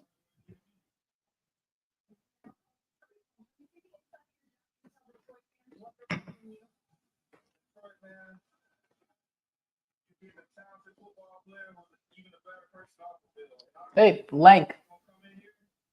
Let a naysayer know. That's what it is. But anyways, that might be my favorite Bet. sports related moment on live television this year. Logan asked for the mock contest. How is there no waiting for the later picks? It's called being good. Like if Cooper DeJean is the pick right here, sorry, brother. You could have mocked Cooper DeJean to the Packers because you knew it was a great pick. I told you that was happening a month ago on the Hot Read Pod. So back when I was telling you he's definitely a corner. He's nice. Okay.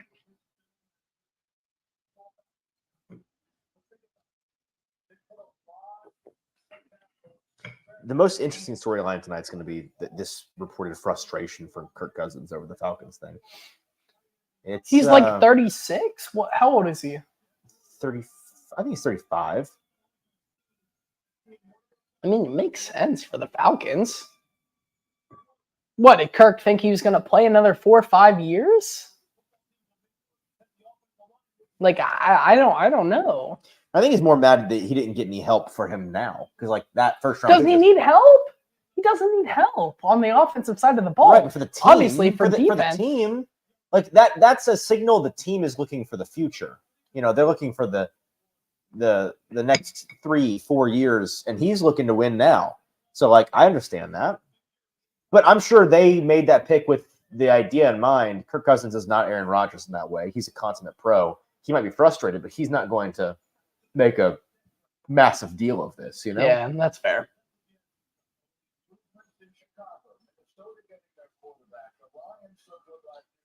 Interesting. I hate it.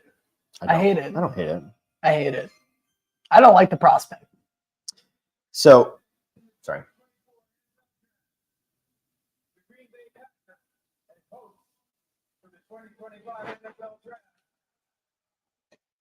They're having the 2025 draft in Green Bay.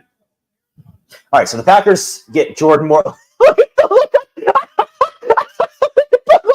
Packers fan face. Oh, he's so upset. He thought it was Cooper. Who did he think it was? I have no idea. I have no idea. No. Okay, so Jordan Morgan to the Packers. I like that pick a lot. They need help on the offensive line, and he's not going to play tackle. Like I'll be shocked. The Packers of all teams. They have a huge glaring hole at left tackle. Right, and the Packers are the poster child in the NFL for having a hard cut-off benchmark for arm length, or just length in general for players. They are not playing him at tackle. There's no way. That being said, more from the Titans press conference here. Our buddy Sam Phelan, friend of the show, said that the Titans, this is per Rand Carthon in the press conference just now, Titans have, quote, a targeted plan for pick 38 tomorrow, and players they figured would fall to them, says Rand Carthon. So that doesn't indicate they're necessarily going to trade back, it sounds like. Doesn't sound like... Sounds like Darius Robinson or bust. Me. Junior Colson. I'm telling you, dude. I think it's Junior. Yeah. I think it's Junior. Yeah, that's fair. I love it. I love J.C. Latham and a Junior Colson. That fills that. I mean, that positions you to, once again, not compete this year. But in 2025, you have a really nice roster to go into that season with. Yes. Buccaneers here. I think this is the JPJ spot, personally. Been a lot of smoke on the Bucs with center Jimmy this says, offseason. once again, no weapons for a Green Bay quarterback. Well, they now have a quarterback that's not going to bitch and moan about it, so that's the upside here. That's fair.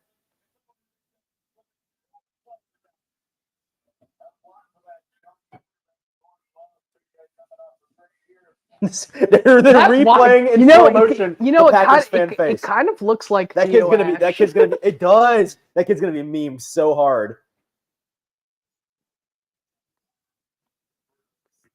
That's wild. Every time the Packers lose to the Lions, that on repeat on the internet. It's going to happen. On repeat. I mean, Jimmy, like, they have Romeo Dobbs. Christian Watson is probably their wide receiver 3 now because they have Jaden Reed. They have Bo Melton. The Bucs pick has happened. Has it? Mm-hmm. Is it? Yeah. Okay. I hate it. I hate it. I don't know. They need help on the inside, and he can play that position. That's the closest we come to a tipping a pick. I'm sorry if we just did that, guys. It's gross. Yeah, they're drafting a big boy. We'll leave it at that. Ben says that is going to be the official GIF of the Bears-Lions AFC North takeover. Yes. Yes. Yes. For sure. I think we're getting closer to... So this is a real thing. Cousins is stunned that the Falcons draft Penix in first round. Which, I know. It's... Jacob says, why did the Falcons give Cousins 4x180 if they're already planning his successor, though? It's a very interesting It's very interesting.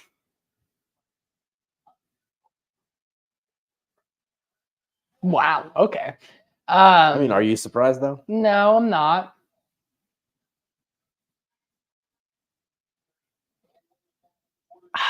You know, I think that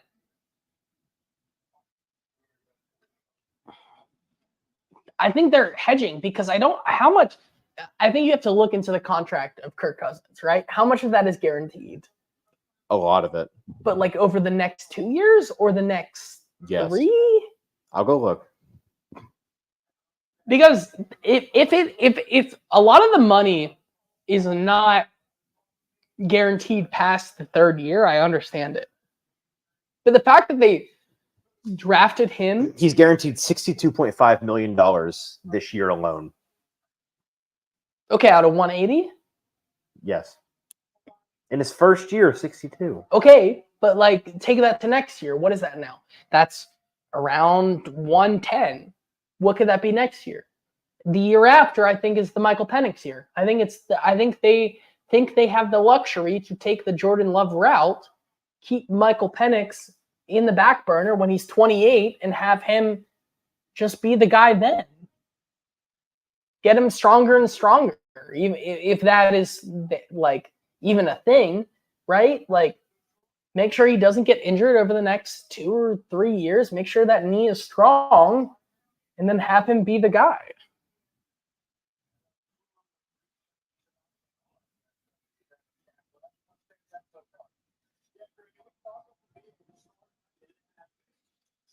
Logan, yes, I still will be. Hey, what's good, Titan Nation, man? I'm super excited to get in, get to work, and do my best to help the team succeed, man. I'm ready to go. Hey, tighten up, baby. Let's go. As a person that's going to be in the Titans locker room a lot this year, selfishly, I'm so glad it's JC Latham and not Joe Alt because he seems like such a cool dude. I can't wait to meet him tomorrow, and he's going to be such a better interview than Joe Alt would have been. And Joe's, he seems like a great guy. Do not get me Joe wrong. sounds like a great But guy. we can't have Joe and Peter on this team. We really can't. We really can't. I mean, I went into the Joe Alt combine interview and I came out with nothing. Did not a lick. Yeah. So You got more about Joe Alt from his teammates than you did from Joe. I did. I got more info about who Joe Alt was from a fishing trip told by JT Bertrand than Joe Alt told me when he was on the podium. So, yeah.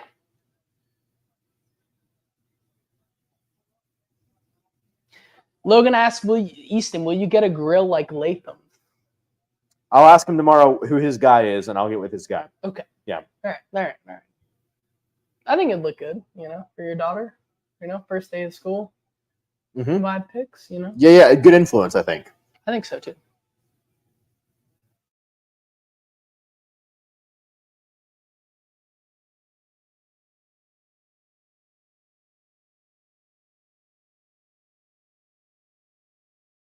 They needed an interior offensive lineman. Barton has been Hold on. talked about by what?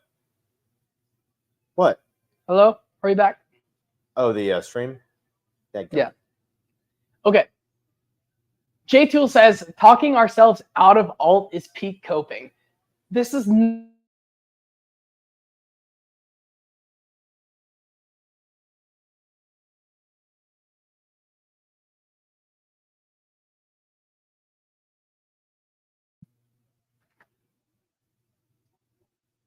better.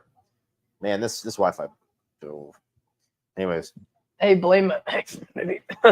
The Xfinity Hate episode part 2 coming to a pod near you. I know it's frozen. We're back.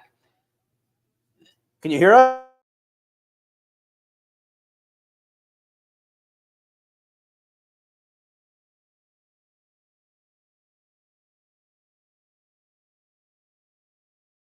You want to move to your place? Maybe.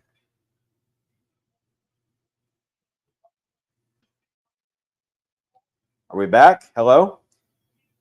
Chat, hit us up if you can hear us. Okay, we're back. Talking ourselves out of alt is not peak coping here because we weren't.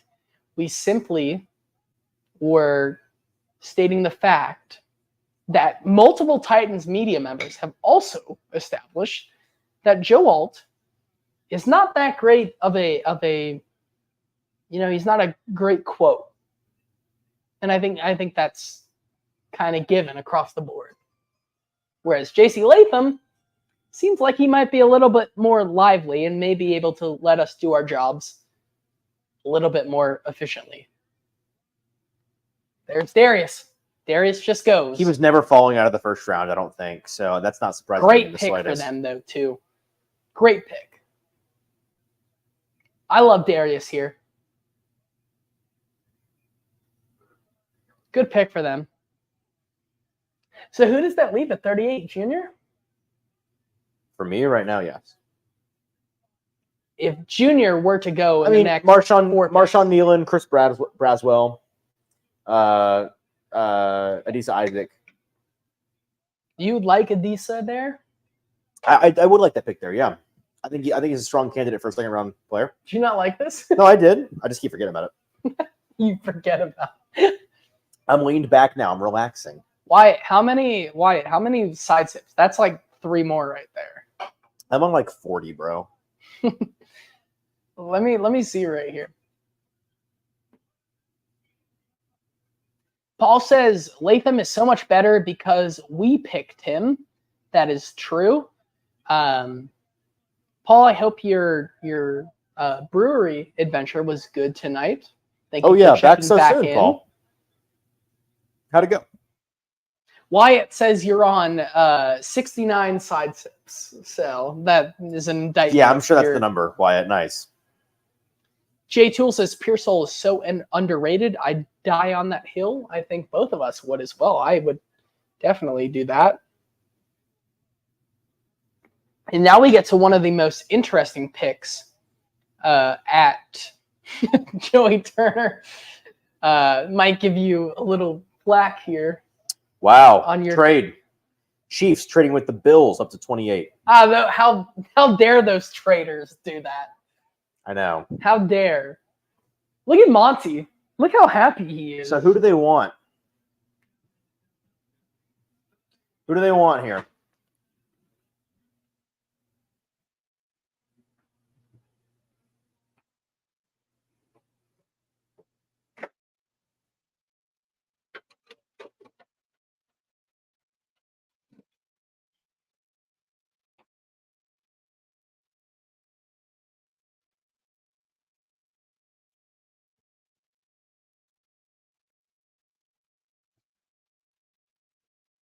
You think it's a wide receiver?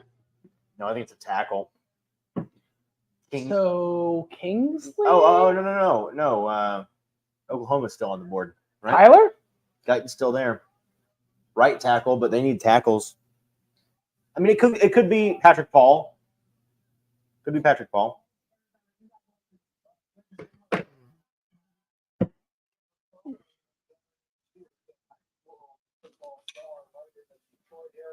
I hope they surprise us here.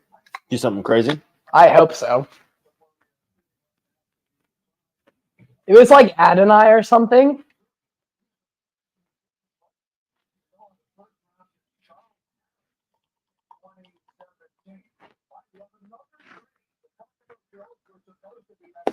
So what did the Bills recoup in this trade? That's the question. It can't be that much. 3rd, 4th round pick, something like that. They moved up 4 spots here. Chiefs pick is in. Trying to figure it out. Wow. What? It's just the pick. Oh, I didn't see. You'll see in a second.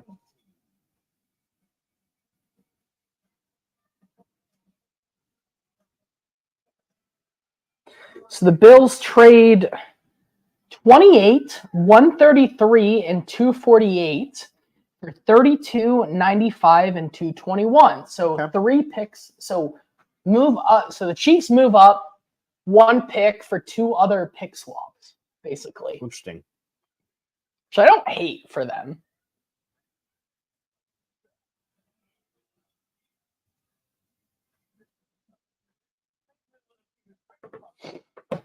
And I don't hate this pick for the Chiefs. No, I don't hate it at all, but we'll see in a second.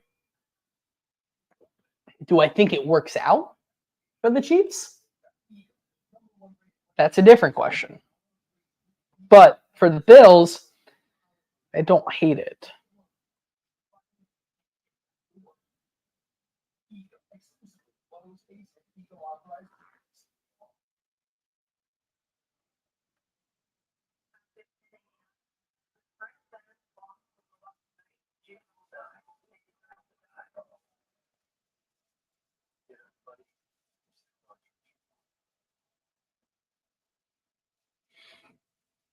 You guys enjoying this riveting content we got? I'm so sorry. We both were just buried here. It's commercial. What are we gonna do? You know? Yeah, no, that's so fair. So the compensation here, as Logan says, I can pull it back up. The Bills trade pick 28, 133, and 248 for the Chiefs, 32, 95, and 221. So basically, the Chiefs move up 4 spots for the Bills to move up from the 4th round to the 3rd round, and a pick swap in the 7th is basically what that was. So the Bills get a 3rd round pick in value. Nothing future, though. So the Bills get back into that 3rd round there after trading away their 3rd rounder for Rasul Douglas. And the Chiefs here, as we're about to very much learn, interesting pick, I think, for sure. Derek says, hear me out, the Great White Hope at 38. Not gonna be there, but if he is. But if he is, so if he's there at 38, would you run up the card? For him to safety? If I had him, if he was, For him to play safety? I'm assuming He's not. Where's he going to play on? On this team. You're right. That's right. But if he is graded as the best player on their board, which I think he would be on mine in this situation, then I would. Yeah, I think so. Chef says, I'm sad we didn't get Brock, but JC has a hell of a ceiling. 100%, Chef. 100%. Jimmy's where my mind's at. Johnny Newton with Jeff. Be nice. It would be nice. Would you trade up? No. So let's say, hold on. I mean, if it cost like a 6th or a 7th, perhaps. What if it was move up in the 2nd for a pick swap in the 4th? 5th? How many spots? That's not going to get you many spots. 1 or 2 spots right there. True. I'm not thinking. Well, hold on. It's the 2nd round. Yeah, I would have to look at the board to see who exactly is picking before the Titans. It's all the top teams. Carolina. Nobody's traded a 2nd. I don't think so. Be interesting. I wonder who the Texans were trying to get up here for. That's what I was trying to figure out. In all my mocks, I kept trying to mock the the Texans back into this 1st round.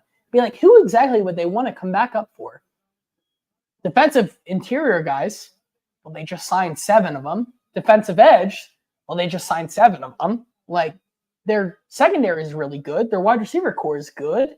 Their offensive line is okay. Like, would it be like a Tyler Guyton, maybe? Like, I think that's the best outcome for them.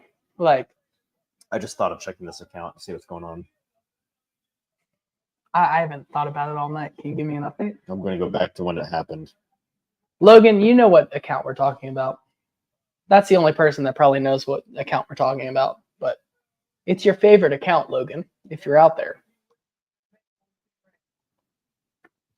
By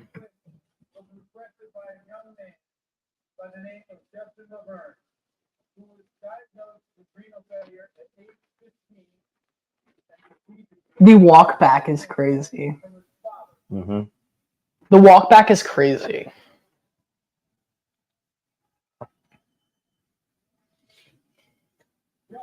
Is this who it is?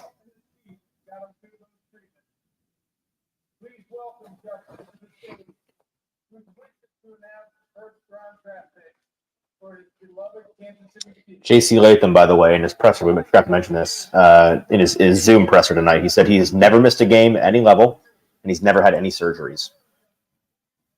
The worst injuries he's ever played through, a sprained ankle and a broken toe. That's it. Good for him. I did a theater performance in high school through a broken toe, so I understand what the You know exactly what he was dealing with. Yeah, 100%. I know exactly what he's dealing with. He's big.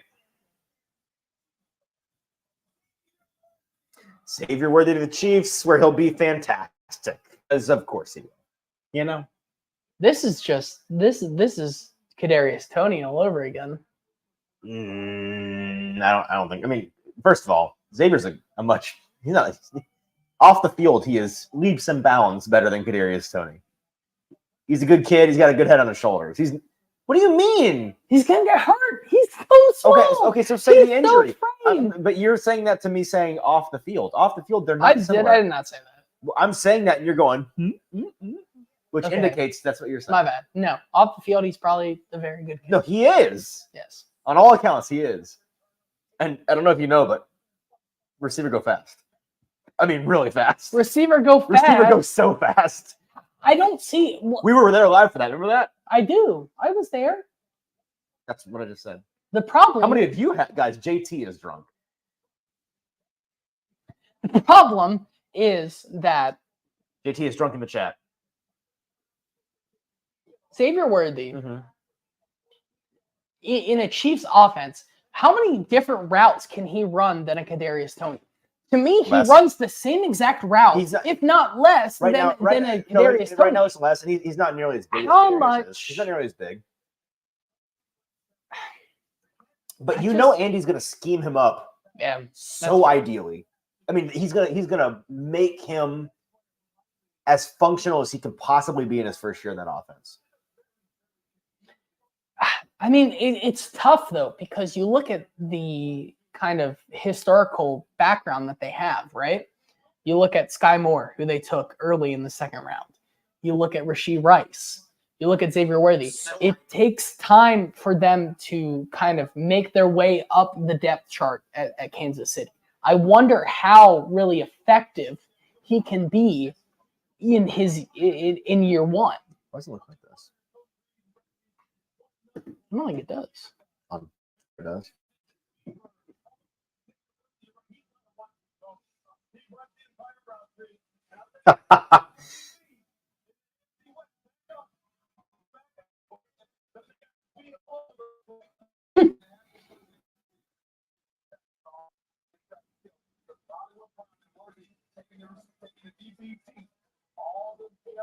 Let me look. All right, so the Cowboys pick is in. It's fixed now.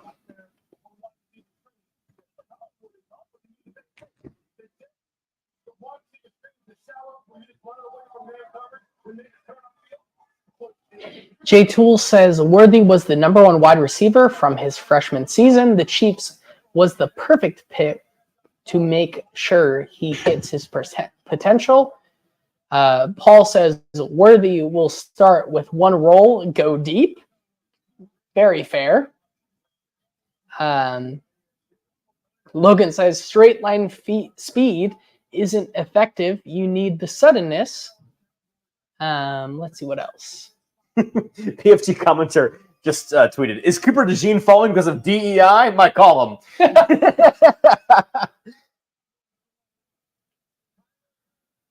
That's such a Cowboys pick. That's such a Cowboys pick. Such a Cowboys pick. Jerry Jones grinds Oklahoma, Texas, and Texas A&M tape every year, and that's it. And he went with one of the guys from the teams he watched. Yep.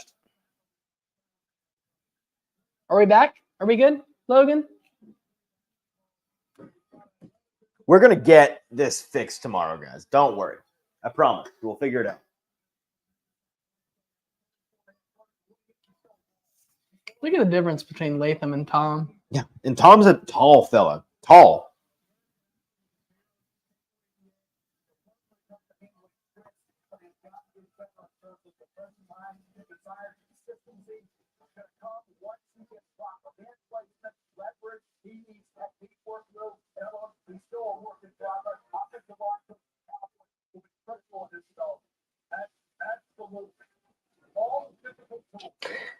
Ben says Easton does not know the Cowboys. LMAO.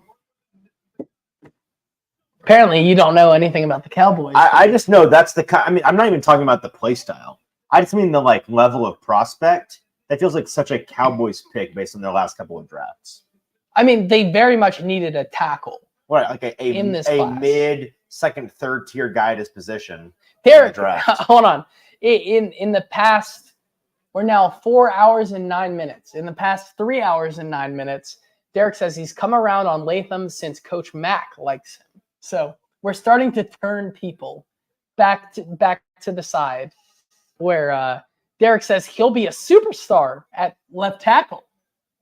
Where almost 2.5 hours ago he was saying it can't happen. You know what? That's personal growth.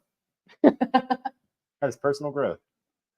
All right, we got 3 picks here left, guys, and then we're done for the night. We'll be back tomorrow. And Ravens are already in, not Good. messing around. Good. Perfect. Good. As Colby says right here, Ravens weren't messing around, literally 1 minute. Perfect. Who do you think it is? Super excited.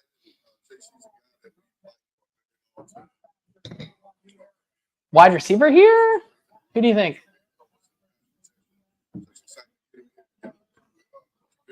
Derek says he trusts Coach Mack's opinion.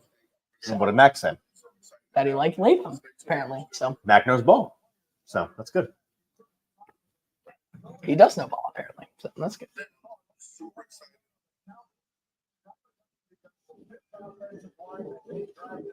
I'm still waiting for the Cowboys fans' opinion of why Easton doesn't know the Cowboys. So that was very I interesting. mean, maybe I don't. I don't know. Have the Titans been the only team that hasn't had a look inside the draft room tonight? It'd be on Titans. No, we. I mean, on the main broadcast. Yeah, I don't know. It's a good question. it would be on brand. On Yeah. Bland. Anyways, Wyatt says, "What was the parlay?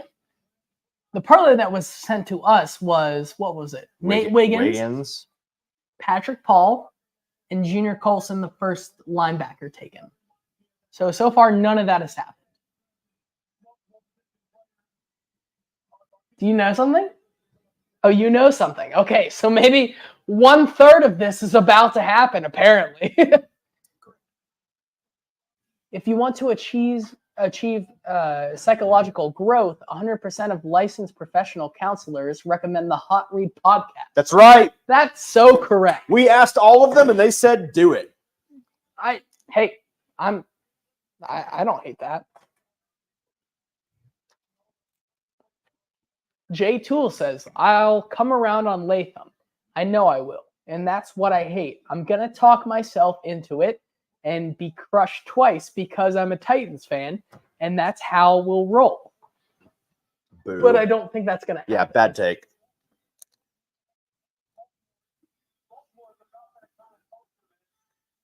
Like, I think Latham has the best intangible skills of anyone in this draft.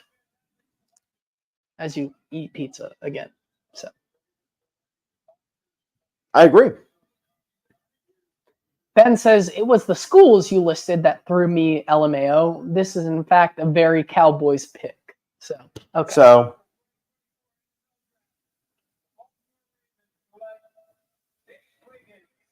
Nick Wiggins. Nick, what? Bro is dead. The commission's drunk. Dude, wouldn't you, though? The fact that he orchestrated this entire thing and he realizes it takes so long. He's like, shit, you know? It's going to be a long night. Not bad. Yeah. That was my first, slip of the night. So Honestly impressive. We're on what? Almost 4.5 hours? yeah, almost. What? Did you see that? Mm-mm. Okay. Don't worry about it. All right. All right. I bet I can guess, though. Yeah, don't worry about it. Wyatt says, bro, is Easton eating pizza off his shoe? Did you just do that? No. Is there allegations? I held my hand right here. My hand is between me and the shoe. The pizza in the shoe. I guess. I don't know. It's so cold and bad. It's bad? Sorry, man. At this point, it's bad, yeah. Chat. Okay, hold on. Is the pizza bad because I made it? 5 hours ago? Expecting him to be here at 4:30. So you were expecting me to eat dinner at 4:30? I put it in at 4:30. I was expecting you to be here by like 4:55. And eat dinner there? Yeah, we'd eat dinner at like 5:15. We'd set up, and then like we'd be ready to roll at 6:30. And then you roll in at 5:30 or 5:45 around there, and like there's nothing I can do. Sorry. Jacob says the pizza was absolutely on the shoe, no protection. So like that's on you, brother. Did I do that? Apparently you did. My shoes are clean. Don't worry. Wyatt, can we get a GIF of that? Can we get the Yeah, I need evidence of that. Somebody send me that.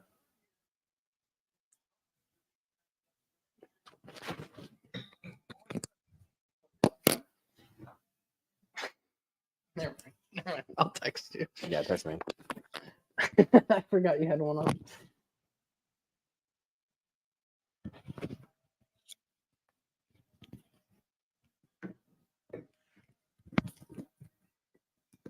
So the Bills actually have the last pick of the night then. Yep. And then Carolina gets to make their first pick tomorrow evening.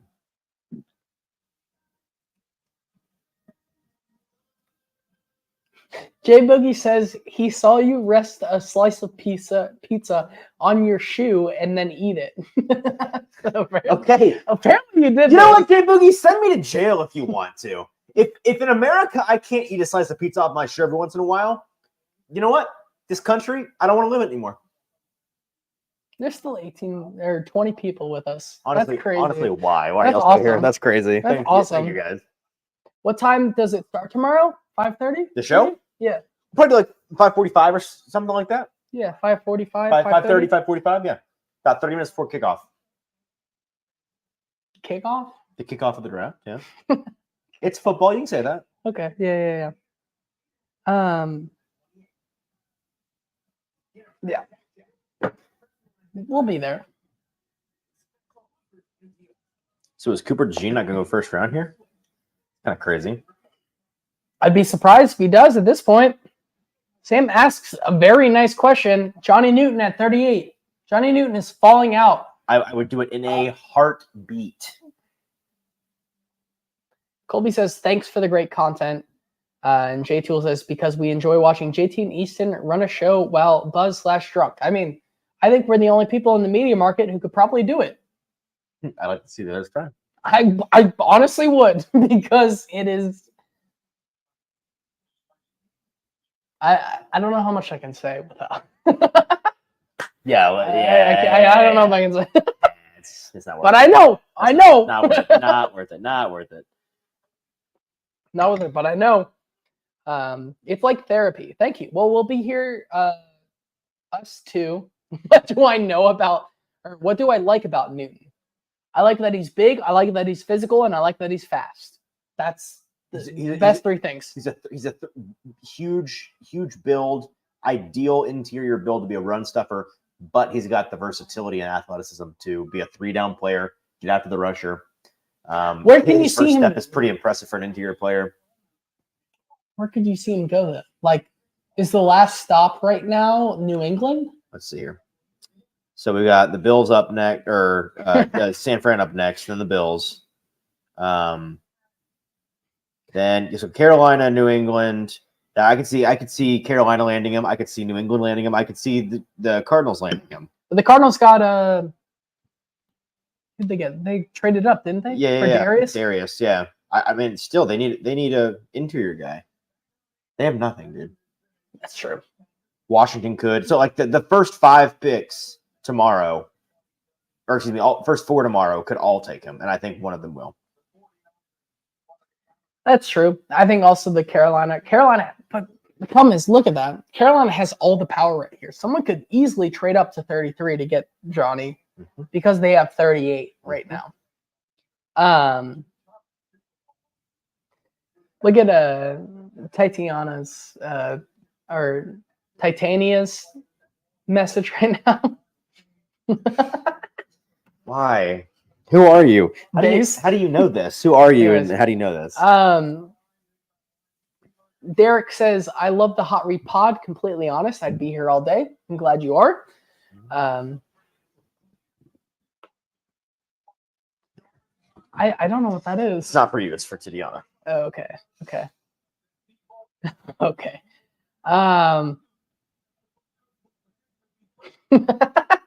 We're now getting to the point where we can't. Now you guys are baiting us, and that's bad. So like we can't do it. We can't do it. We simply can't. However, J Tool's message up here, it'd be bad. That would be really bad. And It'd be something. Is what it would be. It would. Yeah, I mean, I'm glad he knows his limits. So like Mm-hmm. J Tool, you are one of the good ones if you did that because you're just like us. So Latin McConkey.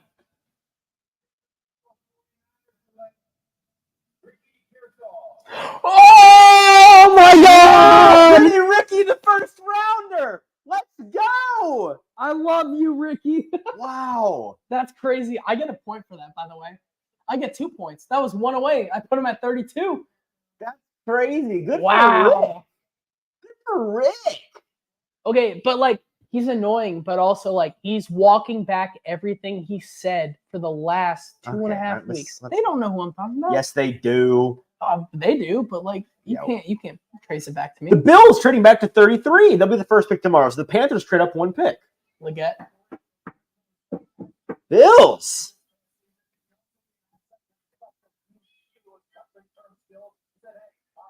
All right, I'll check your chat. I'll check it.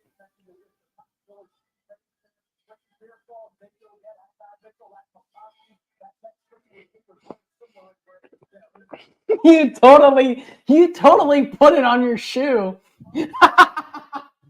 You totally put it on your shoe. That's crazy. Whatever, man. Whatever. That's crazy, dude. You totally put it on your shoe. Whatever. You put the pizza on your shoe, bro. Whatever.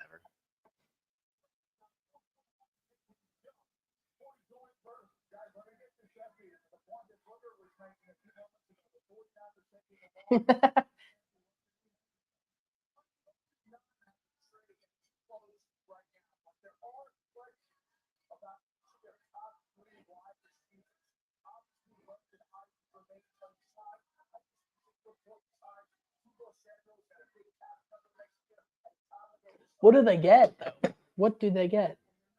Something small.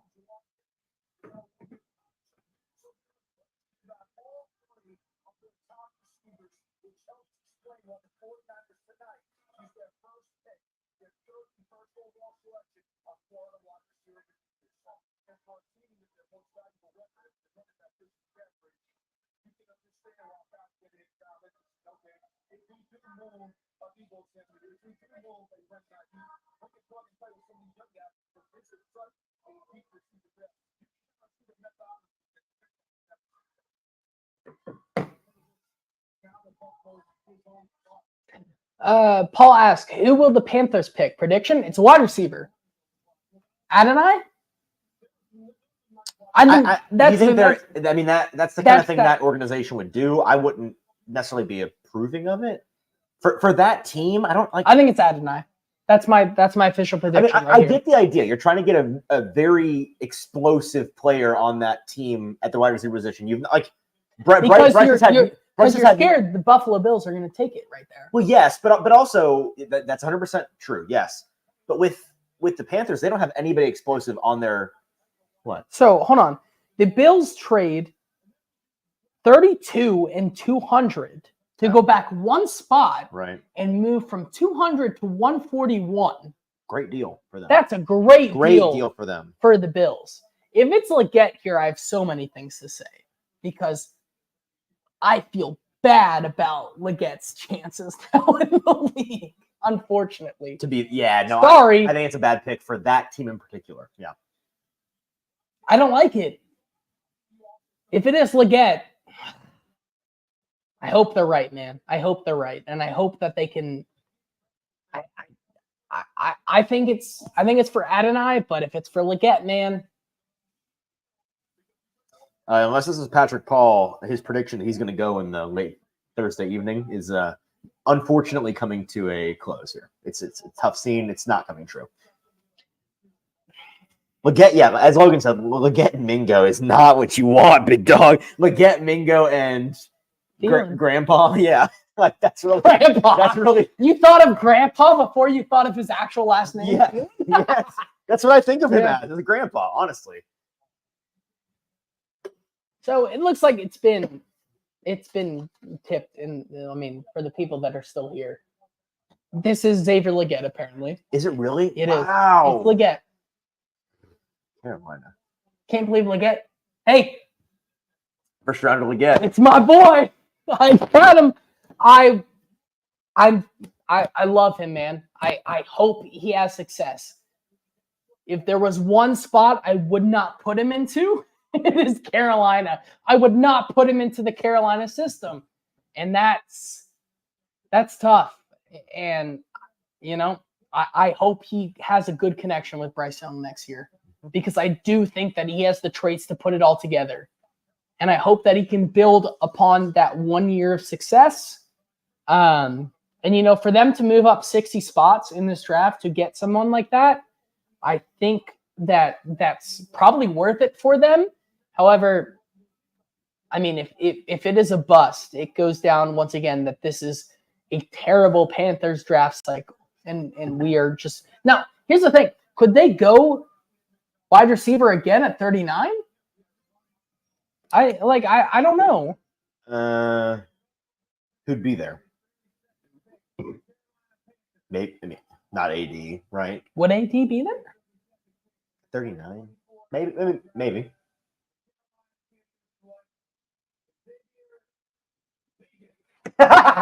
He got it wrong. Xavier. That's no way it's that. Leggett. No way it's that. No way it's Leggett. No, it's Leggett. Leggett.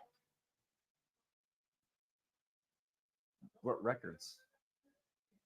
What records did we set? They beat Nashville, apparently. They may. We'll see. All right. Well, hey, we're done here. Guys, thanks for tuning in. Tomorrow, same deal, same place. That's wild. 1 hour earlier. Hey, the Bills are on the clock. They are. 24 hours. The next 24 hours on the clock. All right, 23 hours on the clock. That like 21. Will you let me sign off so we Okay, can my bad. go home and go to sleep? Because it's getting late. Thank you guys. Love you guys so much for being here with us all day, choosing us of all the other draft streams that you had available to you, national broadcasts and local broadcasts. It is really special that you guys chose us, so we appreciate you guys a ton. If you were here for this whole thing, you got to be here tomorrow, right? I'd imagine. We are going to have a great Friday night. Same deal. Titans picking at 38. So be here early because they will pick early unless they trade back. And we'll be off we'll be even more off the rails tomorrow, I feel like. My brain says no way. My heart says yeah. Well, hold on. My heart says yeah. If they pick at 38 and then we have the rest of the draft just to talk about our favorite prospects that go, like we're gone. That's tough. That's tough. All right, well, we'll talk to you then. For producer Jay, Tim, your host, Easton Freeze. This has been the Hot Read Podcast. I'm going to go home and go to sleep and talk to you tomorrow. I hope so. For round 2, live, 5:30 p.m. Central Standard Time. 5:30, guys. Yep. It's been the Hot Read Podcast. We'll talk to you then. See ya. It's on your, by the way, buddy. Bye, guys.